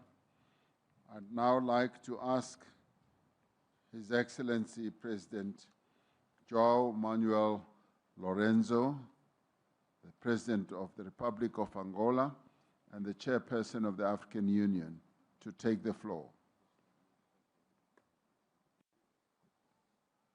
Muito obrigado. Sua Excelência Cyril Ramaphosa, Presidente da República da África do Sul e Presidente do G20, Suas Excelências, minhas senhoras, meus senhores, Excelências. A recuperação global após a pandemia da Covid-19 realçou a importância de um mundo resiliente. Contudo, o nosso planeta e as populações continuam a enfrentar efeitos e impactos catastróficos do aquecimento global. As alterações climáticas são uma realidade e têm vindo a afetar gravemente a segurança alimentar, ao perturbarem os sistemas alimentares, para além de gerarem conflitos e provocar deslocações de pessoas, agravando ainda mais a crise humanitária existente. O novo Programa Abrangente de Desenvolvimento Agrícola para a África, a Estratégia de Kampala e o Plano de Ação 2026-2035 focam-se na construção de sistemas agroalimentares resilientes e sustentáveis. O Programa Abrangente de Desenvolvimento Agrícola para a África, em particular com o Grupo de Trabalho do G20 para a Segurança Alimentar, criado pela Presidência Sul-Africana, em conjunto com as organizações internacionais relevantes, como a FAO e o PAM, continuará a apoiar a implementação da Aliança Global contra a Fome e a Pobreza, lançada durante a presidência do G20 do Brasil. Aplaudimos as abordagens inspiradas na filosofia africana sobre segurança alimentar e nutrição. Enaltecemos a liderança da presidência sul-africana no avanço da Agenda Global de Segurança Alimentar e Nutricional através da criação deste grupo de trabalho e propomos a sua continuidade no âmbito do nosso programa. Excelências, as transições para uma energia justa e verde requerem a estabilização sine qua non da situação de paz e segurança, particularmente em África, além do reforço da resiliência e do facto de que a resposta e preparação para desastres naturais deve permanecer no centro das nossas preocupações. Neste sentido, em alinhamento com a estratégia da União Africana sobre as alterações climáticas e desenvolvimento resiliente, saudamos os resultados da COP30, realizada recentemente em Belém do Pará, no Brasil, incluindo respectivos mecanismos de financiamento verde e azul para regiões e países fortemente impactados pelas alterações climáticas. Considero que o G20 deve reafirmar o seu firme compromisso com a Convenção Quadro das Nações Unidas sobre as Alterações Climáticas e o Acordo de Paris, e mobilizar esforços para acelerar a plena implementação de todos os objetivos, metas e mecanismos acordados, especialmente no que respeita ao financiamento climático.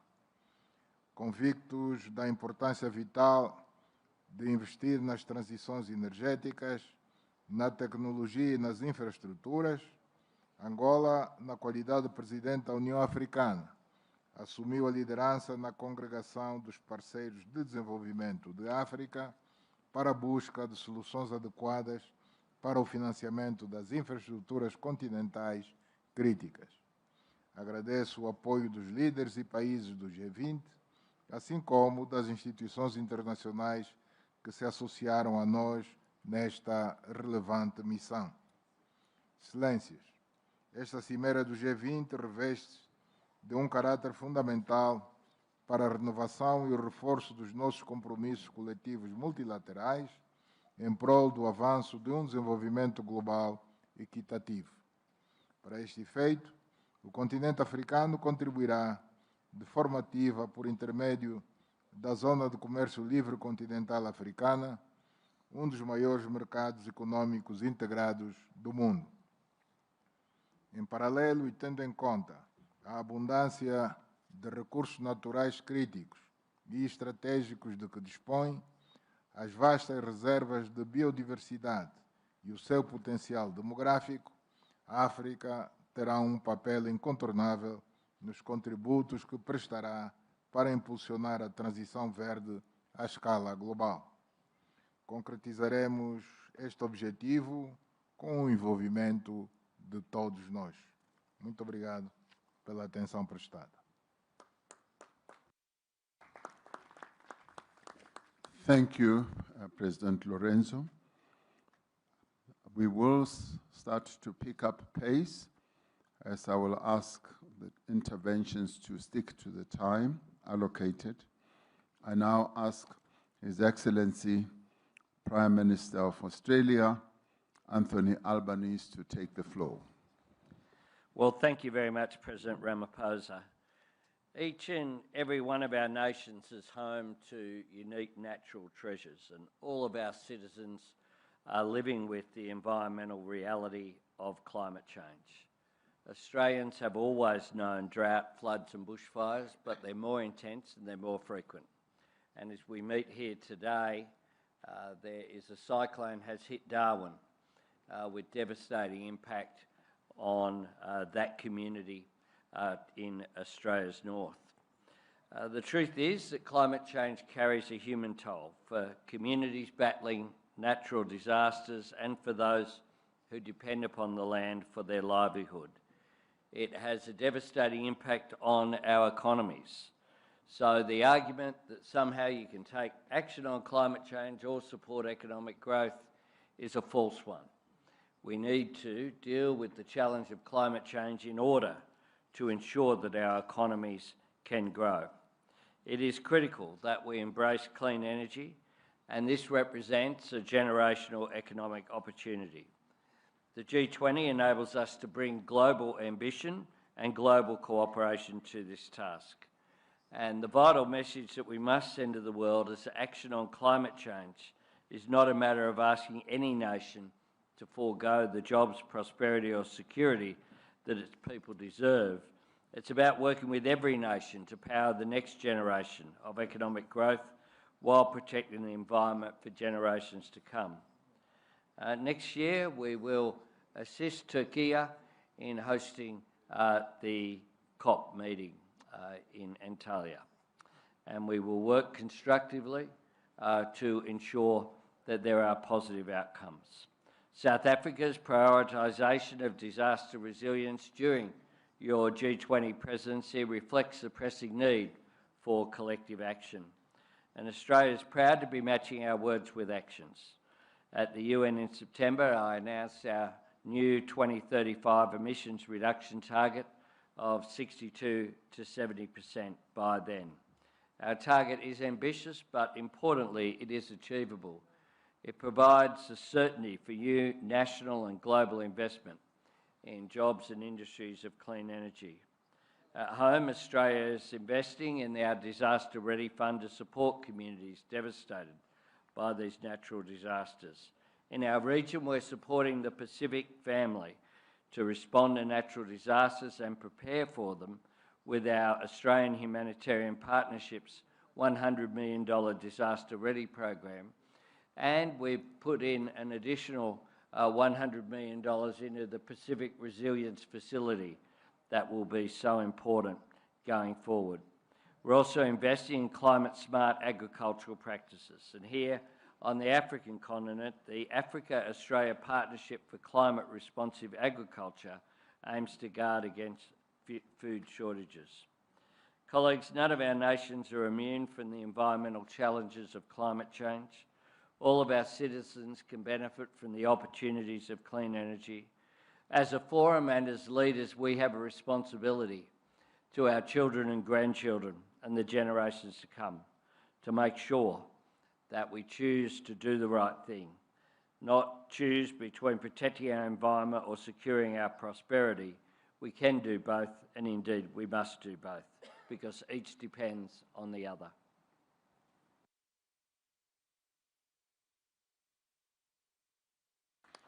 Thank you, Prime Minister, for sticking to your time. I now want to ask His Excellency, Prime Minister of Canada, Dr. Mark Joseph Carney, to take the floor. Thank you, Chair. I will try to follow the Australian example. Let me start. This session is on resilience, and I want to join others who pointed out in the first session the fragility of armed conflict, condemning the Russia's illegal, unjustified, and barbaric invasion of Ukraine, the appalling conflict in Sudan, and our support for all efforts that can lead to just and lasting peace. Now let me speak to climate change. It's been over a decade that we've realized that past is not prologue with respect to climate change. In other words, the tail risks of yesterday become the central scenarios of today. Tipping points are now being realized, and I want to give an example. 2 years ago, the forest fires in Canada alone made Canada the 4th largest emitter of carbon in the world. We have the example of the Darwin cyclone.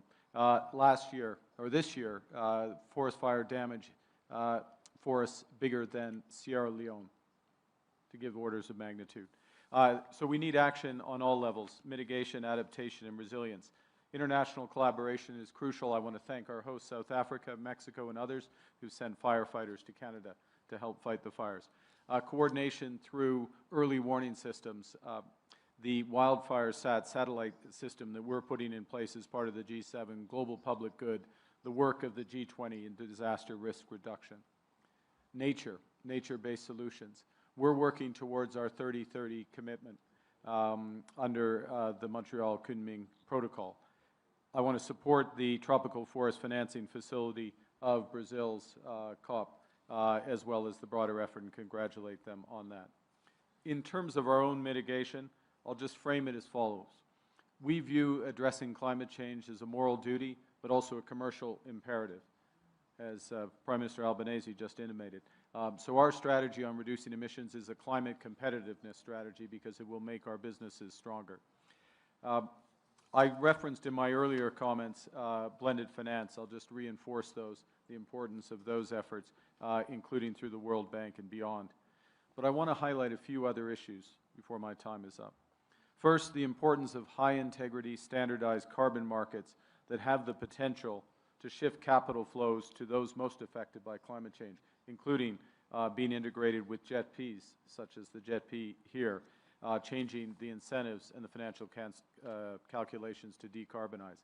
I'd suggest that we can catalyze enormous private sector demand for these credits by committing AI data center development to be carbon neutral. We need a price on carbon. I salute my neighbor, the European Union, in pricing carbon and putting in place a CBAM. I'm going to conclude by drawing attention to the situation of one of the members around this table, and I hope Prime Minister Holness of Jamaica will allow me.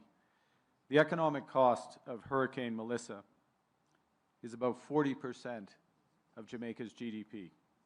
Now, through remarkable discipline, Jamaica had reduced their debt to GDP by over 50 percentage points in recent years. That is all gone with the explosive hurricane.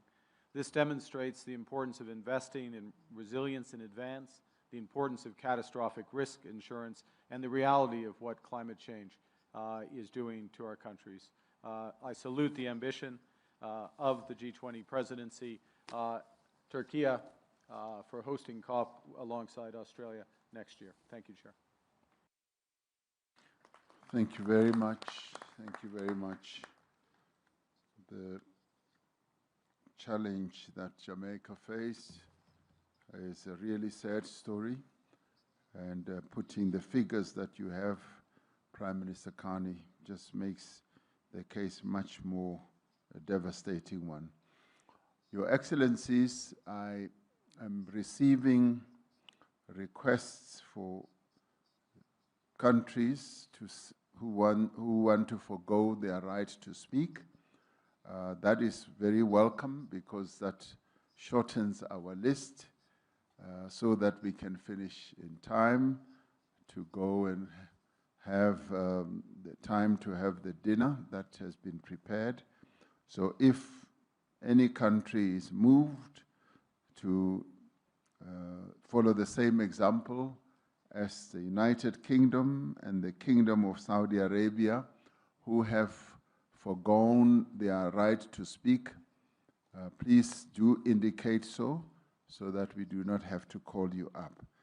My next speaker who will be making an intervention is His Excellency, the Premier of the People's Republic of China, His Excellency Li Qiang. Please take the floor. 谢谢拉马福萨总统，各位同事，当前气候变、能源、粮食等多种挑战叠加，尤其需要国际社会以团结凝聚力量，靠协作破解难题。G20应当发扬伙伴精神，展现更加积极的政治意愿，推动更为广泛的国际合作，共同应对挑战，合力推进发展。第一，加强生态环保合作，提升发展韧性。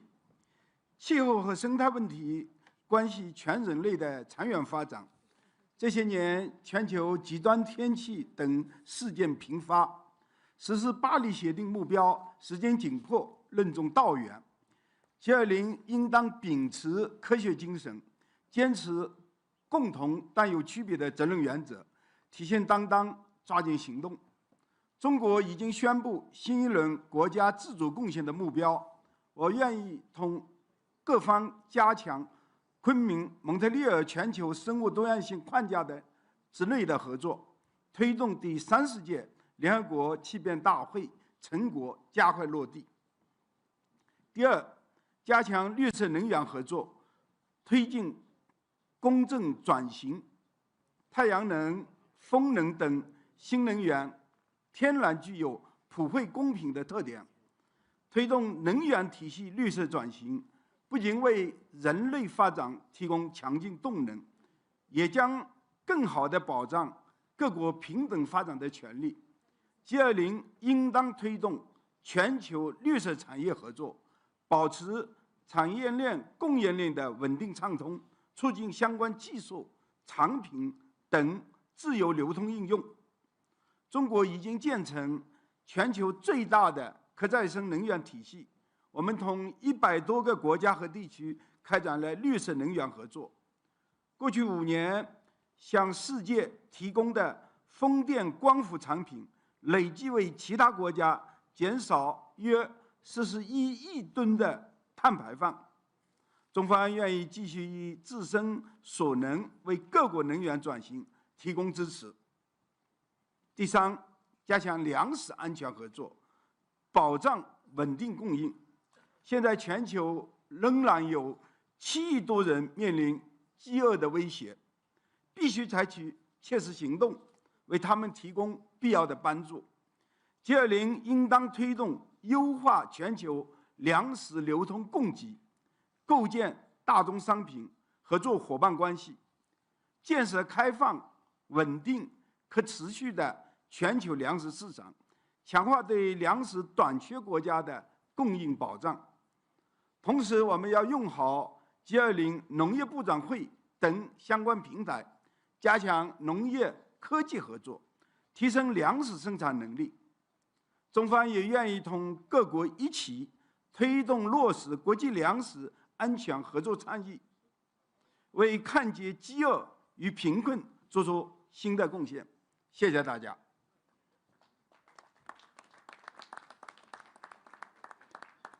Thank you, Premier Lee. I now ask His Excellency Antonio da Costa, the President of the European Council, to take the floor. Thank you, Mr. President. Natural and man-made disasters are happening more and more often.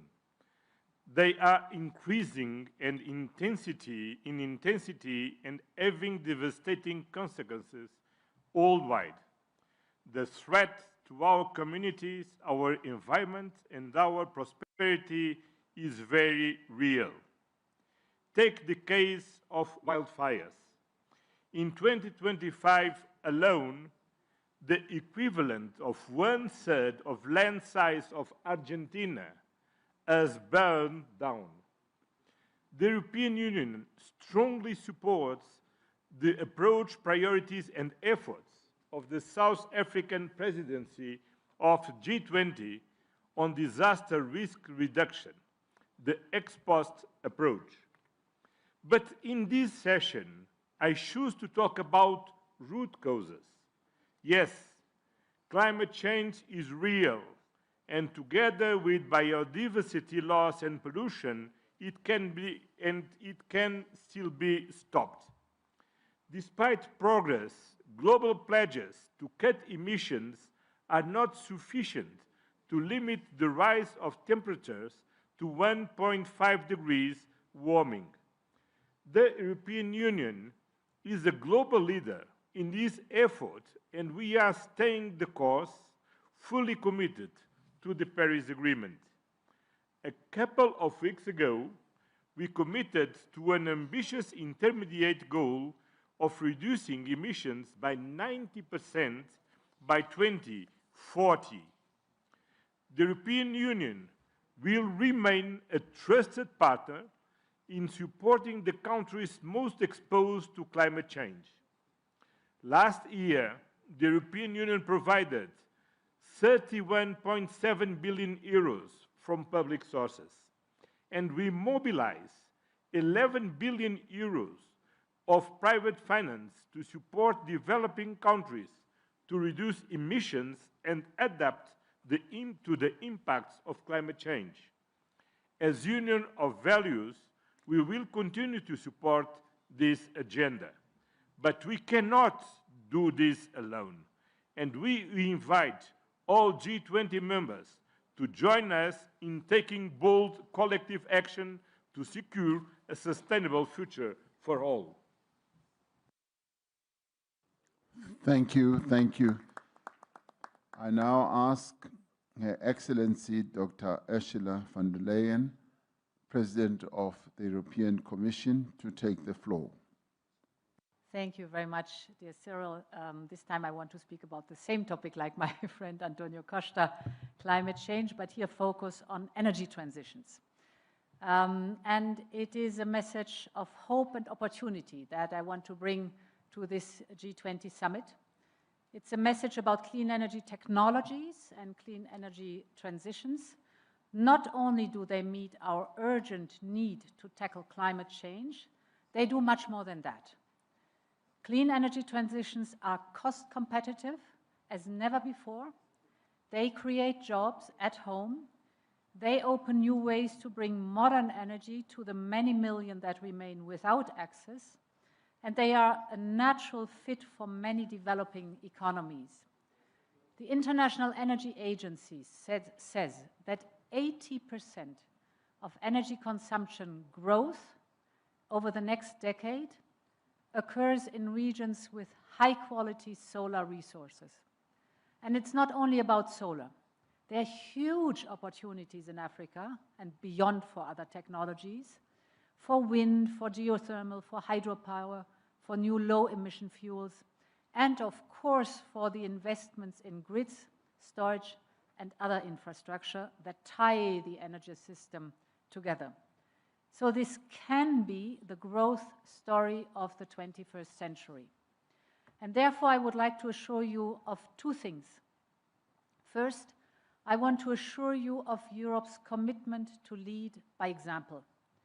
We are firmly on track to meet our own 2030 target. We have an ambitious NDC for 2035, and we have the goal to be climate neutral by 2050, so Europe is staying the course. Second, I want to assure you of Europe's commitment to partner with developing economies, to mobilize investments in clean energy around the world.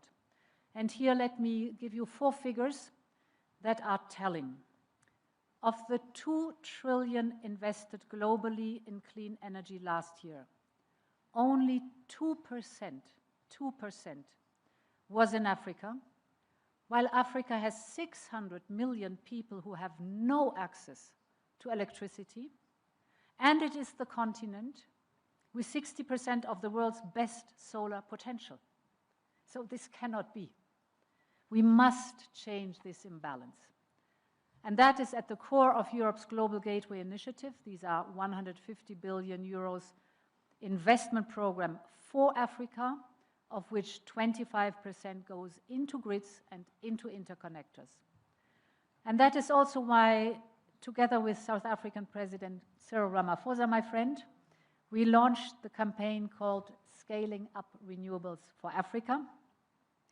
Yesterday we had a big pledging event. We're working with governments and the private sector, and thank you to many, many of you around the table who contributed to the pledging event. We reached 15.5 billion euros pledges for investment in renewables in Africa. A big success, and many thanks again for that. Thank you. Thank you for passing on that message, Ursula.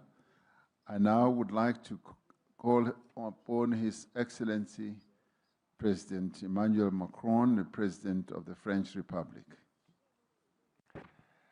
So it's only me, Mr. President. I'm the finance minister. I'm going to give the introduction in the name of President Macron, who just is at a meeting now. Thank you. Je remercie l'Afrique du Sud d'avoir mis à l'agenda la question de la résilience de ce monde que nous avons en commun. Nous avons ce matin parlé de nos économies, mais nous ne devons pas oublier nos biens communs. Les défis et les dangers qui menacent notre planète ne peuvent être traités que collectivement, ensemble. Les effets du changement climatique, la dégradation de l'environnement, les pollutions, la perte de biodiversité, la multiplication des catastrophes climatiques et l'impact de ces facteurs sur les systèmes alimentaires sont interconnectés, avec des conséquences claires sur nos économies et nos sociétés, quand le développement et la croissance sont des facteurs de paix. Nous avons tous à perdre à choisir l'affrontement ou le repli sur soi plutôt que la coopération. Refuser de s'attaquer au changement climatique, de bâtir un monde capable de résister aux catastrophes naturelles, de travailler à des systèmes alimentaires performants ou de coopérer en matière de santé, c'est nous fragiliser collectivement. Je me félicite donc de l'adoption par nos ministres de principes de haut niveau sur le financement de la réduction des risques de catastrophes qui soulignent notre volonté commune d'agir plus tôt et de reconstruire de manière plus durable. À l'image des catastrophes naturelles de plus en plus nombreuses à cause du changement climatique, les pandémies ne connaissent pas de frontières. Je me réjouis donc de l'accord mondial sur la prévention, la préparation et la riposte face aux pandémies. Cette adoption représente une victoire claire pour le multilatéralisme. C'est une avancée majeure pour notre sécurité sanitaire qui consacre pour la première fois dans le droit international l'approche une seule santé, One Health. Cette approche, elle doit être notre boussole pour promouvoir l'inclusion systématique des enjeux de santé animale et de santé de nos écosystèmes pour élaborer des politiques publiques vertueuses. L'engagement de la France se traduit par le One Health Summit que nous accueillerons à Lyon le 7 avril prochain. Ce sommet doit parvenir à des engagements ambitieux, des solutions innovantes et des initiatives concrètes pour répondre de façon durable aux problèmes prioritaires touchant la santé quotidienne de nos populations. La santé ne peut en effet plus se penser sans la sécurité alimentaire ni une alimentation saine, car l'obésité est en train de devenir une pandémie.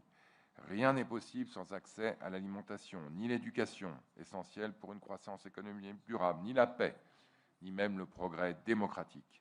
C'est la raison pour laquelle nous restons pleinement engagés, à l'instar de notre coprésidence de la Coalition pour l'alimentation scolaire, du Programme alimentaire mondial et de l'accueil du sommet Nutrition for Growth, qui a confirmé la forte mobilisation politique sur ces enjeux avec des engagements financiers à hauteur de 30 milliards de dollars. Et c'est pour ça également que cette question sera au cœur du sommet Africa Forward, organisé par notre partenaire kényan en mai 2026 à Nairobi. Cher Président Ramaphosa, chers collègues, la France continuera à porter ce multilatéralisme fondé sur la science de Johannesburg à Lyon, en passant par Nairobi, pour qu'ensemble nous puissions faire face aux nombreux défis environnementaux et sanitaires à venir.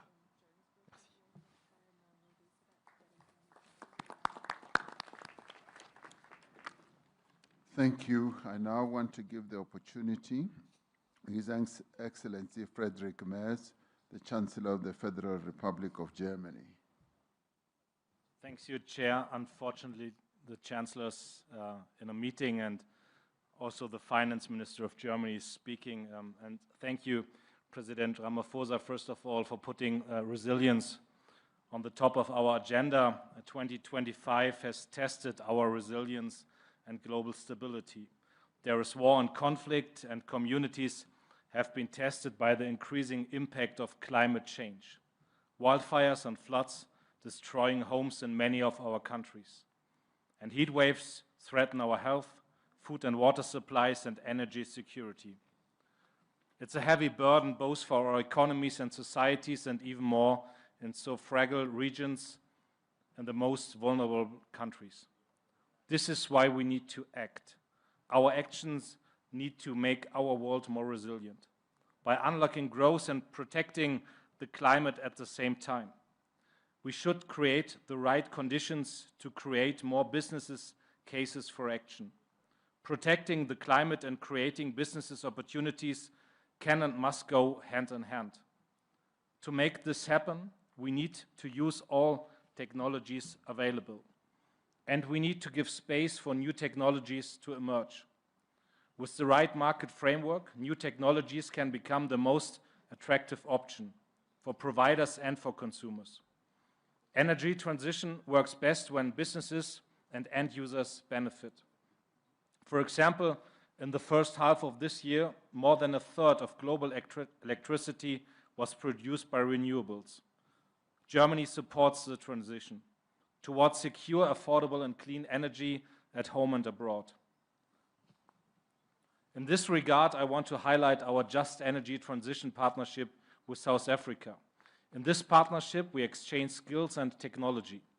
Over the last years, South Africa has emerged as a global leader in clean hydrogen. leveraging its huge energy potential and mineral resources. This can benefit countries that are energy importers, and it helps build overall resilience. We are happy to further continue on this energy trajectory with other African countries. Germany is also supporting the initiatives Scaling Up Renewables in Africa, launched by the EU and South Africa with more than 2 billion euros. Beyond creating the right framework, our cooperation is the key sector, with the private sector is key. This is the second lever. If we want to increase our resilience, we need to mobilize the flow of private capital. There are still too many structural barriers politically and economically. This discourages private investments globally, but in particular in Africa. This is why Chancellor Friedrich Merz and also President Ramaphosa just kicked off the initiatives Compact with Africa 2.0. By pushing reforms, members of the Compact help their businesses to attract private investment in the energy sector, but also beyond. And with G20 partners, we launched the scaled initiatives last year. We are working together with leading insurance companies on blended finance to allow the private sector to invest in an easier and more efficient way. We should take these kinds of initiatives forward. Let us work together to leverage innovation and investment for a resilient world, just as we set out when we founded the G20 back in 2008. Thank you so much. Thank you so much. We welcome that. I now want to call Her Excellency Ms. Giorgia Meloni, the Prime Minister of Italy. I'm here. Thank you. Thank you. Thank you, Mr. President. Dear colleagues, we all know no one can tackle alone global challenges as climate change and the vulnerability of food systems. As members of the G20, we have a shared responsibility to find a way forward but we also know that way forward must be based on common sense. In my opinion, we must abandon once and for all the ideological dogmatism that is causing more harm than good. In Europe, for example, choices have been made in the past that have brought entire productive sector to their knees without producing any real benefit in terms of global emissions. And in Africa, dogmatic approaches imposed by foreign partners that do not take into account the specificities of African nations paradoxically risk reinforcing all patterns of dependency. This is a losing strategy. So a pragmatic balance must be found between the need to limit emissions and the risk of compromising the most advanced productive systems and preventing the weaker ones from establishing themselves. In our opinion, the challenge is to affirm the principle of technological neutrality, because there is no single solution capable of quickly building a solid alternative to fossil fuel supplies, but also because this spurs research, innovation, and virtuous competition. The energy mix must be balanced and must combine all available technologies: renewable gas, hydrogen, biofuels, CO2 capture systems, as well as research into nuclear fusion, which would change history by producing clean, safe, and unlimited energy. This is the approach that inspires Italy and to which we contribute with industrial expertise, technological capabilities, new financial instruments, and cooperation with other nations. For example, we've launched investments in Africa worth a total of almost 2.5 billion euros, financing projects ranging from the construction of large renewable energy plants to innovative solutions for production and storage. And also on food systems, Italy continues to do its part. We co-organized the last United Nations Summit on Food Systems with Ethiopia. We are making our agri-food know-how available to our African partners, and we are building public-private partnerships with them that guarantee concrete results. We are successfully working on this, for example, in Algeria, where we are working together to reclaim over 36,000 hectares of desert to produce up to 45,000 tons more cereals and legumes per year, generating benefits for over 600,000 people. And we are now replying this experiment in Senegal, Ghana, and Congo, and aim to involve other nations on the continent. But I want to be clear while closing my remarks. Our goal is not to create dependency. Our goal is to support self-sufficiency, because we believe in dignity of people, we believe in the freedom of nations, and we believe in the strength of genuine partnerships. Thank you, Mr. President. Thank you so much, my sister, Giorgia Meloni.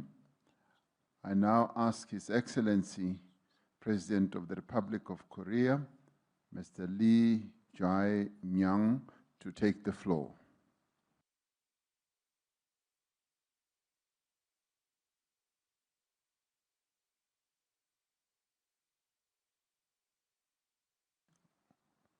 Okay, I'm sure he's in a bilateral somewhere. I then ask His Excellency, the President of the Republic of Turkey, His Excellency Recep Tayyip Erdogan, to take the floor.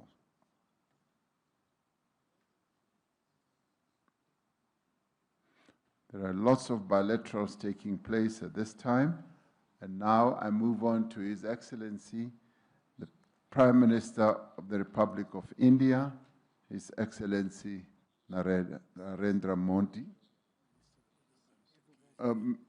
Oh, Excellency Erdogan is there. My apologies. We'll get... Saygıdeğer devlet ve hükümet başkanları, kıymetli delegeler, sabahki oturumumuzda ifade olunduğu üzere doğal salgınlar, iklim değişikliği ve afetler gibi yeni sınamalarla karşı karşıya kalıyoruz. 6 Şubat 2023'te yaşadığımız ve asrın felaketi olarak isimlendirdiğimiz yıkıcı depremlerin ardından dünyanın en büyük inşa operasyonunu yürütüyoruz. Bu çerçevede 350.000. konut ve iş yerinin teslimini geçtiğimiz günlerde gerçekleştirdik. Geriye kalan 100.000 ünitenin tamamlanmasıyla 4 yıldan kısa bir süre içinde dünyanın en büyük inşa faaliyetlerinden birini tamamlamış olacağız. Bu süreçte sergilediğimiz dayanıklılık, Türkiye ekonomisinin nedenli sağlam temellere sahip olduğunu bir kez daha ortaya koymuştur.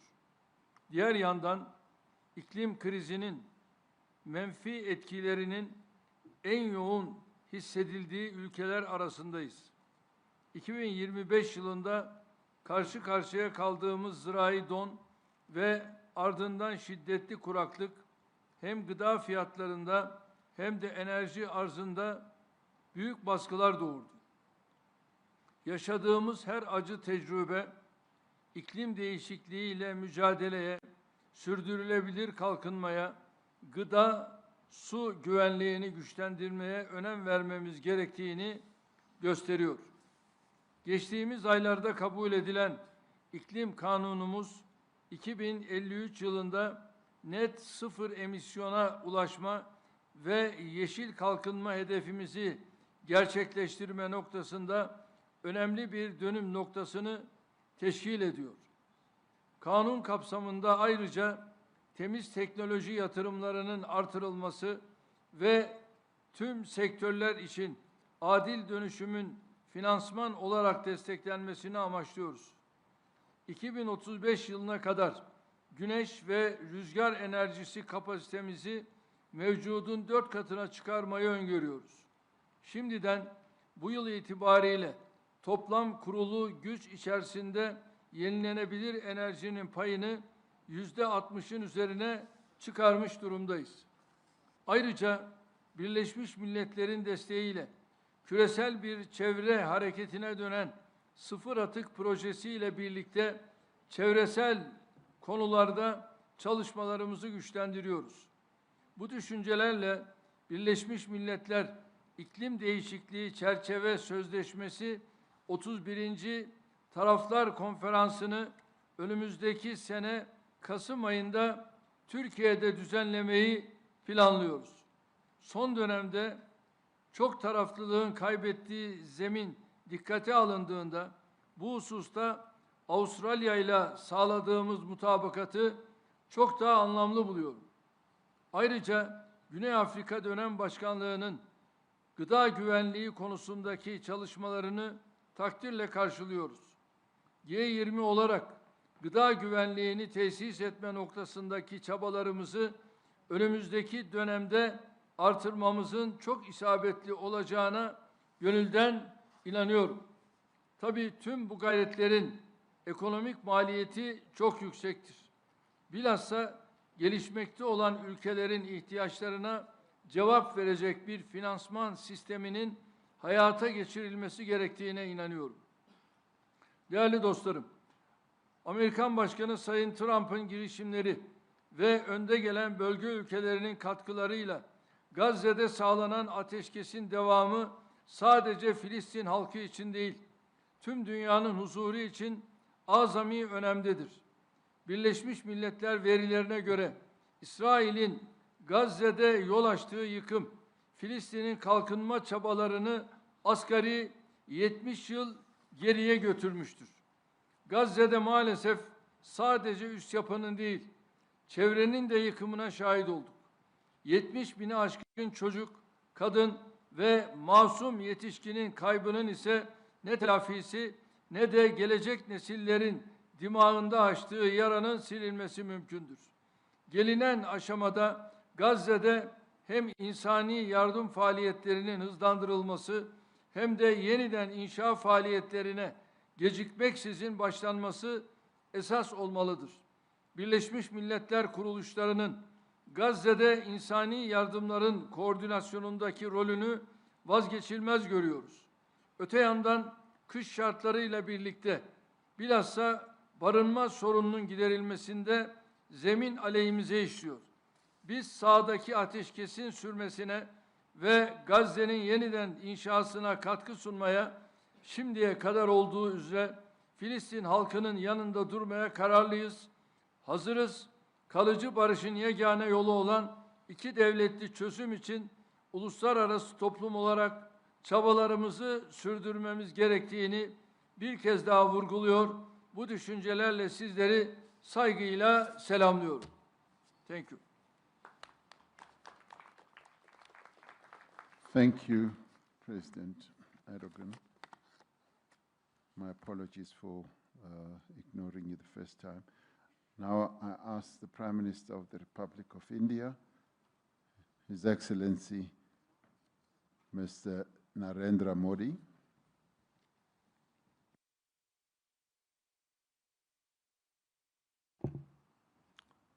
Excellencies, natural disasters मानवता के लिए बहुत बड़ी चुनौती बने हुए हैं।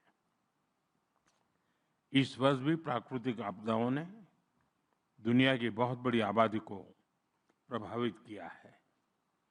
इससे स्पष्ट है कि प्राकृतिक आपदाओं से निपटने के लिए ग्लोबल कोऑपरेशन को हमें और मजबूत करना होगा। इसी सोच के साथ भारत ने अपनी G20 प्रेसिडेंसी के दौरान disaster risk reduction working group की स्थापना की थी। इस महत्वपूर्ण एजेंडा को प्राथमिकता के साथ आगे बढ़ाने के लिए मैं साउथ अफ्रीका को बधाई देता हूं। फ्रेंड, डिजास्टर रेजिलियंस को लेकर हमारी अप्रोच रिस्पॉन्स सेंट्रिक से भी आगे डेवलपमेंट सेंट्रिक होनी चाहिए। कोalition फॉर डिजास्टर रेजिलिएंट इंफ्रास्ट्रक्चर की स्थापना के पीछे भारत की यही सोच थी। G20 देश CDRI के साथ मिलकर फाइनेंस, टेक्नोलॉजी और स्किल डेवलपमेंट को मोबिलाइज कर सकते हैं। ये एक रेजिलिएंट फ्यूचर की गारंटी बन सकता है। फ्रेंड्स, भारत का ये भी मानना है कि स्पेस टेक्नोलॉजी से पूरी मानवता को लाभ हो, इसलिए Bharat G20 open satellite data partnership का सुझाव सामने रख रहा है। इससे G20 देशों के स्पेस एजेंसियों का सैटेलाइट डेटा और एनालिसिस ग्लोबल साउथ के देशों के लिए अधिक सुलभ, इंटरऑपरेबल और उपयोगी बनाया जा सकता है। फ्रेंड्स, ग्लोबल ग्रोथ के लिए सस्टेनेबिलिटी और क्लीन एनर्जी जरूरी है। ये सुनिश्चित करने के लिए क्रिटिकल मिनरल्स का बहुत बड़ा रोल है। ये मानवता की साझी संपदा है। इसलिए Bharat G20 critical minerals circulatory initiative का प्रस्ताव रखता है। इसके तहत रिसाइकलिंग, अर्बन माइनिंग और सेकेंड लाइफ बैटरी जैसे इनोवेशन को बढ़ावा दिया जा सकता है। सर्कुलेटरी में इन्वेस्टमेंट होगी तो प्राइमरी माइनिंग पर निर्भरता कम रहेगी। इससे सप्लाई चेन पर भी दबाव कम होगा और नेचर के लिए भी ये अच्छा रहेगा। ये initiative joint research technology standards और ग्लोबल साउथ के पायलट रिसाइकलिंग फैसिलिटीज को सपोर्ट कर सकता है। फ्रेंड्स, नई दिल्ली G20 समिट के दौरान हमने संकल्प लिया था कि 2030 तक रिन्यूएबल एनर्जी को 3 गुना और एनर्जी एफिशिएंसी रेट को 2 गुना करेंगे। इस लक्ष्य को हासिल करने के लिए विकसित देशों को अफोर्डेबल क्लाइमेट फाइनेंस और टेक्नोलॉजी उपलब्ध कराने के लिए अपने कमिटमेंट्स को टाइम बाउंड तरीके से पूरा करना होगा। फ्रेंड्स, क्लाइमेट चेंज और अन्य चुनौतियों के कारण हमारे एग्रीकल्चर सेक्टर और फूड सिक्योरिटी पर खतरा और गंभीर होता जा रहा है। कई देशों में किसानों के लिए फर्टिलाइजर्स, टेक्नोलॉजी, क्रेडिट, इंश्योरेंस और मार्केट एक्सेस की चुनौती बढ़ती जा रही है।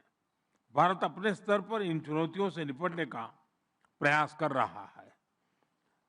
भारत में हम विश्व का सबसे बड़ा फूड सिक्योरिटी और न्यूट्रिशन सपोर्ट प्रोग्राम चला रहे हैं। विश्व का सबसे बड़ा हेल्थ इंश्योरेंस प्रोग्राम और सबसे बड़ी फसल बीमा योजना भी भारत चला रहा है। हम श्री अन्न यानी मिलेट्स पर बल दे रहे हैं, जो पोषण और पर्यावरण दोनों के लिए सुपर फूड है। दिल्ली G20 के दौरान इन सभी विषयों पर हमने डेकन प्रिंसिपल्स पर सहमति बनाई थी। अब हमें इन प्रिंसिपल्स पर आगे बढ़ते हुए एक G20 रोड मैप बनाना चाहिए। Friends, resilience can not build in silos. G20 को ऐसी कॉम्प्रिहेंसिव स्ट्रेटेजी को बढ़ावा देना चाहिए जो nutrition, public health, sustainable agriculture और डिजास्टर प्रिपेयर्डनेस को जोड़कर एक मजबूत वैश्विक सुरक्षा बनाए। बहुत बहुत धन्यवाद।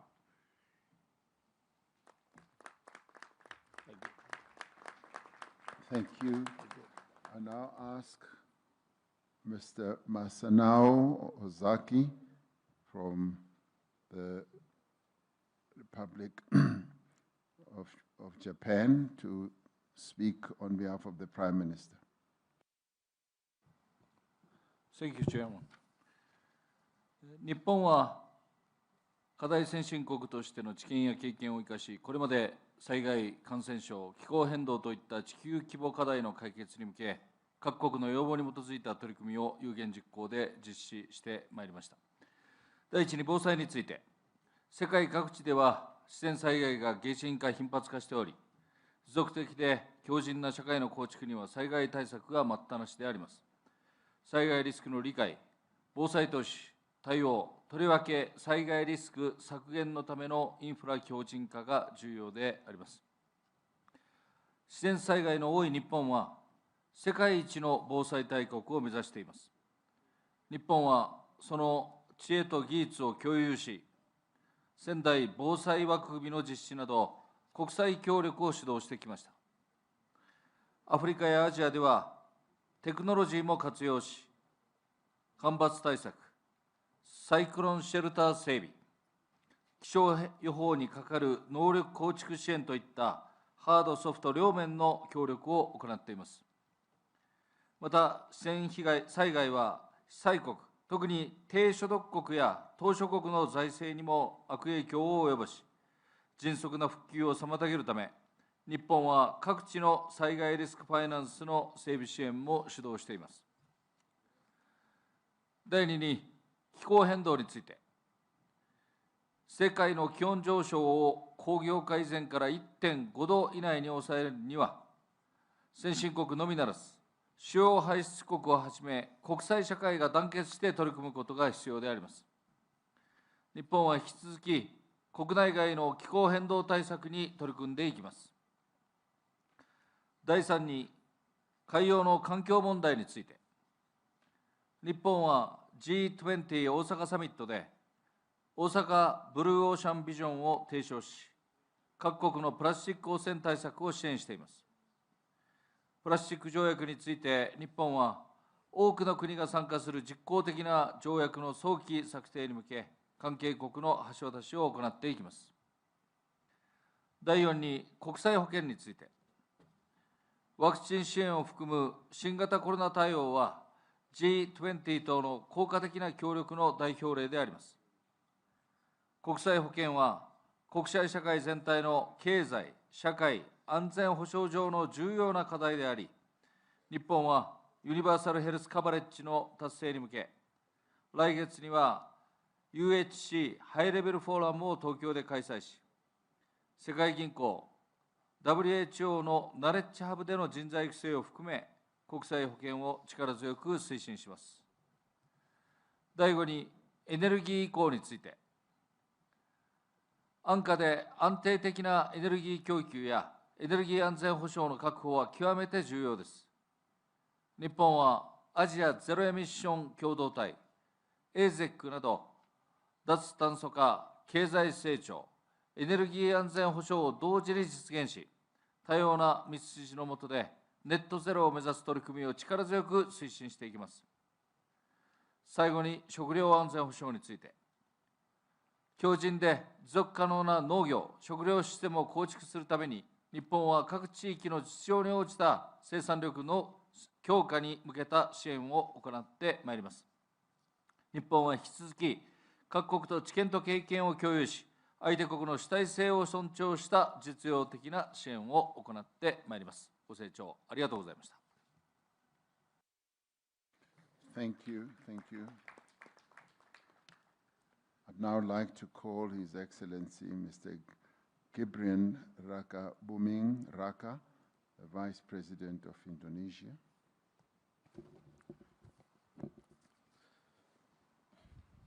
Your Excellency, President Ramaphosa, Excellencies, leaders of G20 countries, in many parts of the world, crises are intensifying. Global solidarity and decisive leadership are needed to address them. Indonesia commends South Africa's leadership in advancing energy, water, and food security. For Indonesia, food security is not just an economic agenda, but a fundamental necessity for our people. For that reason, the President of Indonesia is focusing on the food security and free nutritious meals for 80 million students and pregnant women as strategic investment. That promotes the use of local products, empowering farmers and livestock breeders, while expanding economic activity in many areas. On the other hand, as an island nation located in the Pacific Ring of Fire, Indonesia faces more than 3,000 disasters every year, from earthquakes, floods, to volcanic eruption. For Indonesia, resilience is not a slogan, it is a daily reality. Drawing from these experiences, Indonesia promotes the concept of sustainable resilience, a framework in which human development, economic growth, and environmental protection can advance in harmony.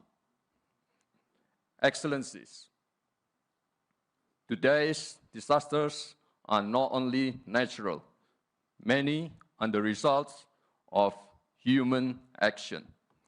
We see this in Gaza, Ukraine, Sudan, and the Sahel, and many other regions, where conflicts reduce homes to rubble, deprive people of hopes and livelihood. These tragedies remind us to put humanity at the heart of global governance. The world must not allow and normalize preventable human suffering from becoming the new normal.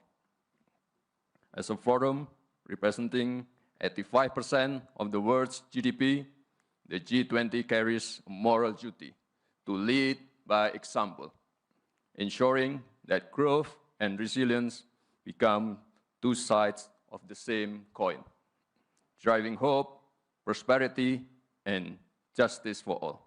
Thank you. Thank you. Thank you very much. I now want to call the President of the Republic of Korea, Mr. Lee Jae-myung. 네, 의장님 감사합니다. 근본 세션의 주제는 각각 다른 주제 같지만 상호 연결된 하나의 체계적 위험 요인입니다. 유엔 재해위험 경감국이 지적하는 것처럼 여러 분야에서 연쇄적으로 나타나는 복합 위기입니다. 그러나 우리가 충격을 적절히 흡수하고 복원력을 강화하면 새로운 기회가 창출되고 또 새로운 성장 기반이 마련될 것입니다. 이를 위해서 먼저 국제사회는 기후위기 대응 노력을 지속해서 강화해야 합니다. 대한민국은 국제사회의 노력에 동참하기 위해서 2035년 온실가스 감축 목표와 중장기 기후 탄력적 발전 경로를 확정했습니다. 우리 정부는 기후변화 대응을 위한 국제사회의 여정에 책임 있는 일원으로서 함께할 것입니다. 둘째로, 재난위험 대응은 예방 중심, 복원력 중심으로 재편되어야 합니다. 올해 G20 재난위험 경감 강요회의가 다중재난 조기 경보 체계를 도입한 것은 매우 적절합니다. 대한민국 역시 누구나 소외되지 않고 재난 위협으로부터 안전한 미래를 만들기 위해서 노력하고 있고, 아시아 태평양 국가들에게 홍수 조기 경보 체계 구축 등 재난 위험 저감 사업을 지원하고 있습니다. 대한민국은 G20 회원국 여러분과 함께 재난 대응 복원력 강화를 위한 노력에 적극 동참할 것입니다. 셋째, 에너지 전환 과정에서 복원력 높은 인프라 시스템에 적극 투자해야 합니다. 대한민국은 기후위기 대응과 녹색산업 성장을 위해서 재생에너지를 기반으로 에너지 고속도로를 추진 중입니다.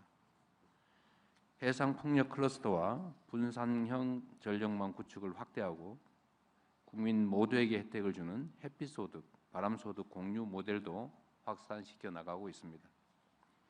마지막으로 글로벌 식량 체제 복원력 강화를 위해서 국제사회가 연대와 협력을 지속해야 합니다. 한국은 유엔 세계 식량 계획과 식량 원조 사업을 17개국으로 확대하고 아프리카 14개국의 K 라이스벨트 사업을 추진해 왔습니다. 앞으로도 국제사회의 연대와 협력 강화에 앞장설 것입니다. 존경하는 동료 여러분, 아프리카 속담처럼 비는 한 지붕에만 내리지는 않습니다. G20는 2008년 금융위기, 2020년 팬데믹 위기에 세계 경제 회복을 이끌어냈습니다. 기후, 재난, 에너지, 식량의 복합 위기 또한 그때와 같은 책임감 있는 연대를 필요로 합니다. 한 국가의 회복력은 전 세계의 회복력으로 이어집니다. 위험을 사전에 낮추고 충격에 흔들리지 않으며 더 나은 상태로 회복할 수 있는 글로벌 체계를 함께 구축하는 데 대한민국이 앞장서서 기여하겠습니다. 감사합니다. Thank you. Thank you. I now call upon His Excellency, the Deputy Prime Minister of the Russian Federation, Mr. Maxim Oreshkin.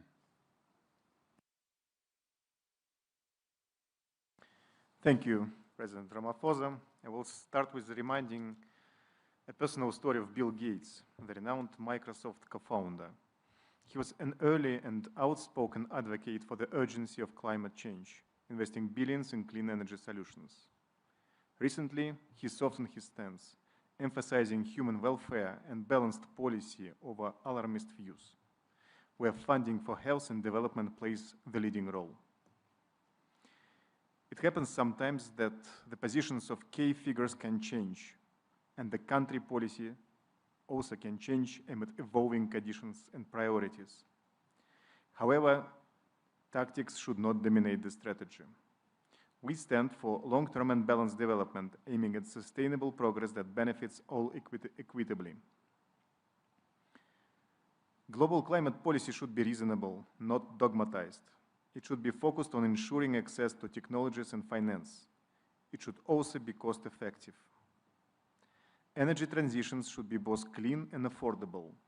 Zero and low-emission technologies, including natural gas, nuclear, and hydropower, play a pivotal role in energy transitions, especially here in Africa, where 500 million of people do not have access to electricity. Technologically neutral approach is needed to advance decarbonization without compromising economic growth and SDG 7, access to energy for all.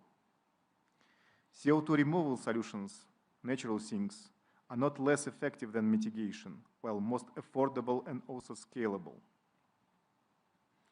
Energy policies must ensure energy security and be aligned with structural shifts in global energy demand. The expansion of digital economy, including AI, blockchain, big data, is driving electricity demand comparable to heavy industry. We need to develop new generation capacities located near resource bases and consumers. Food systems, energy, climate change, and disaster resilience are integral parts of one global resilience platform. Global South and Global East play a crucial role in providing food and energy to the world due to their vast agricultural resources and abundant natural reserves, thus contributing to food and energy security. What is also needed for global food security is fair competition and open trade. Well-functioning markets are a key factor to eliminate hunger worldwide. Just to mention that despite illegitimate sanctions, Russia is among the world's major exporters of food and fertilizers, and about 97% of our supplies go to developing nations, of which more than 40% go to low-income countries.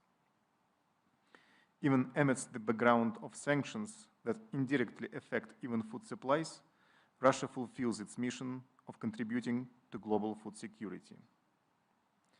As for the G20's mission, it is not only to respond to shocks, but to design a future architecture that is balanced and shock resilient.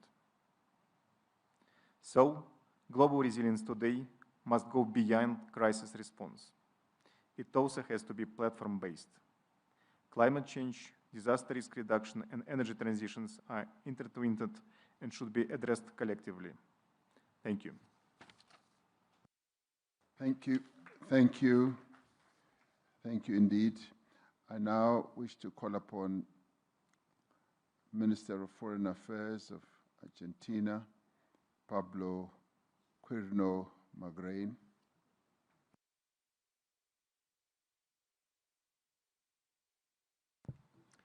Thank you, President Ramaphosa, for placing these critical issues not only for the stability of our economies, but also for the well-being of our populations, particularly the most vulnerable. During periods of catastrophes and crisis, the solidarity of nations is most evident. History has shown that despite diverse worldviews, the G20 has served as a platform for cooperation in the most challenging moments of recent history, successfully reaching consensus and coordinating actions and tasks collectively. Disaster prevention cannot be limited to statements. It requires concrete action and effective collaboration with the most vulnerable nations. It is essential to provide technology, materials, expertise, and skilled personnel to develop safe infrastructure and mitigate damage. An efficient approach is to share resources when and where they are needed, coordinating among countries in a practical, bureaucracy-free manner. Disasters tend to occur in predictable seasons and regions. Therefore, international agreements must move from words to clear commitments with specified contributions and shared responsibility, ensuring that solidarity goes beyond good intentions. Allow me to move on to my next point. Food security must be addressed through mechanisms that do not reduce global food production and investment. Argentina is a major food producer, and under market conditions, free from distortions caused by domestic and international policies, it could double and diversify its production. Many countries have implemented domestic policies aimed at lowering consumer prices, which have led to stagnation or declines in production. This effect is not only caused by domestic public policies, but also by international ones. Food markets are competitive, meaning there is a good balance between quality and price. Distorting them through subsidies or prohibitions only harms those who need food the most, because higher production would correspond to lower prices. For this reason, Argentina fights against market distortions, against barriers to food trade, and against subsidies that distort competition. That is why we promote long-term contracts to supply countries that regularly import food, as well as strategic partnerships that ensure food security. Hunger is addressed by increasing food production, not by reducing it through measures that only stagnate it. We're here to cooperate by producing, integrating stable value chains, and selling at highly competitive prices and quality for the benefit of consumers around the world. Thank you. Thank you. Thank you very much indeed. My last speaker on the G20 member side is Her Excellency, Minister of Finance and Public Credit, United Mexican States, Edgar Amador Zamora. Thank you, Your Excellency. We gather today not only as representatives of our nations, but as partners in the pursuit of a resilient and sustainable world. As we reflect on the challenges that we have faced, be it the global pandemic, extreme weather events linked to climate change, or market financial volatility, we must recognize the pivotal role that the G20 plays in fostering collaboration and resilience among our nations. Together, we have the power to shape a future that prioritizes the well-being of our people and our planet. Investing in disaster risk reduction protects development gains, reduces vulnerabilities, strengthens adaptation to climate change, and promotes economic and social stability.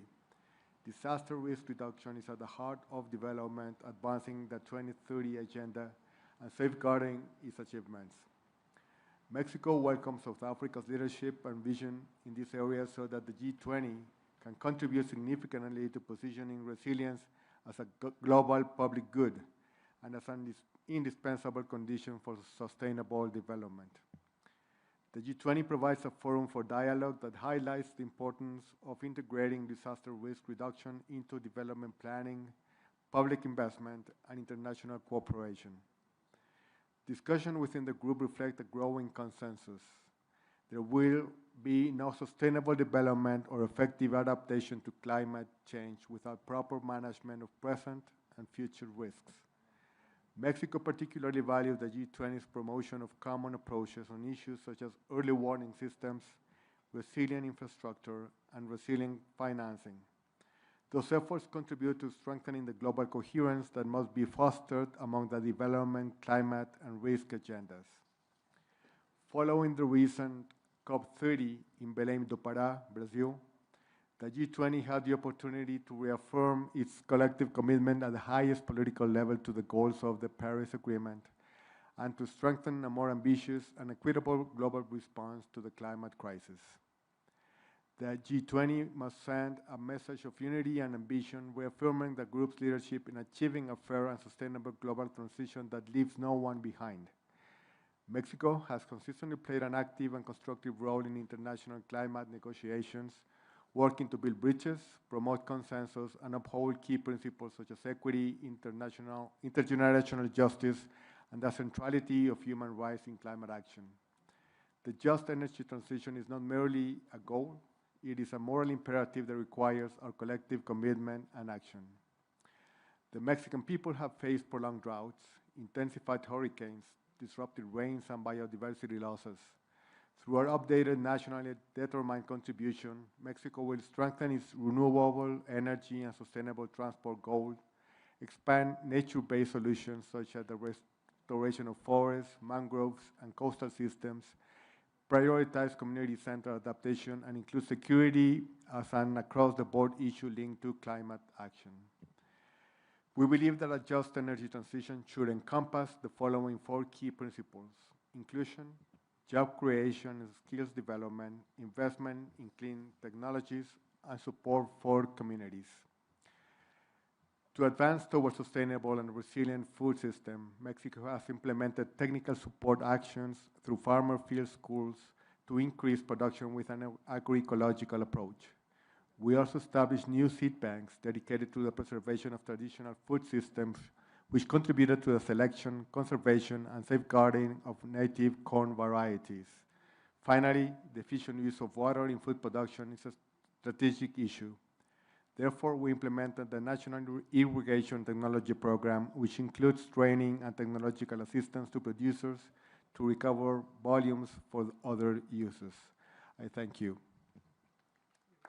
Thank you. Thank you indeed. We've now concluded the interventions by G20 members. We now have guest countries that have chosen to make interventions. As we have run out of time, we propose that we allow interventions right up till 6:45. And beyond 6:45, those who have not spoken will then be given the opportunity into the 3rd session tomorrow. We anticipate that we should be able to finish in time tomorrow. So if by 6:45 we have not given you the opportunity to speak, there will be ample opportunity for you to make your intervention tomorrow.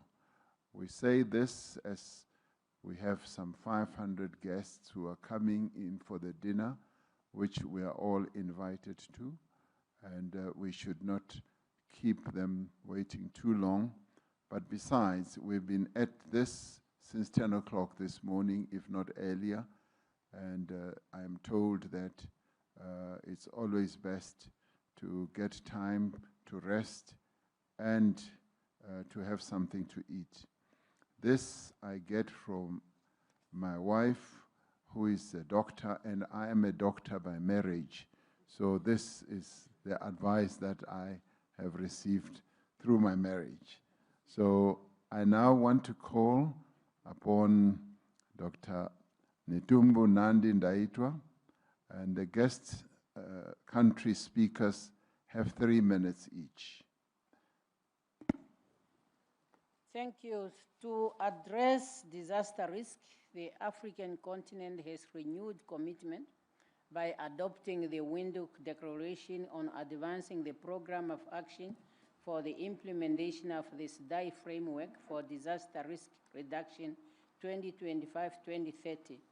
As the cost of disaster increase and international assistance decline, more and urgent concrete action are needed in the next 5 years to sustain progress towards achieving the expected outcome of the goals of the Sudan framework by 2030.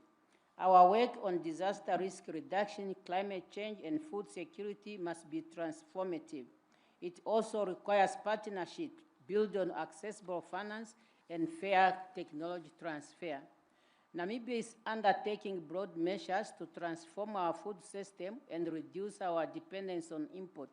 Our focus is to reduce agricultural imports, strengthen domestic production, and build climate-resilient agriculture infrastructure with a strong focus on irrigation, water harvesting, storage, and rural value chain. We are also modernizing our livestock sector, which remains the backbone of rural livelihood. On climate financing, Namibia will need 15 billion to meet her climate goals, with 90% of adaptation cost relies on international support, hence the need to scale up climate financing. Namibia is creating a formal and attractive framework for investment and technological transfer in renewable energy, including green energy value chain. Our goal is to build a full investable ecosystem while calling for a just transformation to allow development countries to space to develop under the principle of common but differentiated responsibility.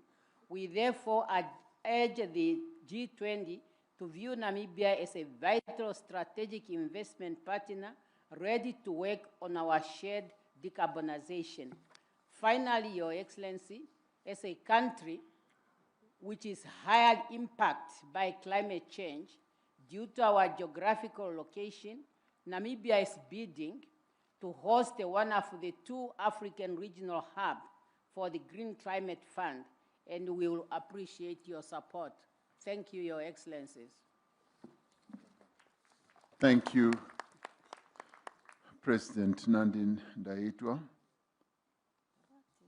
I now want to call upon His Excellency Dr. Julius Maada Bio, the President of the Republic of Sierra Leone and Chairperson of the Economic Community of West African States, ECOWAS.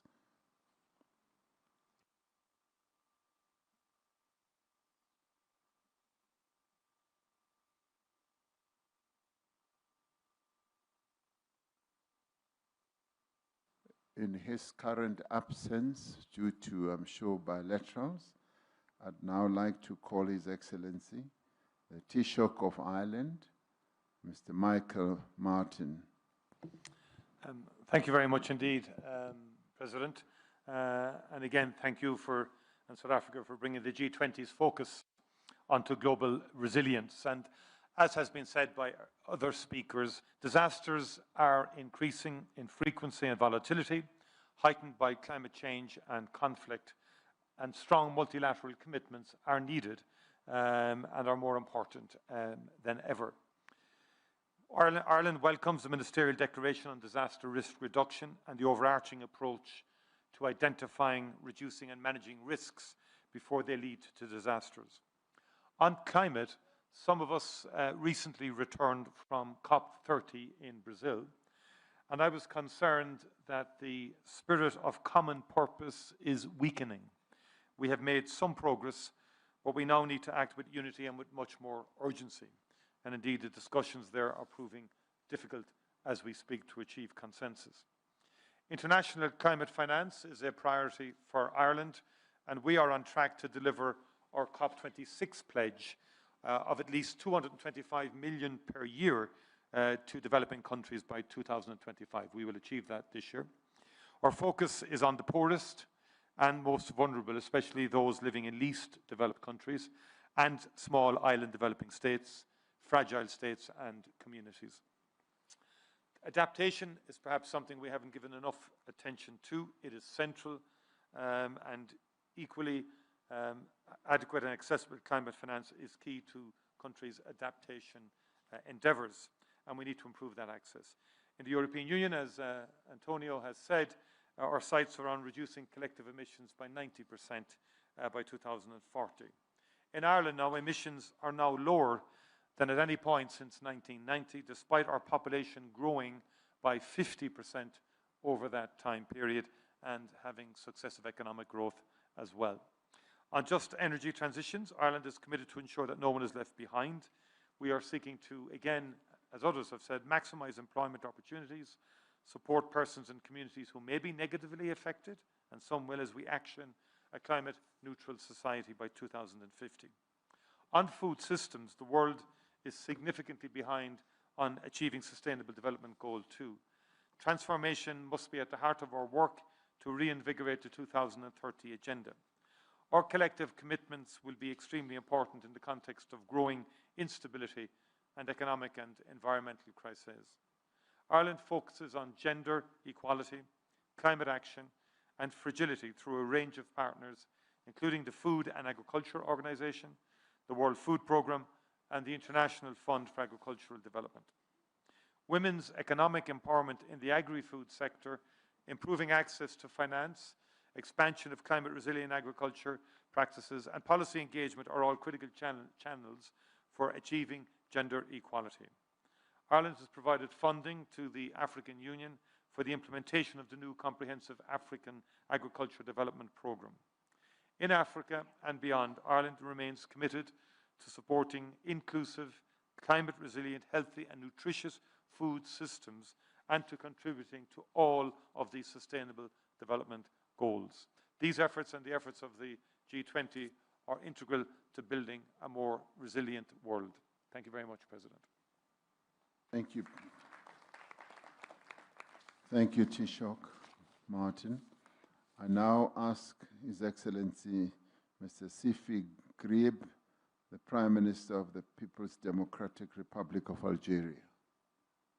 Thank you, Mr. President. شكرا فخامة الرئيس سيريل رامافوسا. اسمحوا لي أن أتلو على مسامعكم كلمة رئيس الجمهورية السيد عبد المجيد تبون التي يوجهها لهذه الجلسة، وهذا نصها.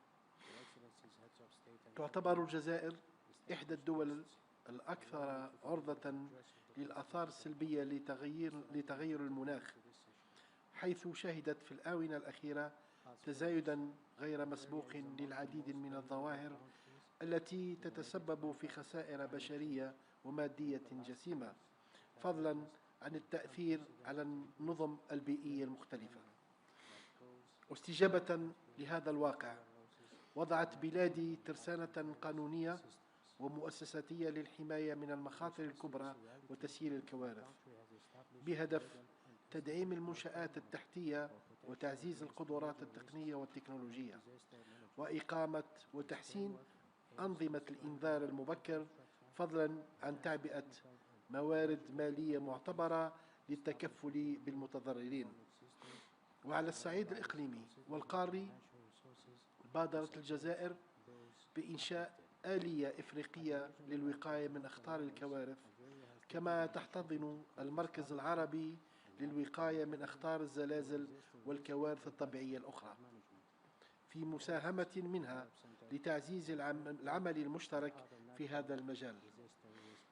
السيد الرئيس، إن تحقيق الاكتفاء الذاتي وتعزيز الأمن الغذائي يشكلان أولوية للجزائر، التي تعرف خلال السنوات الأخيرة نمواً استثنائياً للاستثمار الفلاحي، خاصة في الجنوب الجزائري، عبر شراكات مع دول شقيقة وصديقة.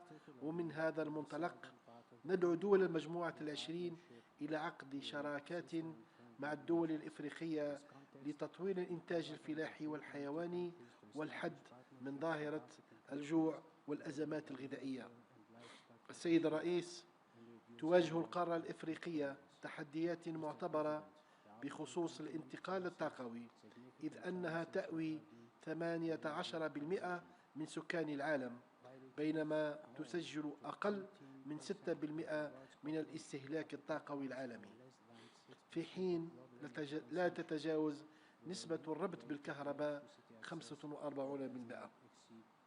وبالمقابل يفرض علينا التصدي لظاهرة تغير المناخ، التخفيف المكثف للانبعاثات، وخلق ظروف مواتية لضمان الانتقال السلس إلى أنماط إنتاج واستهلاك خالية من الكربون، مع مراعاة المبادئ الآتية: أولاً، إرساء آليات تسهيلية تسمح للدول النامية بالاستفادة من الدعم المالي الدولي ونقل التكنولوجيا. ثانياً، تبادل الخبرات الناجحة في تطوير الطاقات المتجددة وترشيد استهلاك الطاقة. تعزيز القدرات البشرية والمؤسساتية للدول النامية. وفي هذا الصدد تدعو الجزائر إلى عقد شراكات في مجال التحول الطاقوي في القارة الإفريقية، قصد تجسيد تحول ناجح يسمح بتحقيق أهداف التنمية المتعلقة بالطاقة النظيفة والمتاحة والعمل اللائق والنمو الاقتصادي والعمل من أجل المناخ. وتبدي الجزائر استعدادها لمشاركة تجربتها في مجال الطاقة مع البلدان الإفريقية ودول مجموعة العشرين، كما تجدد التزامها بالعمل بشكل حثيث لتجسيد مشاريع طموحة مع شركائها بغية تعزيز الطاقة الخضراء النظيفة والمساهمة في الجهد الجماعي لضمان انتقال طاقوي سلس. وشكرا على حسن الإصغاء. Thank you, Prime Minister. I now call upon Dr. Andrew Michael Holness, the Prime Minister of Jamaica and the Chair of the Caribbean Community, CARICOM.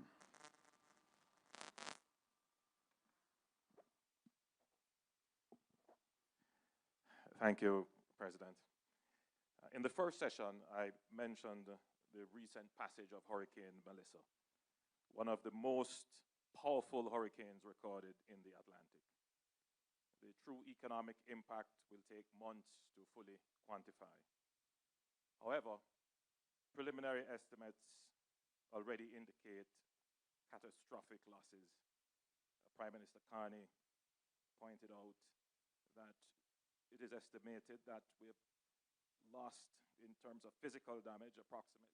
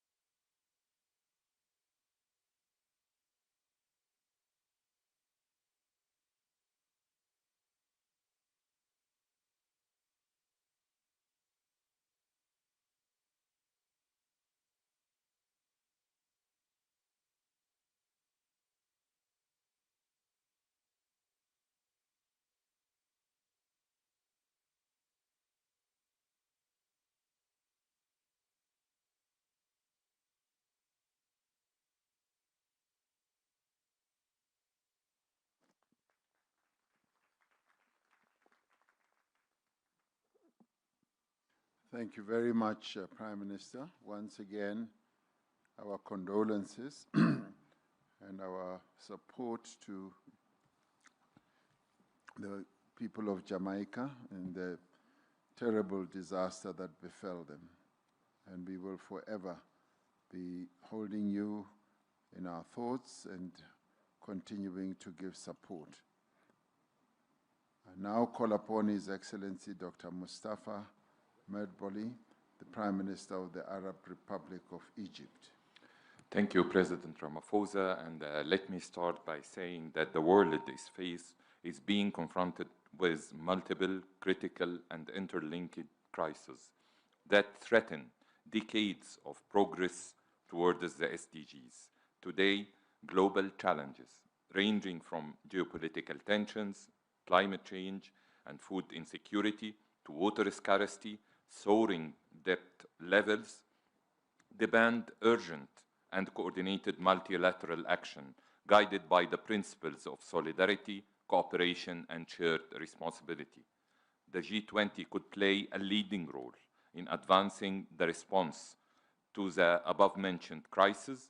Access to concessional finance, technology transfer, and capacity building are crucial for developing countries to achieve climate action and just transition. The Egyptian presidency of COP27 has exerted all efforts to achieve tangible progress in all areas of climate action, particularly regarding just transition, the role of multilateral development banks in financing climate action, and above all, the establishment of the Loss and Damage Fund. We call on the G20 to take a leading role to improve the MDB's role in financing climate action and increasing their support and lending capacities to allow developing countries to have access to concessional finance and other non-debt instruments, and to unlock investment opportunities for a just transition. We also call on the G20 to encourage developed countries to fulfill their climate finance and ODA commitments. Furthermore, the growing global food insecurity remains among the most pressing challenges of our time. Egypt has taken significant steps nationally and internationally to address these critical challenges. In September 25, Egypt, in cooperation with the South African G20 presidency, hosted the third G20 Food Security Task Force meeting in Cairo with the aim to strengthening international cooperation in this field and alleviating food insecurity in developing countries. In conclusion, we believe that the G20 is well positioned to coordinate actionable measures to enhance finance for development, narrow digital divide, and assist developing countries to embrace new technologies, including AI, in order to tackle existing challenges and accelerate the implementation of SDGs by 2030. I thank you all. Thank you. Thank you, Prime Minister. I now have the pleasure of asking Prime Minister of the Kingdom of Norway, Mr. Jonas Støre, to take the floor. Thank you, Mr. President. Norway has for a long time urged to have resilience on the global agenda, and I'm happy to see that the G20 summit under your chair, Mr. President, is doing precisely that. Belém, as my Irish colleague said, we were there 2 weeks ago, and although there are reasons to be very concerned about climate change, at least we can see and we saw there that the Paris Agreement is working. Had it not been for the Paris Agreement, we could have been at more than 4% temperature increase. Now we are at 2.5, that's too much, but it means that multilateral cooperation, having adapted mechanisms, can work. So we need to work and do that even better. And the world rightfully expects that the G20 can lead the way by setting that agenda. It implies climate finance, key to resilience. Norway has, for its part, double its climate funding. We were supposed to reach that goal by 2026. We are there now. And we still have our ODA at 1% of GDP. But the question is now, how do we invest our ODA? It is not the traditional mechanism that will work. It is if we work with the financial banks, with the development banks and the World Bank, we can move forward. On the energy transition, it is renewable that is now being the winner in terms of affordability, and that has now to be made available to people in development. 600 million people here in Africa lack access to the modern miracles from electrification, as well as clean cooking, taking lives of so many women and children. So to address this, we have over the last year worked to support Mission 300, the World Bank and African Development Bank-led initiative to provide electricity to 300 million people in Africa by 2030. So we welcome the early progress reported from this initiative, and we are ready to support it further. Let me mention a very different example, Mr. President, coming also out of Belém: tropical forests, indispensable for maintaining global biodiversity in Africa, in Latin America, in Amazonas, and in Asia, Indonesia. And the new Tropical Forest Forever facility, the TFFF, came out of a Brazilian COP. And I would like to commend President Lula and Brazil for having established this mechanism. Norway will contribute up to $3 billion over 10 years to support this mechanism, which is again an example of doing innovative things with our financial partners. Let me end on the third area, if I may. All G20 members are ocean nations, as we are, and Norway is in fact representing a country with the world's second largest coastline.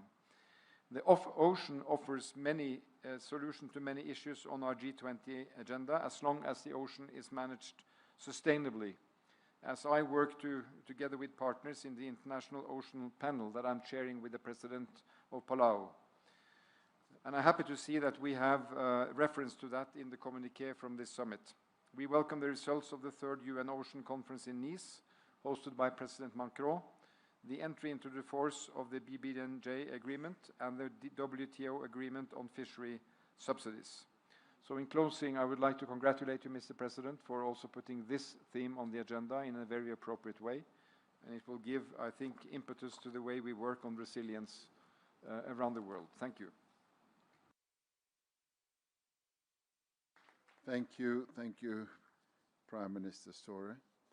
And now I would like to ask the Prime Minister of Malaysia and the Chair of the ASEAN Nations, Mr. Anwar bin Ibrahim, my brother. Please take the floor. Thank you, President Cyril Ramaphosa. Southeast Asia is one of the world's disaster epicenters. In many years, our region accounts for around half of global disaster fatalities and more than $4 billion in economic losses. Not all these events are driven by climate change, but climate stress compounds their impact and weakens recovery. We have learned that resilience depends on anticipatory investment. That is why our region has built one of the most active disaster response systems in the developing world through the ASEAN Coordinating Center for Humanitarian Assistance, or AHA Center. The science of climate change is crystal clear, yet global momentum is faltering.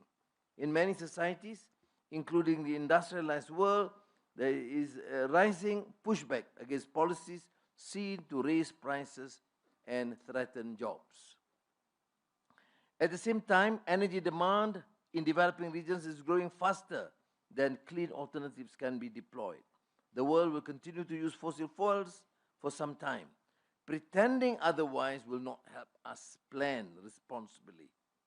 ASEAN's experience shows that regional platforms can advance climate action.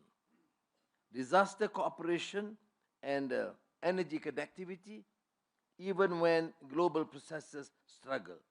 If fossil fuels cannot be eliminated overnight, then we need the technologies that reduce their footprint. CCUS, methane abatement, and industrial decarbonization will all be essential. Meanwhile, the ASEAN power grid and the Trans-ASEAN gas pipeline will help smooth the integration of renewables and strengthen energy security, even as we scale clean power. These are the kinds of measures that make the transition workable.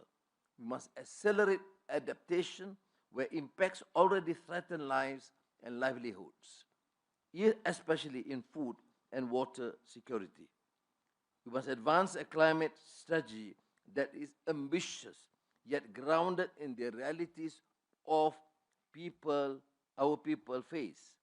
To sustain these efforts at scale, international climate finance must be accessible, predictable, and aligned with the needs of developing regions. Only then can we secure livelihoods and advance shared prosperity. Thank you. Thank you. Thank you.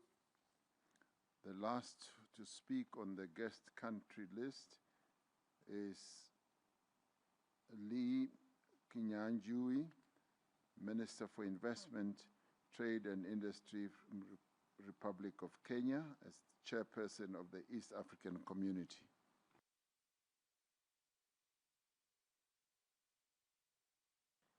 Your Excellency, President Cyril Ramaphosa, President of the Republic of South Africa, Excellencies, Heads of State and Government, ladies and gentlemen.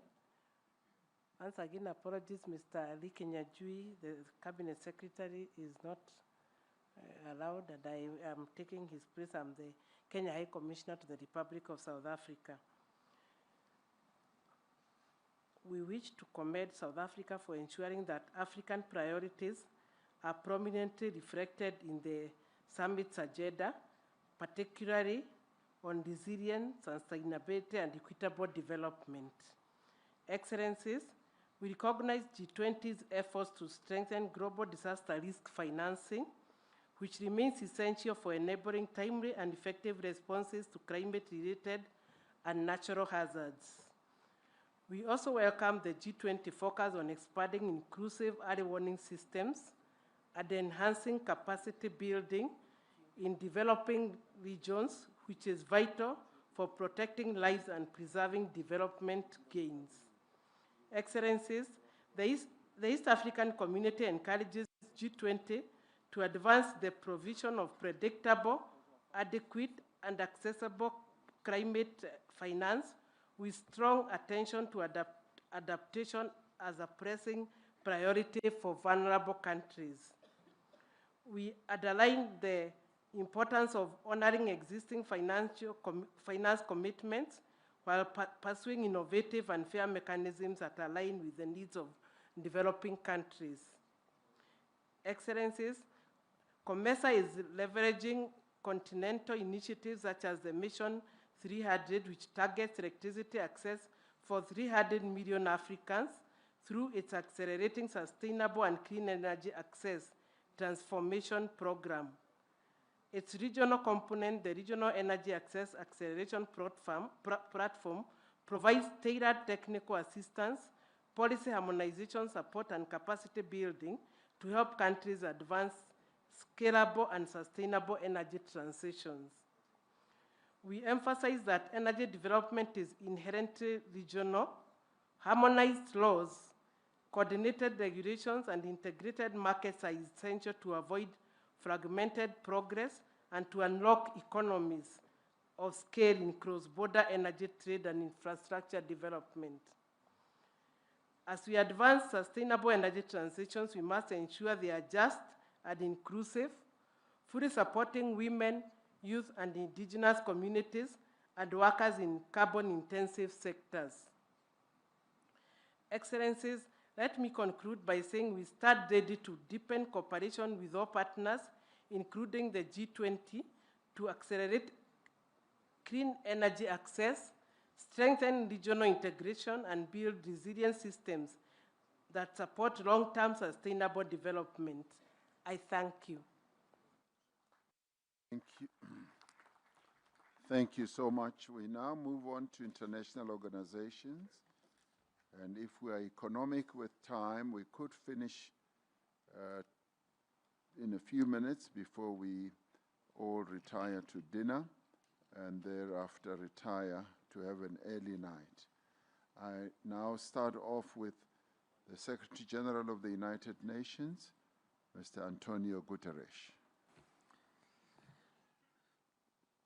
Excellencies, the world has failed to keep temperatures to the 1.5 degree temperature rise limit, and about 80% of the world is sitting around this table.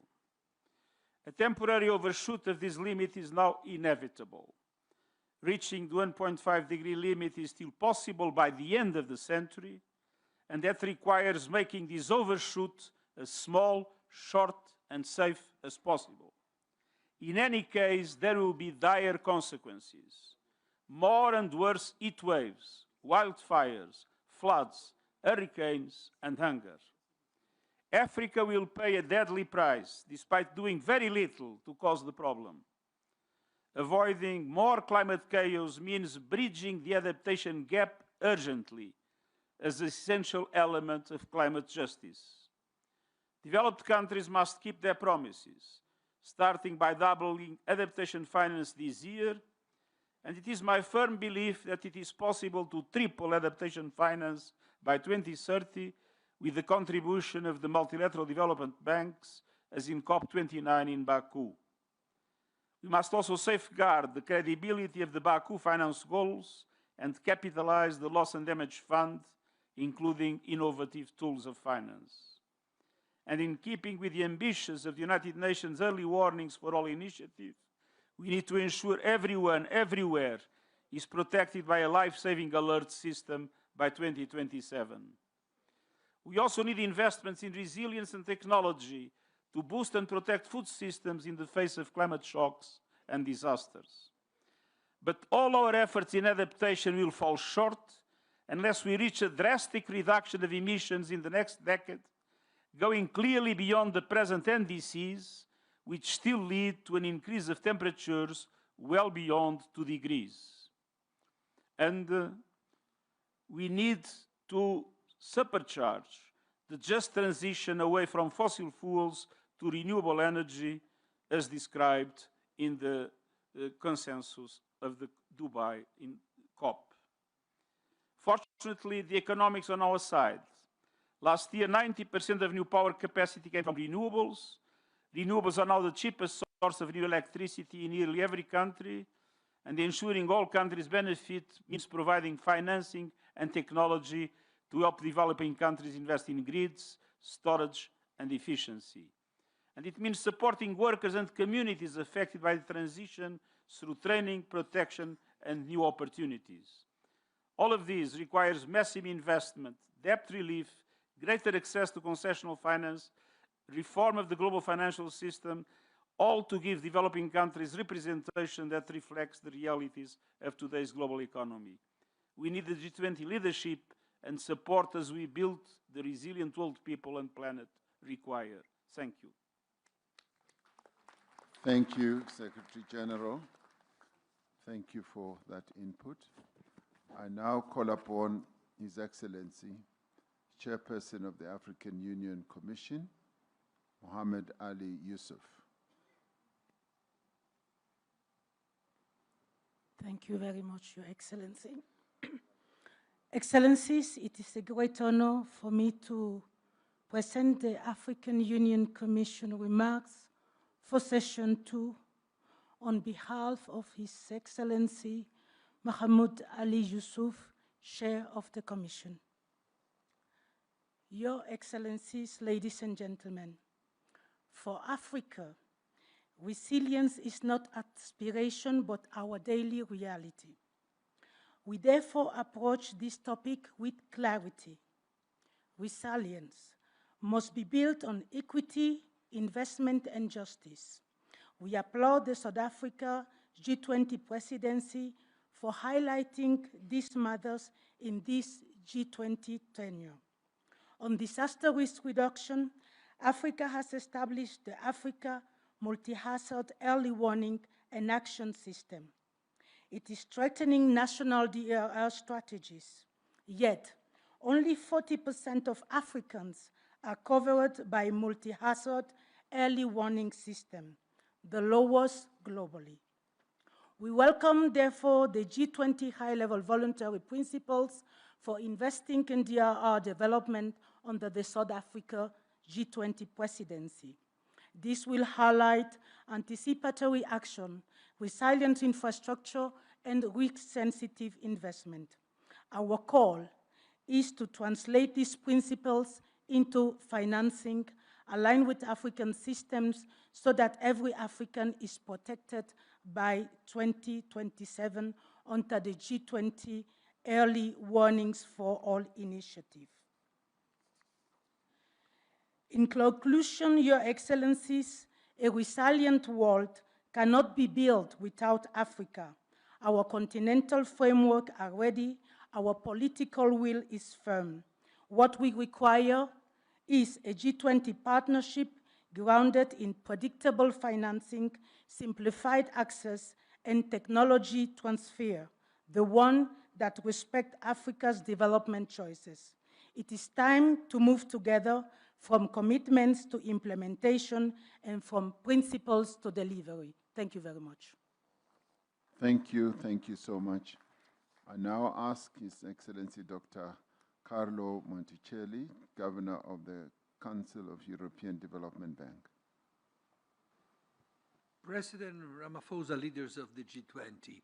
Throughout history, the world has repeatedly faced periods of profound technological and societal change, periods that have shaken established systems. Time after time, it has been the most vulnerable who have shouldered a disproportionate share of the social, human, and economic burden that comes with such transitions. Present circumstances stand apart for two key reasons. First, the pace at which the change is unfolding and its fully global reach have no precedent. Second, there is a growing recognition that transition must be just. Safeguarding the most vulnerable is essential as it preserves social fabric that enables transformation themselves to happen. One transition in particular is taking center stage, the shift to sustainable economic systems driven by escalating natural hazards and deepening climate crisis. Multilateral development banks have scaled up their collective ambitions to support member countries in navigating this transition. Since 2019, MDBs have doubled support for adaptation investment, recognizing that well-being and jobs cannot be sustained where homes, schools, and business are under threat from flooding, drought, and other climate events. Solutions to respond to natural disasters are also developing. One example, in Seville, several MDBs joined the Debt Close Alliance, which, Within this broader MDB ecosystem, the Council of Europe Development Bank plays a distinctive role as Europe's social bank. It advances a climate social nexus approach, focusing on investments that strengthen the climate resilience of most vulnerable populations and communities. Looking ahead to 2026, MDBs stand ready to support their clients through this period of profound global transformation, ensuring that people remain at the core of the solutions we deliver. Thank you.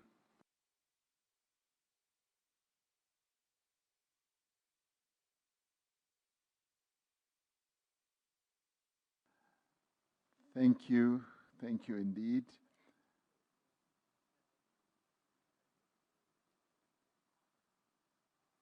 I now want to call, as you see me hesitate, I just had a whisper in my ear from the Secretary General of the United Nations, who has just told me that the main decision of the COP30 has just been approved. So the Secretary General is understandably very happy. and I congratulated him. Thank you very much, Secretary General, for sharing. Thank you so much. I now call upon Andrew Bailey, the Chair of the Finance Stability Board. Thank you. Well, thank you, Your Excellency. Let me be very brief.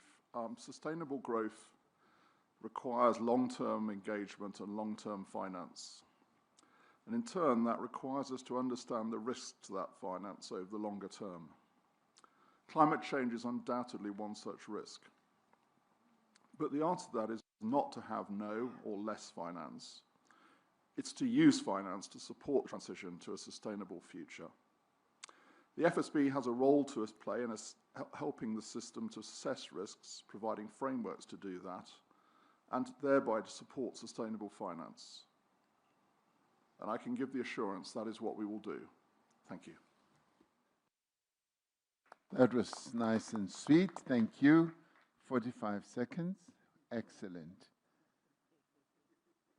Can I ask Mr. Clava Gatete, Under-Secretary General of UNECA, of United Nations Economic Commission for Africa. Let's see if you will be able to beat that record. Thank you very much, Mr. President. I align myself with the statement by the Secretary General. Thank you so much. Gee, we are on a roll. We are on a definite roll. Ms. Rebecca Gracepan Mayulfs, the Secretary General of UNCTAD. I will have to do the same, Mr. President, and I align with the statement of the Secretary General of the UN. Thank you so much. My next speaker is Dr. Tedros Ghebreyesus. I am going to give you time because you deal with a different matter altogether. WHO. Thank you. Thank you, Your Excellency, President Ramaphosa, Excellencies. WHO welcomes the G20's endorsement of health security and resilient health systems in the declaration and the voluntary high-level principles of investing in disaster risk reduction. Likewise, we welcome South African presidency's focus on critical infrastructure. Strong health systems and early warning capacities are vital for preventing crises from becoming disasters. The COVID-19 pandemic exposed critical gaps in the world's health security defenses. We thank the G20 for its leadership in closing those gaps, including through the establishment of the Pandemic Fund and the Joint Finance and Health Task Force. In addition, WHO has also launched several initiatives for global health security based on COVID lessons. And as you know, at the World Health Assembly this year, WHO member states adopted the WHO Pandemic Agreement, which, when ratified, will become a landmark instrument of international law. Member states are now negotiating the Pathogen Access and Benefit Sharing System, or the PABS Annex, which will be critical for ensuring equitable access to vaccines and other medical countermeasures. We ask G20 countries to ensure those negotiations are completed in time for next year's World Health Assembly in May, because the next pandemic is not a question of if, but when. I thank you, and back to you, Mr. President. Thank you so much, Tedros. My last speaker is His Excellency Maximo Terino Cullen from the Food Agriculture Organization. Thank you very much, Chair, and I will try to be as brief as possible. In 2023, the world saw the steepest surge in food price inflation in decades. In low-income countries, food inflation reached 30%, pushing households' budget beyond their limits. This implies that the cost of a healthy diet rise substantially, making 2.4 billion people didn't have access to a healthy diet. Countries try to resolve this through different fiscal measures, social protection, and other measures. But Excellencies, the G20 can change this trajectory. Open, predictable food markets are essential, particularly for net food importing countries. We must also invest in resilience, as climate shocks will intensify in intensity and frequency. First, through prevention, anchored on early warning risk analytics, insurance, and One Health approaches, and second, by increasing countries' ability to cope when shocks happen, with a strong social protection and science and innovative-driven agricultural transformation and trade policies that keep food accessible during these stresses. FAO's Financing for Shock-Driven Food Crisis facility tried to mobilize countries and private capital to strengthen prevention and enable anticipatory action. Through targeted investments and the Global Alliance Against Hunger and Poverty, we're trying to drive country-led agri-food system transformation at a scale to achieve this resilience. Excellencies, the world cannot wait. Leadership is needed now. Thank you very much.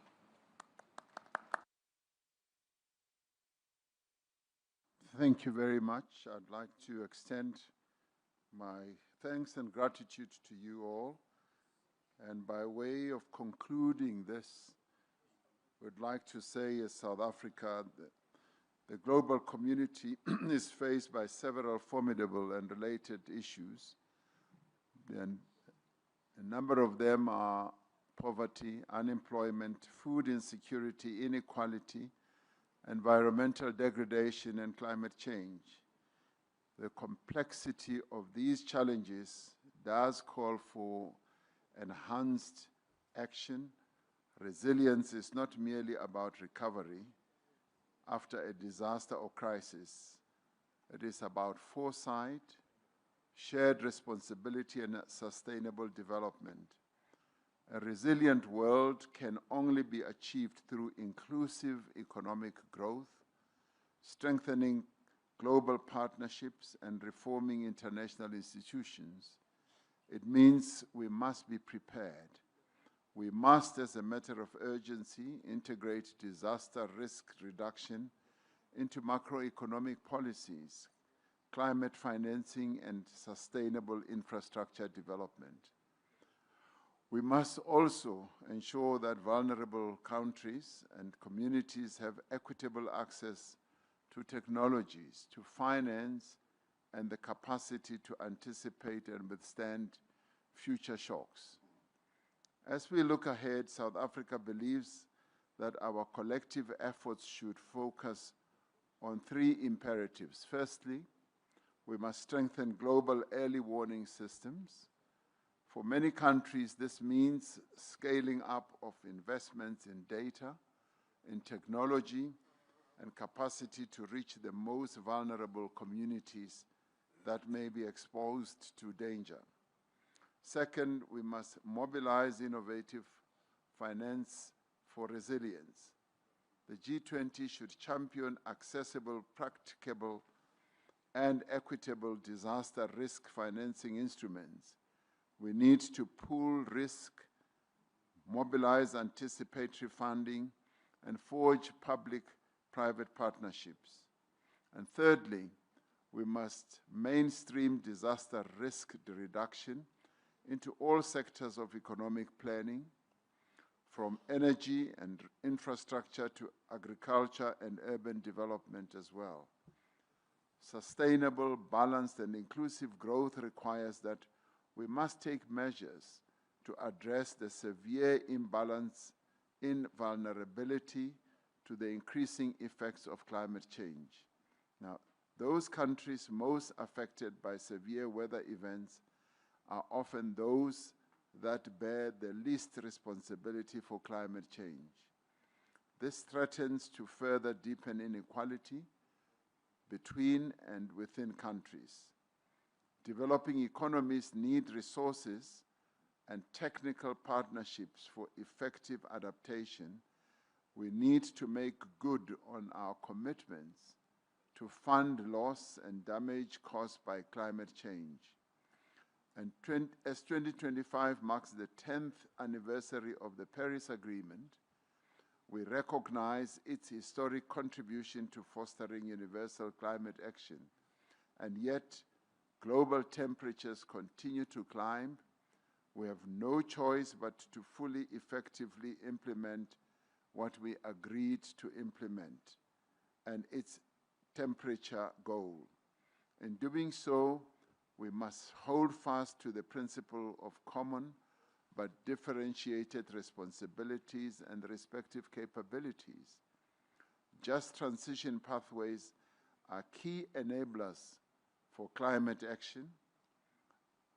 These should encompass a whole of economy and a whole of society approach.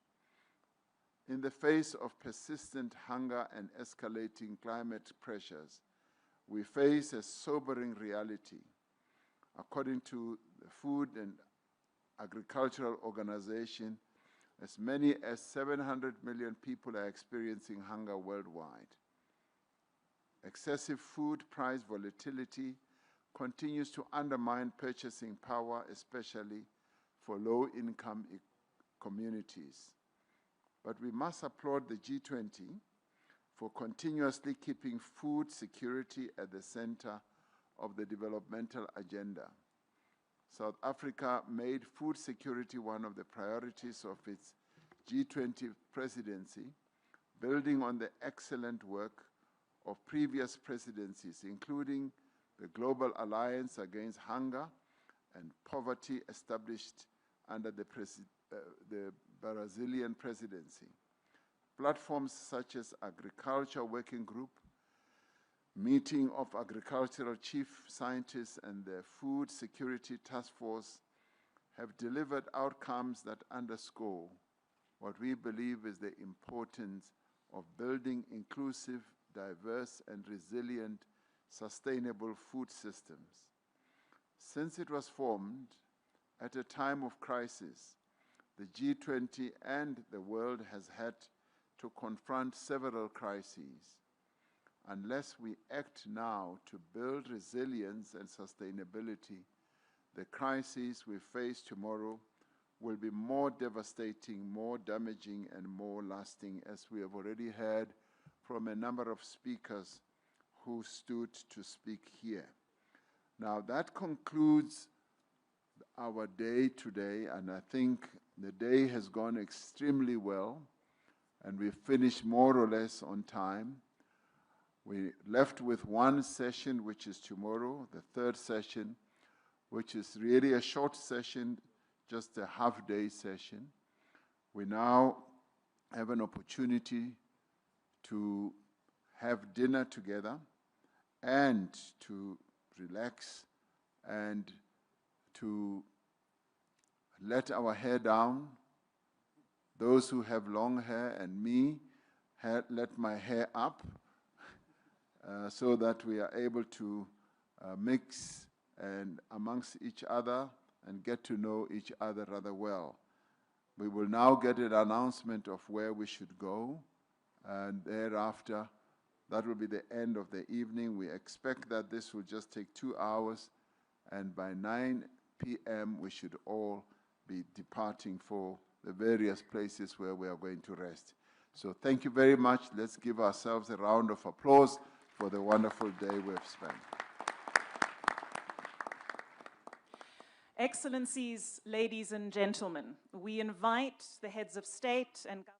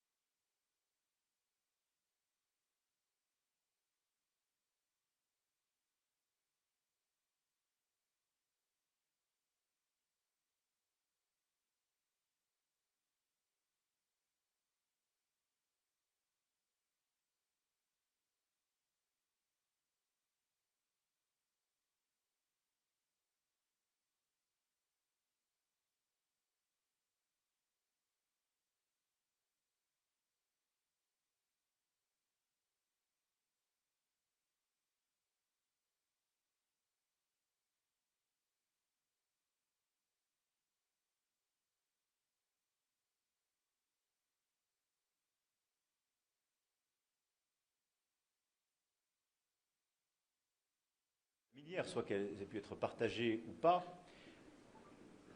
il est bon dans le sens où il propose la paix.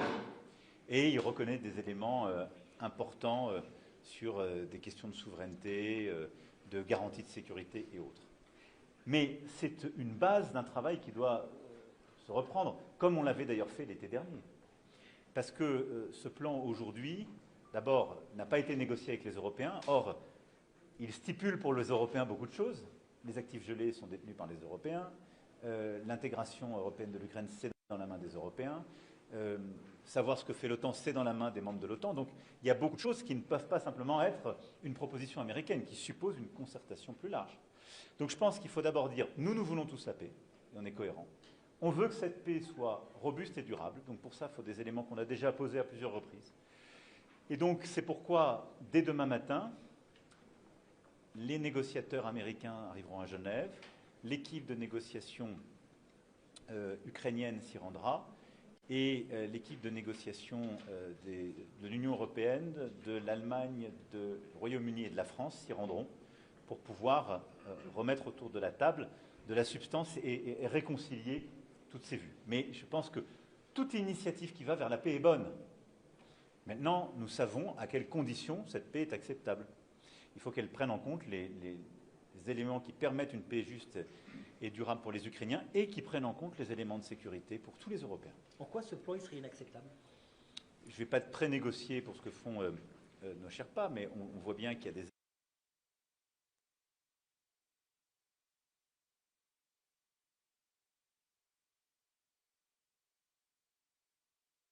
Il y a un plan de paix qui est arrivé, qui reprend des idées qui sont assez familières, soit qu'elles aient pu être partagées ou pas. Il est bon dans le sens où il propose la paix. Et il reconnaît des éléments importants sur des questions de souveraineté, de garantie de sécurité et autres. Mais c'est une base d'un travail qui doit se reprendre, comme on l'avait d'ailleurs fait l'été dernier. Parce que ce plan aujourd'hui, d'abord, n'a pas été négocié avec les Européens. Or, il stipule pour les Européens beaucoup de choses. Les actifs gelés sont détenus par les Européens. L'intégration européenne de l'Ukraine, c'est dans la main des Européens. Savoir ce que fait l'OTAN, c'est dans la main des membres de l'OTAN. Donc, il y a beaucoup de choses qui ne peuvent pas simplement être une proposition américaine, qui suppose une concertation plus large. Donc, je pense qu'il faut d'abord dire, nous voulons tous la paix, et on est cohérent. On veut que cette paix soit robuste et durable. Donc, pour ça, il faut des éléments qu'on a déjà posés à plusieurs reprises.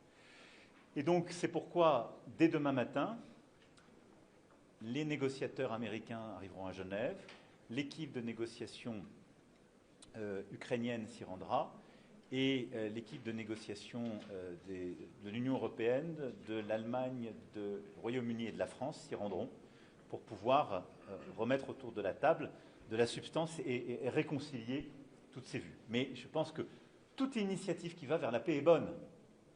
Maintenant, nous savons à quelles conditions cette paix est acceptable. Il faut qu'elle prenne en compte les éléments qui permettent une paix juste et durable pour les Ukrainiens et qui prennent en compte les éléments de sécurité pour tous les Européens. En quoi ce plan il serait inacceptable? Je ne vais pas pré-négocier pour ce que font nos Sherpas, mais on voit bien qu'il y a des éléments sur la limitation du format de l'armée ukrainienne, donc de sa propre souveraineté. On sait que s'il n'y a pas les éléments de la dissuasion, les Russes reviendront et trahiront leurs promesses. Nous l'avons vu à plusieurs reprises, et en particulier en ce qui concerne l'Ukraine en février 2022. Donc nous voulons la paix. Je pense qu'elle doit commencer par un cessez-le-feu, et ça aussi, c'est des choses qu'on peut essayer d'avoir à court terme. Je constate que depuis mars, où le président Zelensky a donné son accord sur le cessez-le-feu, c'est la Russie qui a toujours dit non. Mais on a des éléments qu'on avait déjà retravaillés d'ailleurs, et au printemps-été, et après la rencontre qui s'était tenue à Anchorage. Donc voilà, on va recréer un moment de reconvergence pour essayer d'avoir un texte commun. Monsieur le Président, de l'Afrique, de l'Europe en Afrique, vous avez organisé la conférence pour la paix humanitaire en République démocratique du Congo, mais depuis même dans ce sommet, vous n'en avez pas parlé. Qu'est-ce qui bloque? Vous êtes à quel niveau? Combien collecté? Ou bien qu'est-ce que les acteurs doivent faire? Alors, je me permets de juste corriger votre propos. J'ai parlé, en parlant des crises, des Grands Lacs et du Soudan. Donc je veux rassurer le continent africain qu'on ne doit pas oublier les guerres qui s'y jouent, et donc j'ai bien parlé de ce qui se passe, de manière aussi rapide que pour l'Ukraine et le Proche-Orient, parce que ça n'était pas l'objet premier de la discussion de ce matin, mais j'ai pu l'évoquer. À Paris, nous avons avancé avec cette conférence humanitaire qui a donné d'abord qui a mobilisé de l'argent dans un plan qui n'était pas financé. On a largement dépassé le milliard d'euros. On était à 1,5 milliard, merci Monsieur le Ministre, précisément. Avant le sommet, on était à 150 millions d'euros. Donc on a fait x10 sur le soutien à l'humanitaire en République démocratique du Congo. C'était une nécessité, il faut qu'on continue d'avancer, la situation est terrible dans tout l'Est et dans les Kivu. Maintenant, on avait aussi posé des points opérationnels comme la réouverture de l'aéroport de Goma, les conditions pour le permettre. Je note qu'aujourd'hui, l'effort n'a pas été fait par les M23 et ceux qui détiennent l'aéroport de Goma pour pouvoir le rouvrir, alors même que les conditions administratives ont été prises par la République démocratique du Congo. Donc je demande vraiment instamment à toutes les parties prenantes, sur le sujet humanitaire, de savoir avancer. Ensuite, s'est tenue, comme vous le savez, une réunion de médiation à Doha, qui a permis aussi d'avancer sur l'aspect politique et la discussion avec le M23. Nous, on continue d'avancer, et je pense qu'il faut unir tous les efforts de l'Union africaine et du président Faure Gnassingbé, qui a été mandaté par le président Lourenço, les efforts des États-Unis d'Amérique, et ce qui a été signé l'été dernier, les efforts du Qatar, et la médiation qui vient de marquer un pas important, et on s'en est réjoui, et ce que la France a pu apporter. On doit absolument continuer, la situation est trop grave pour qu'on la laisse, et donc c'est cet effort conjoint que nous allons poursuivre. Sur l'Ukraine, Monsieur le Président, pourquoi l'Afrique du Sud n'a pas été conviée aux discussions sur l'Ukraine aujourd'hui? On est en Afrique du Sud, c'est un pays médiateur dans la crise, et ils n'étaient pas là, ils n'ont pas été conviés. Alors c'est une manière très simple, parce qu'on parle de la sécurité de l'Europe, et donc ça a été une coordination entre Européens pour préparer les réunions de demain de nos Sherpas. Et donc, pour être très clair, comme il y a quelques pays européens qui sont actifs dans la discussion par souci d'efficacité, c'est tout à fait normal qu'on se coordonne. Et d'ailleurs, on a coordonné les Européens et aussi les partenaires de la coalition qui étaient présents et qui sont non européens. Marc Carnet était là, la première ministre du Japon, pour ne citer que quelques exemples. Nous avons aussi acté, au-delà du processus, une décision, et nous allons organiser, en lien avec Keir Starmer, une réunion par vidéoconférence de la coalition des volontaires, que vous le savez, nous avons bâti depuis février dernier à la réunion de Paris qui s'était tenue. Cette coalition des volontaires qui a plus d'une trentaine de pays, européens mais aussi alliés. Donc nous tiendrons une réunion mardi après-midi pour nous coordonner sur ce point et voir les avancées qui se seront faites pendant les négociations des prochains jours à Genève et pouvoir prendre de nouvelles initiatives. I will perhaps finish in French and I will switch in English, don't worry. Vous avez dit qu'effectivement, il y a des points qui paraissent à ce stade inacceptables. Les négociations démarrent demain, elles vont être compliquées. Est-ce qu'on est devant un risque majeur de rupture avec les États-Unis? Non, je ne ferai pas ici de politique fiction et je pense qu'à chaque fois, on a su reconverger. Les États-Unis d'Amérique jouent un rôle important dans le soutien à l'Ukraine. Et nous avons besoin de leur soutien pour cette guerre de résistance. Ils ont fait des propositions et je pense que tous ceux qui sont trop critiques ont tort de négliger le rôle que jouent aujourd'hui les États-Unis. Mais on doit ensuite reconverger, parce que les États-Unis ont aussi besoin des Européens pour régler ce conflit. Et c'est très clair d'ailleurs dans les 28 points qui sont mis sur la table. Donc c'est cette négociation qui va se tenir. Et en vrai, les gens qui vont se réunir demain à Genève, ce ne sont que des gens qui veulent la paix, il ne faut pas se tromper. La tension, elle est avec la Russie. C'est la Russie qui a déclenché une guerre d'agression. C'est la Russie qui, depuis mars, ne veut pas le cessez-le-feu. Donc je pense qu'il faut tous qu'on ait beaucoup de calme et de sang-froid. On va faire reconverger ces positions avec tous le même but, obtenir la paix, mais pas une paix qui serait précaire, une paix vraiment durable pour l'Ukraine et pour les Européens. Monsieur le Président, dans ce G20, le président Tebboune était invité, finalement, il n'est pas venu. Vous étiez disponible pour une rencontre. Est-ce que finalement un entretien aura lieu et quand? Et puis, par ailleurs, vous avez toujours prôné l'apaisement avec l'Algérie, mais vous avez été confronté à une très grave crise. Alors, est-ce que vous reconnaissez une forme d'échec sur la question algérienne?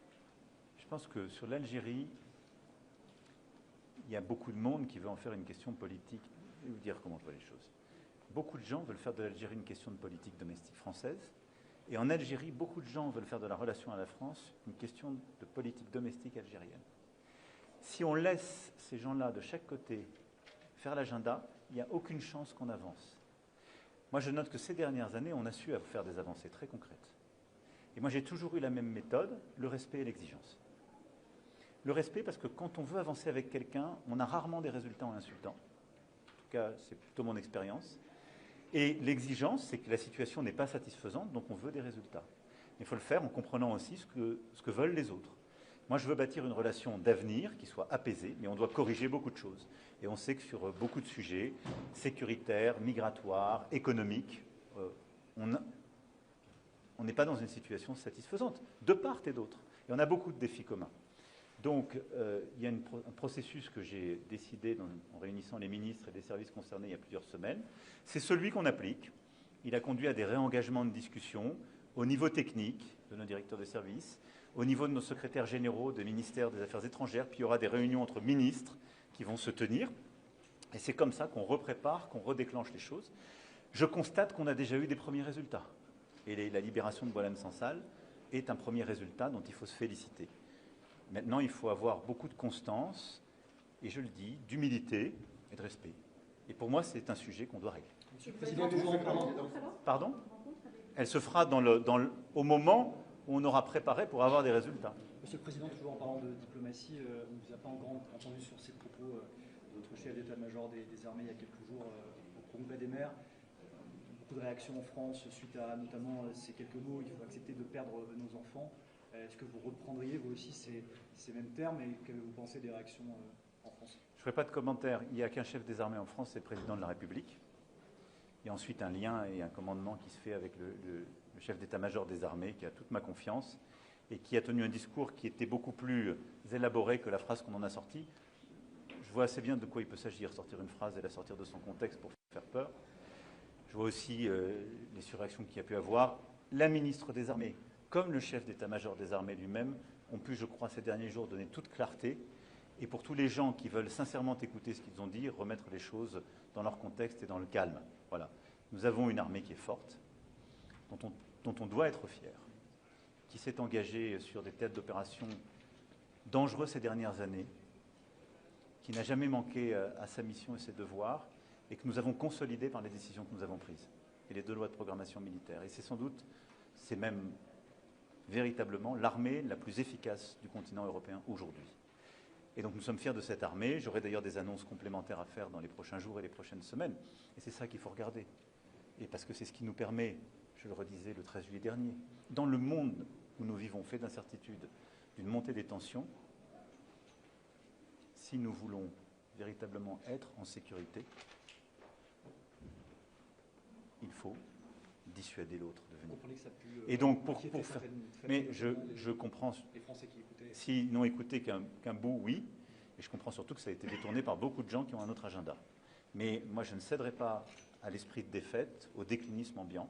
Je pense que la France doit continuer d'être une nation forte, avec une armée forte, mais avec aussi une capacité de sursaut collective. C'est-à-dire que nous sommes tous, dans le moment que nous vivons, face aux risques contemporains, avec la nécessité d'être conscients sur ces risques géopolitiques et de nous tenir ensemble. Voilà. Mais j'en appelle à l'unité. Mais je le redis, si nous voulons être véritablement protégés dans ce monde-là, on doit pouvoir dissuader les autres, et pour ça, on doit être fort. Mais ils avaient une question en français, monsieur. Allez-y. Monsieur le Président, est-ce que vous êtes prêt d'organiser un sommet G8 l'année prochaine, si c'est nécessaire? C'est aussi au plan américain, le retour de la... Écoutez, d'abord, aujourd'hui, les conditions ne sont pas remplies. Je ne fais pas de politique fiction, mais aujourd'hui, les conditions ne sont pas remplies pour réintégrer la Russie.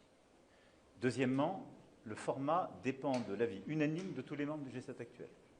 Donc je ne vais pas commencer, alors que la France prendra la présidence en janvier, à stipuler pour les autres. Il faut des consultations, il faut que tout le monde soit d'accord. Par contre, je souhaite bâtir le G7 français en associant étroitement des pays qui ne sont pas au G7. Parce que je veux porter cet agenda sur les déséquilibres internationaux. Et donc il y aura une concertation étroite avec le Brésil, l'Afrique du Sud, l'Inde, la Chine et plusieurs autres. Donc on aura un format original et un peu nouveau parce qu'on a besoin d'unité. Monsieur le Président, y a-t-il le rencontre franco-saoudienne à propos de Palestine et surtout sur le Soudan? Écoutez, d'abord, nous avançons sur notre agenda. La situation sur le terrain reste évidemment extrêmement difficile et ce que nous voulons, c'est maintenir la paix et que chacun tienne ses engagements jusqu'au bout. Il y a ensuite l'administration de Gaza, le déploiement de forces de sécurité puis de la force internationale le jour d'après. Et donc l'Arabie saoudite et la France vraiment sont garantes de cet agenda de la déclaration de New York qui prend chacune de ces étapes jusqu'à la perspective politique. Et ça, je crois que c'est très important. Et c'est ce qui, d'ailleurs, fait le consensus, pour ne pas dire l'unanimité dans toute la région. Et donc, on va continuer de tirer ce fil avec beaucoup de force. Sur le Soudan, nous sommes attachés aujourd'hui à la paix. Je pense que ce pays a trop souffert de cette guerre civile terrible, avec trop d'aide militaire qui vient de l'étranger. Je pense qu'il faut maintenant que tout le monde se calme et se remette autour d'une table, que des médiations reprennent et que aussi la société civile puisse reprendre sa place. La France, il y a quelques mois, avait organisé une conférence à cet égard. Nous rejouerons en lien avec les négociateurs principaux notre rôle, mais le Soudan a besoin de paix, le Soudan a besoin que les armes s'arrêtent, que ceux qui les fournissent cessent de le faire et que la société civile reprenne sa place. Madame, if we go, yes. Thank you so much, Mr. President. Sophie Mkwena, a correspondent for the South African Broadcasting Corporation. This meeting is happening on the African continent, and I had you touching on Sudan, the DRC in French. The people out there, the Africans in particular, are saying, what will the declaration do in terms of implementation to address this challenge of conflict? I mean, Sudan, the speculation is that the humanitarian crisis in Sudan, it's more intense than what we see in other parts of the world. But the Sudanese are a forgotten nation. Does Africa deserve neglect?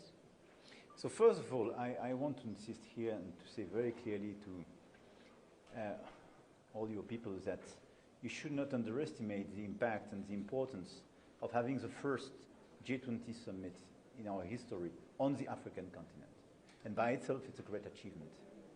And I think South Africa can be proud of this achievement. Second, this is as well a summit where African Union has its seat, which is a very important achievement as well, and the recognition of Africa as a whole and Africa as being part of these nations to decide for themselves and for the future.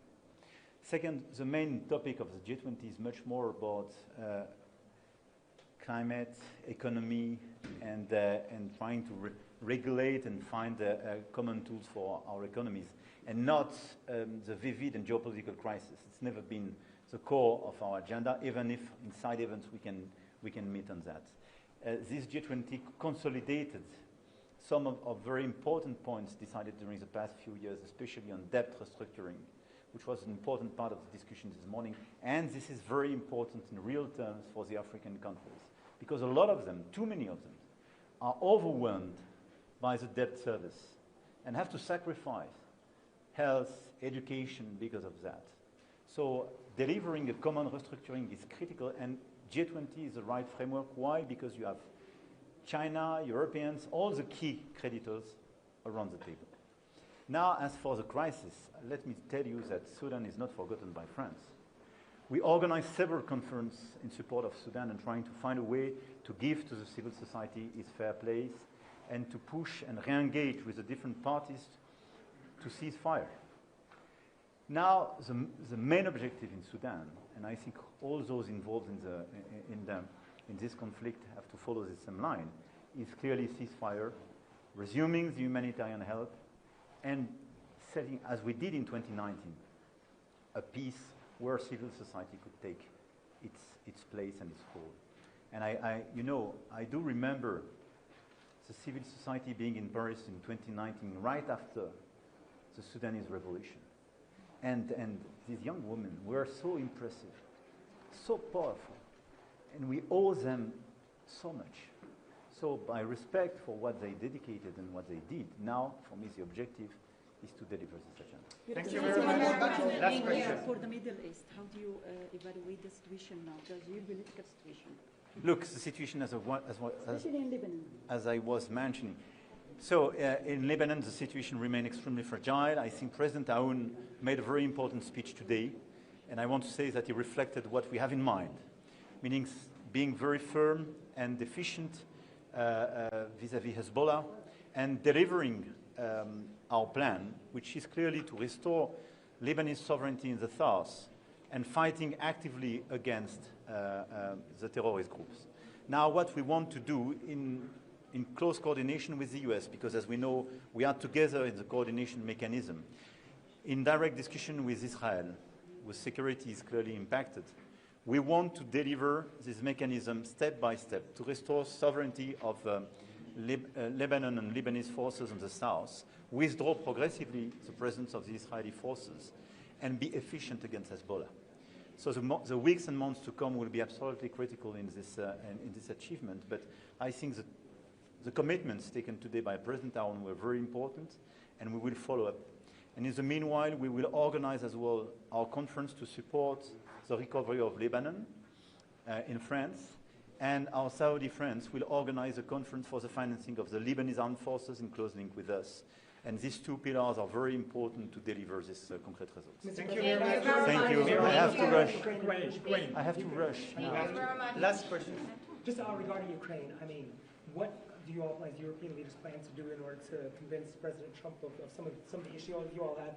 And is Europe in a position to support Ukraine should the U.S. withdraw its support? I will not try to figure out some scenario.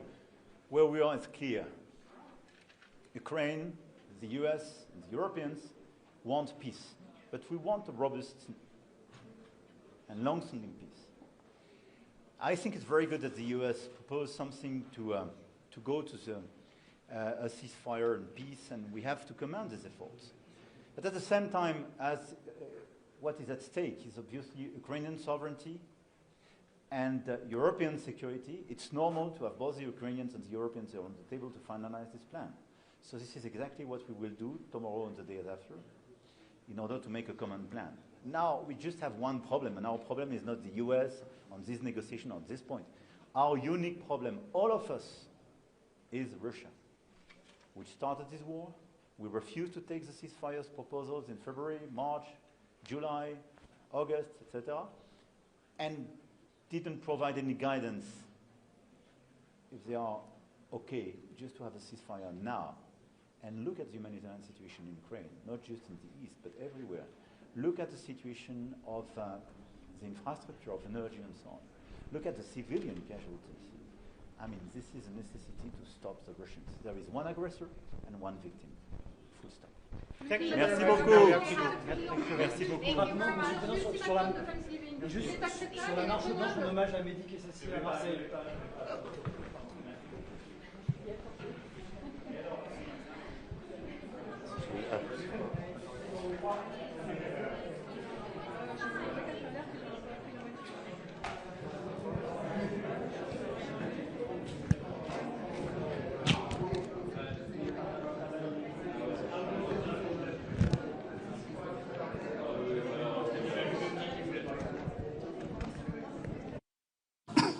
The upgrade cited stronger growth prospects, improved fiscal consolidation, and reduced contingent liabilities, particularly reflecting improvements in the energy sector. While South Africa remains below investment grade, the upgrade is significant. It lowers borrowing costs, broadens the investor base, and signals renewed confidence in the country's reform trajectory. Our creative industries are receiving awards across the globe. From Tyler, Black Coffee, the list of our opera singers is unbelievable. The Leaders Summit is a culmination of all the working groups meetings that have taken place throughout our country, from Table Mountain in Cape Town to the Kruger National Park in Mpumalanga, Limpopo, and to some of the game reserves across the country. Our visitors who came to attend the working groups have explored them. Hluhluwe in KwaZulu-Natal, Pilansberg in Sun City, and Sun City in the Northwest Province. We are this week concluding the G20 presidency in Johannesburg. This is the city built by men and women from all over our continent and beyond, from the near and from far. Migrant workers came here in search of their pot of gold.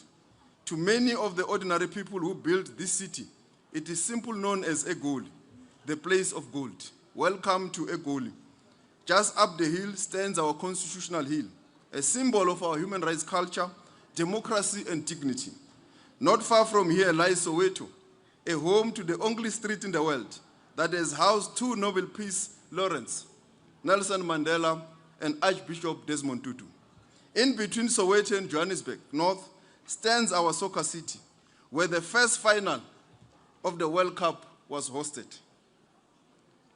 During the dark days of apartheid, where the first final of the World Cup hosted on African soil was hosted, that is Soccer City. During the dark days of apartheid, the venue you are in today, Nasrec, was a rare bridge connecting Johannesburg South, home to Soweto, with Johannesburg North then reserved for white citizens, and Soweto only reserved for black citizens under the Group Areas Act. Even in those times, Nasrec offered glimpses of unity where people of all races will gather for events like the Rand Easter Show, defying barriers of segregation. This facility remains a symbol of commitment to bridge the spatial and economic divides of our past. It was in Soweto in 1955 that South Africans of all races gathered not only to express their rage against the system of apartheid, but also to declare that the rage was not enough, there must be action. They declared that South Africa belongs to all who live in it through the Freedom Charter. They declared that we want a different society and a different world.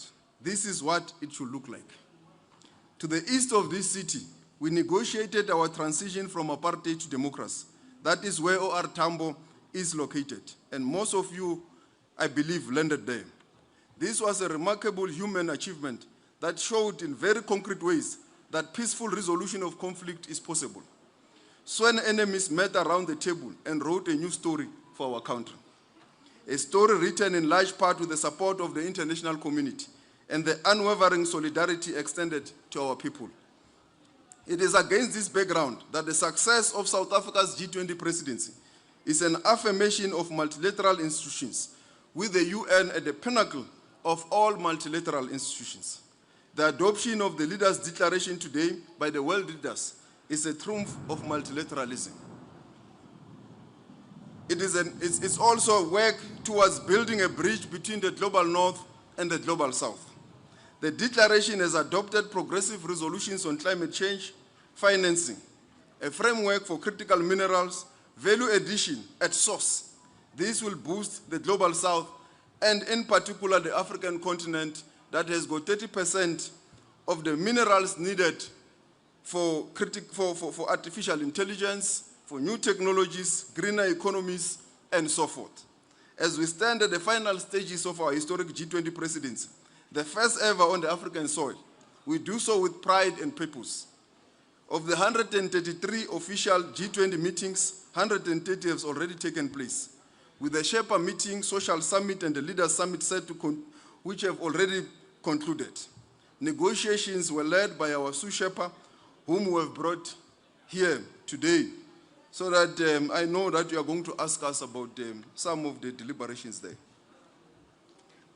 The declaration has been anchored on 4 overarching priorities, namely strengthening disaster resilience and response, ensuring debt sustainability for low-income countries, mobilizing finance for a just energy transition, and harnessing critical minerals for inclusive growth and sustainable development. In addition to this, there has also been more issues related to inclusive economic growth, industrialization, employment, reduced inequality, food security, artificial intelligence, data governance, and innovation for sustainable development. As you are aware, we have just walked from concluding the compact with Africa, where now 50 African countries have signed the compact, which will now lead us to the implementation of the outcomes of the South Africa's G20 presidency and also in the African continent. And Ethiopia highlighted the successes of what the compact with Africa means. If you go to Addis today, it's a different place. It's a beautiful city. Things are changing. So they do speak about how the compact with Africa work. So we're glad that you are here and we are ready to take questions. Thank you very much. Okay, thank you very much, Minister Lamula. Nelson and the team are ready with roving mics. We will take, because of how vast the room is, we'll take 1 round of questions and we'll make it 10 questions. in the order of the hands that I see. Only one round. We'll start here. Ask your question. Please state the media house that you're from and give us your name as well. Thank you very much. Kosnati Shazi, Power FM News. Minister, just one question. We've received reports that South Africa has chosen to conduct the G20 handover process at the DIRECTO headquarters next week. Now, of course, this is a low-level handover ceremony, considering that it was supposed to take place tomorrow. My one and only question, are these reports true? And if it is true, sir, can you please just take us into confidence why that decision was taken? Thank you very much. Thank you. Let's also try our best not to repeat questions. So if you feel that your question has been asked, kindly sacrifice for other people to ask a question. Thank you. You there, sir, with your hand up. Yeah. Mr. Minister, I'm Letu Kanya Zulu from UCT Radio. Piggybacking off of my colleague from Power FM's question, given the fact that this would be a more low-leveled handover, how might this affect South Africa-US relations, seeing that it was already volatile before, but this might have a negative effect towards it? Okay, let's go over here. Thank you, Your Excellency. Victor Anakin from Sputnik Africa. Your Excellency, you mentioned the G20 declaration containing information about critical minerals.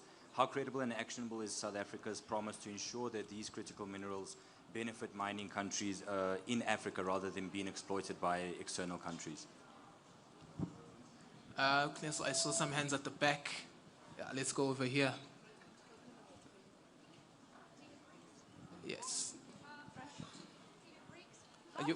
We can't hear you. Yeah. How have the successive G20 presidencies of Indonesia, India, Brazil, and South Africa colleagues by BRICS impacted the formation of a new global governance architecture, given the growing influence of the BRICS group? Thank you. Please. Let's see. Please. Okay. We are on question 5, so we'll have to go at the back at some point as well. Mathilde Boussillon from the French newspaper Le Monde. The foreign minister of Argentina earlier said his country cannot endorse the declaration. What does it mean exactly? And should we expect the declaration to be amended?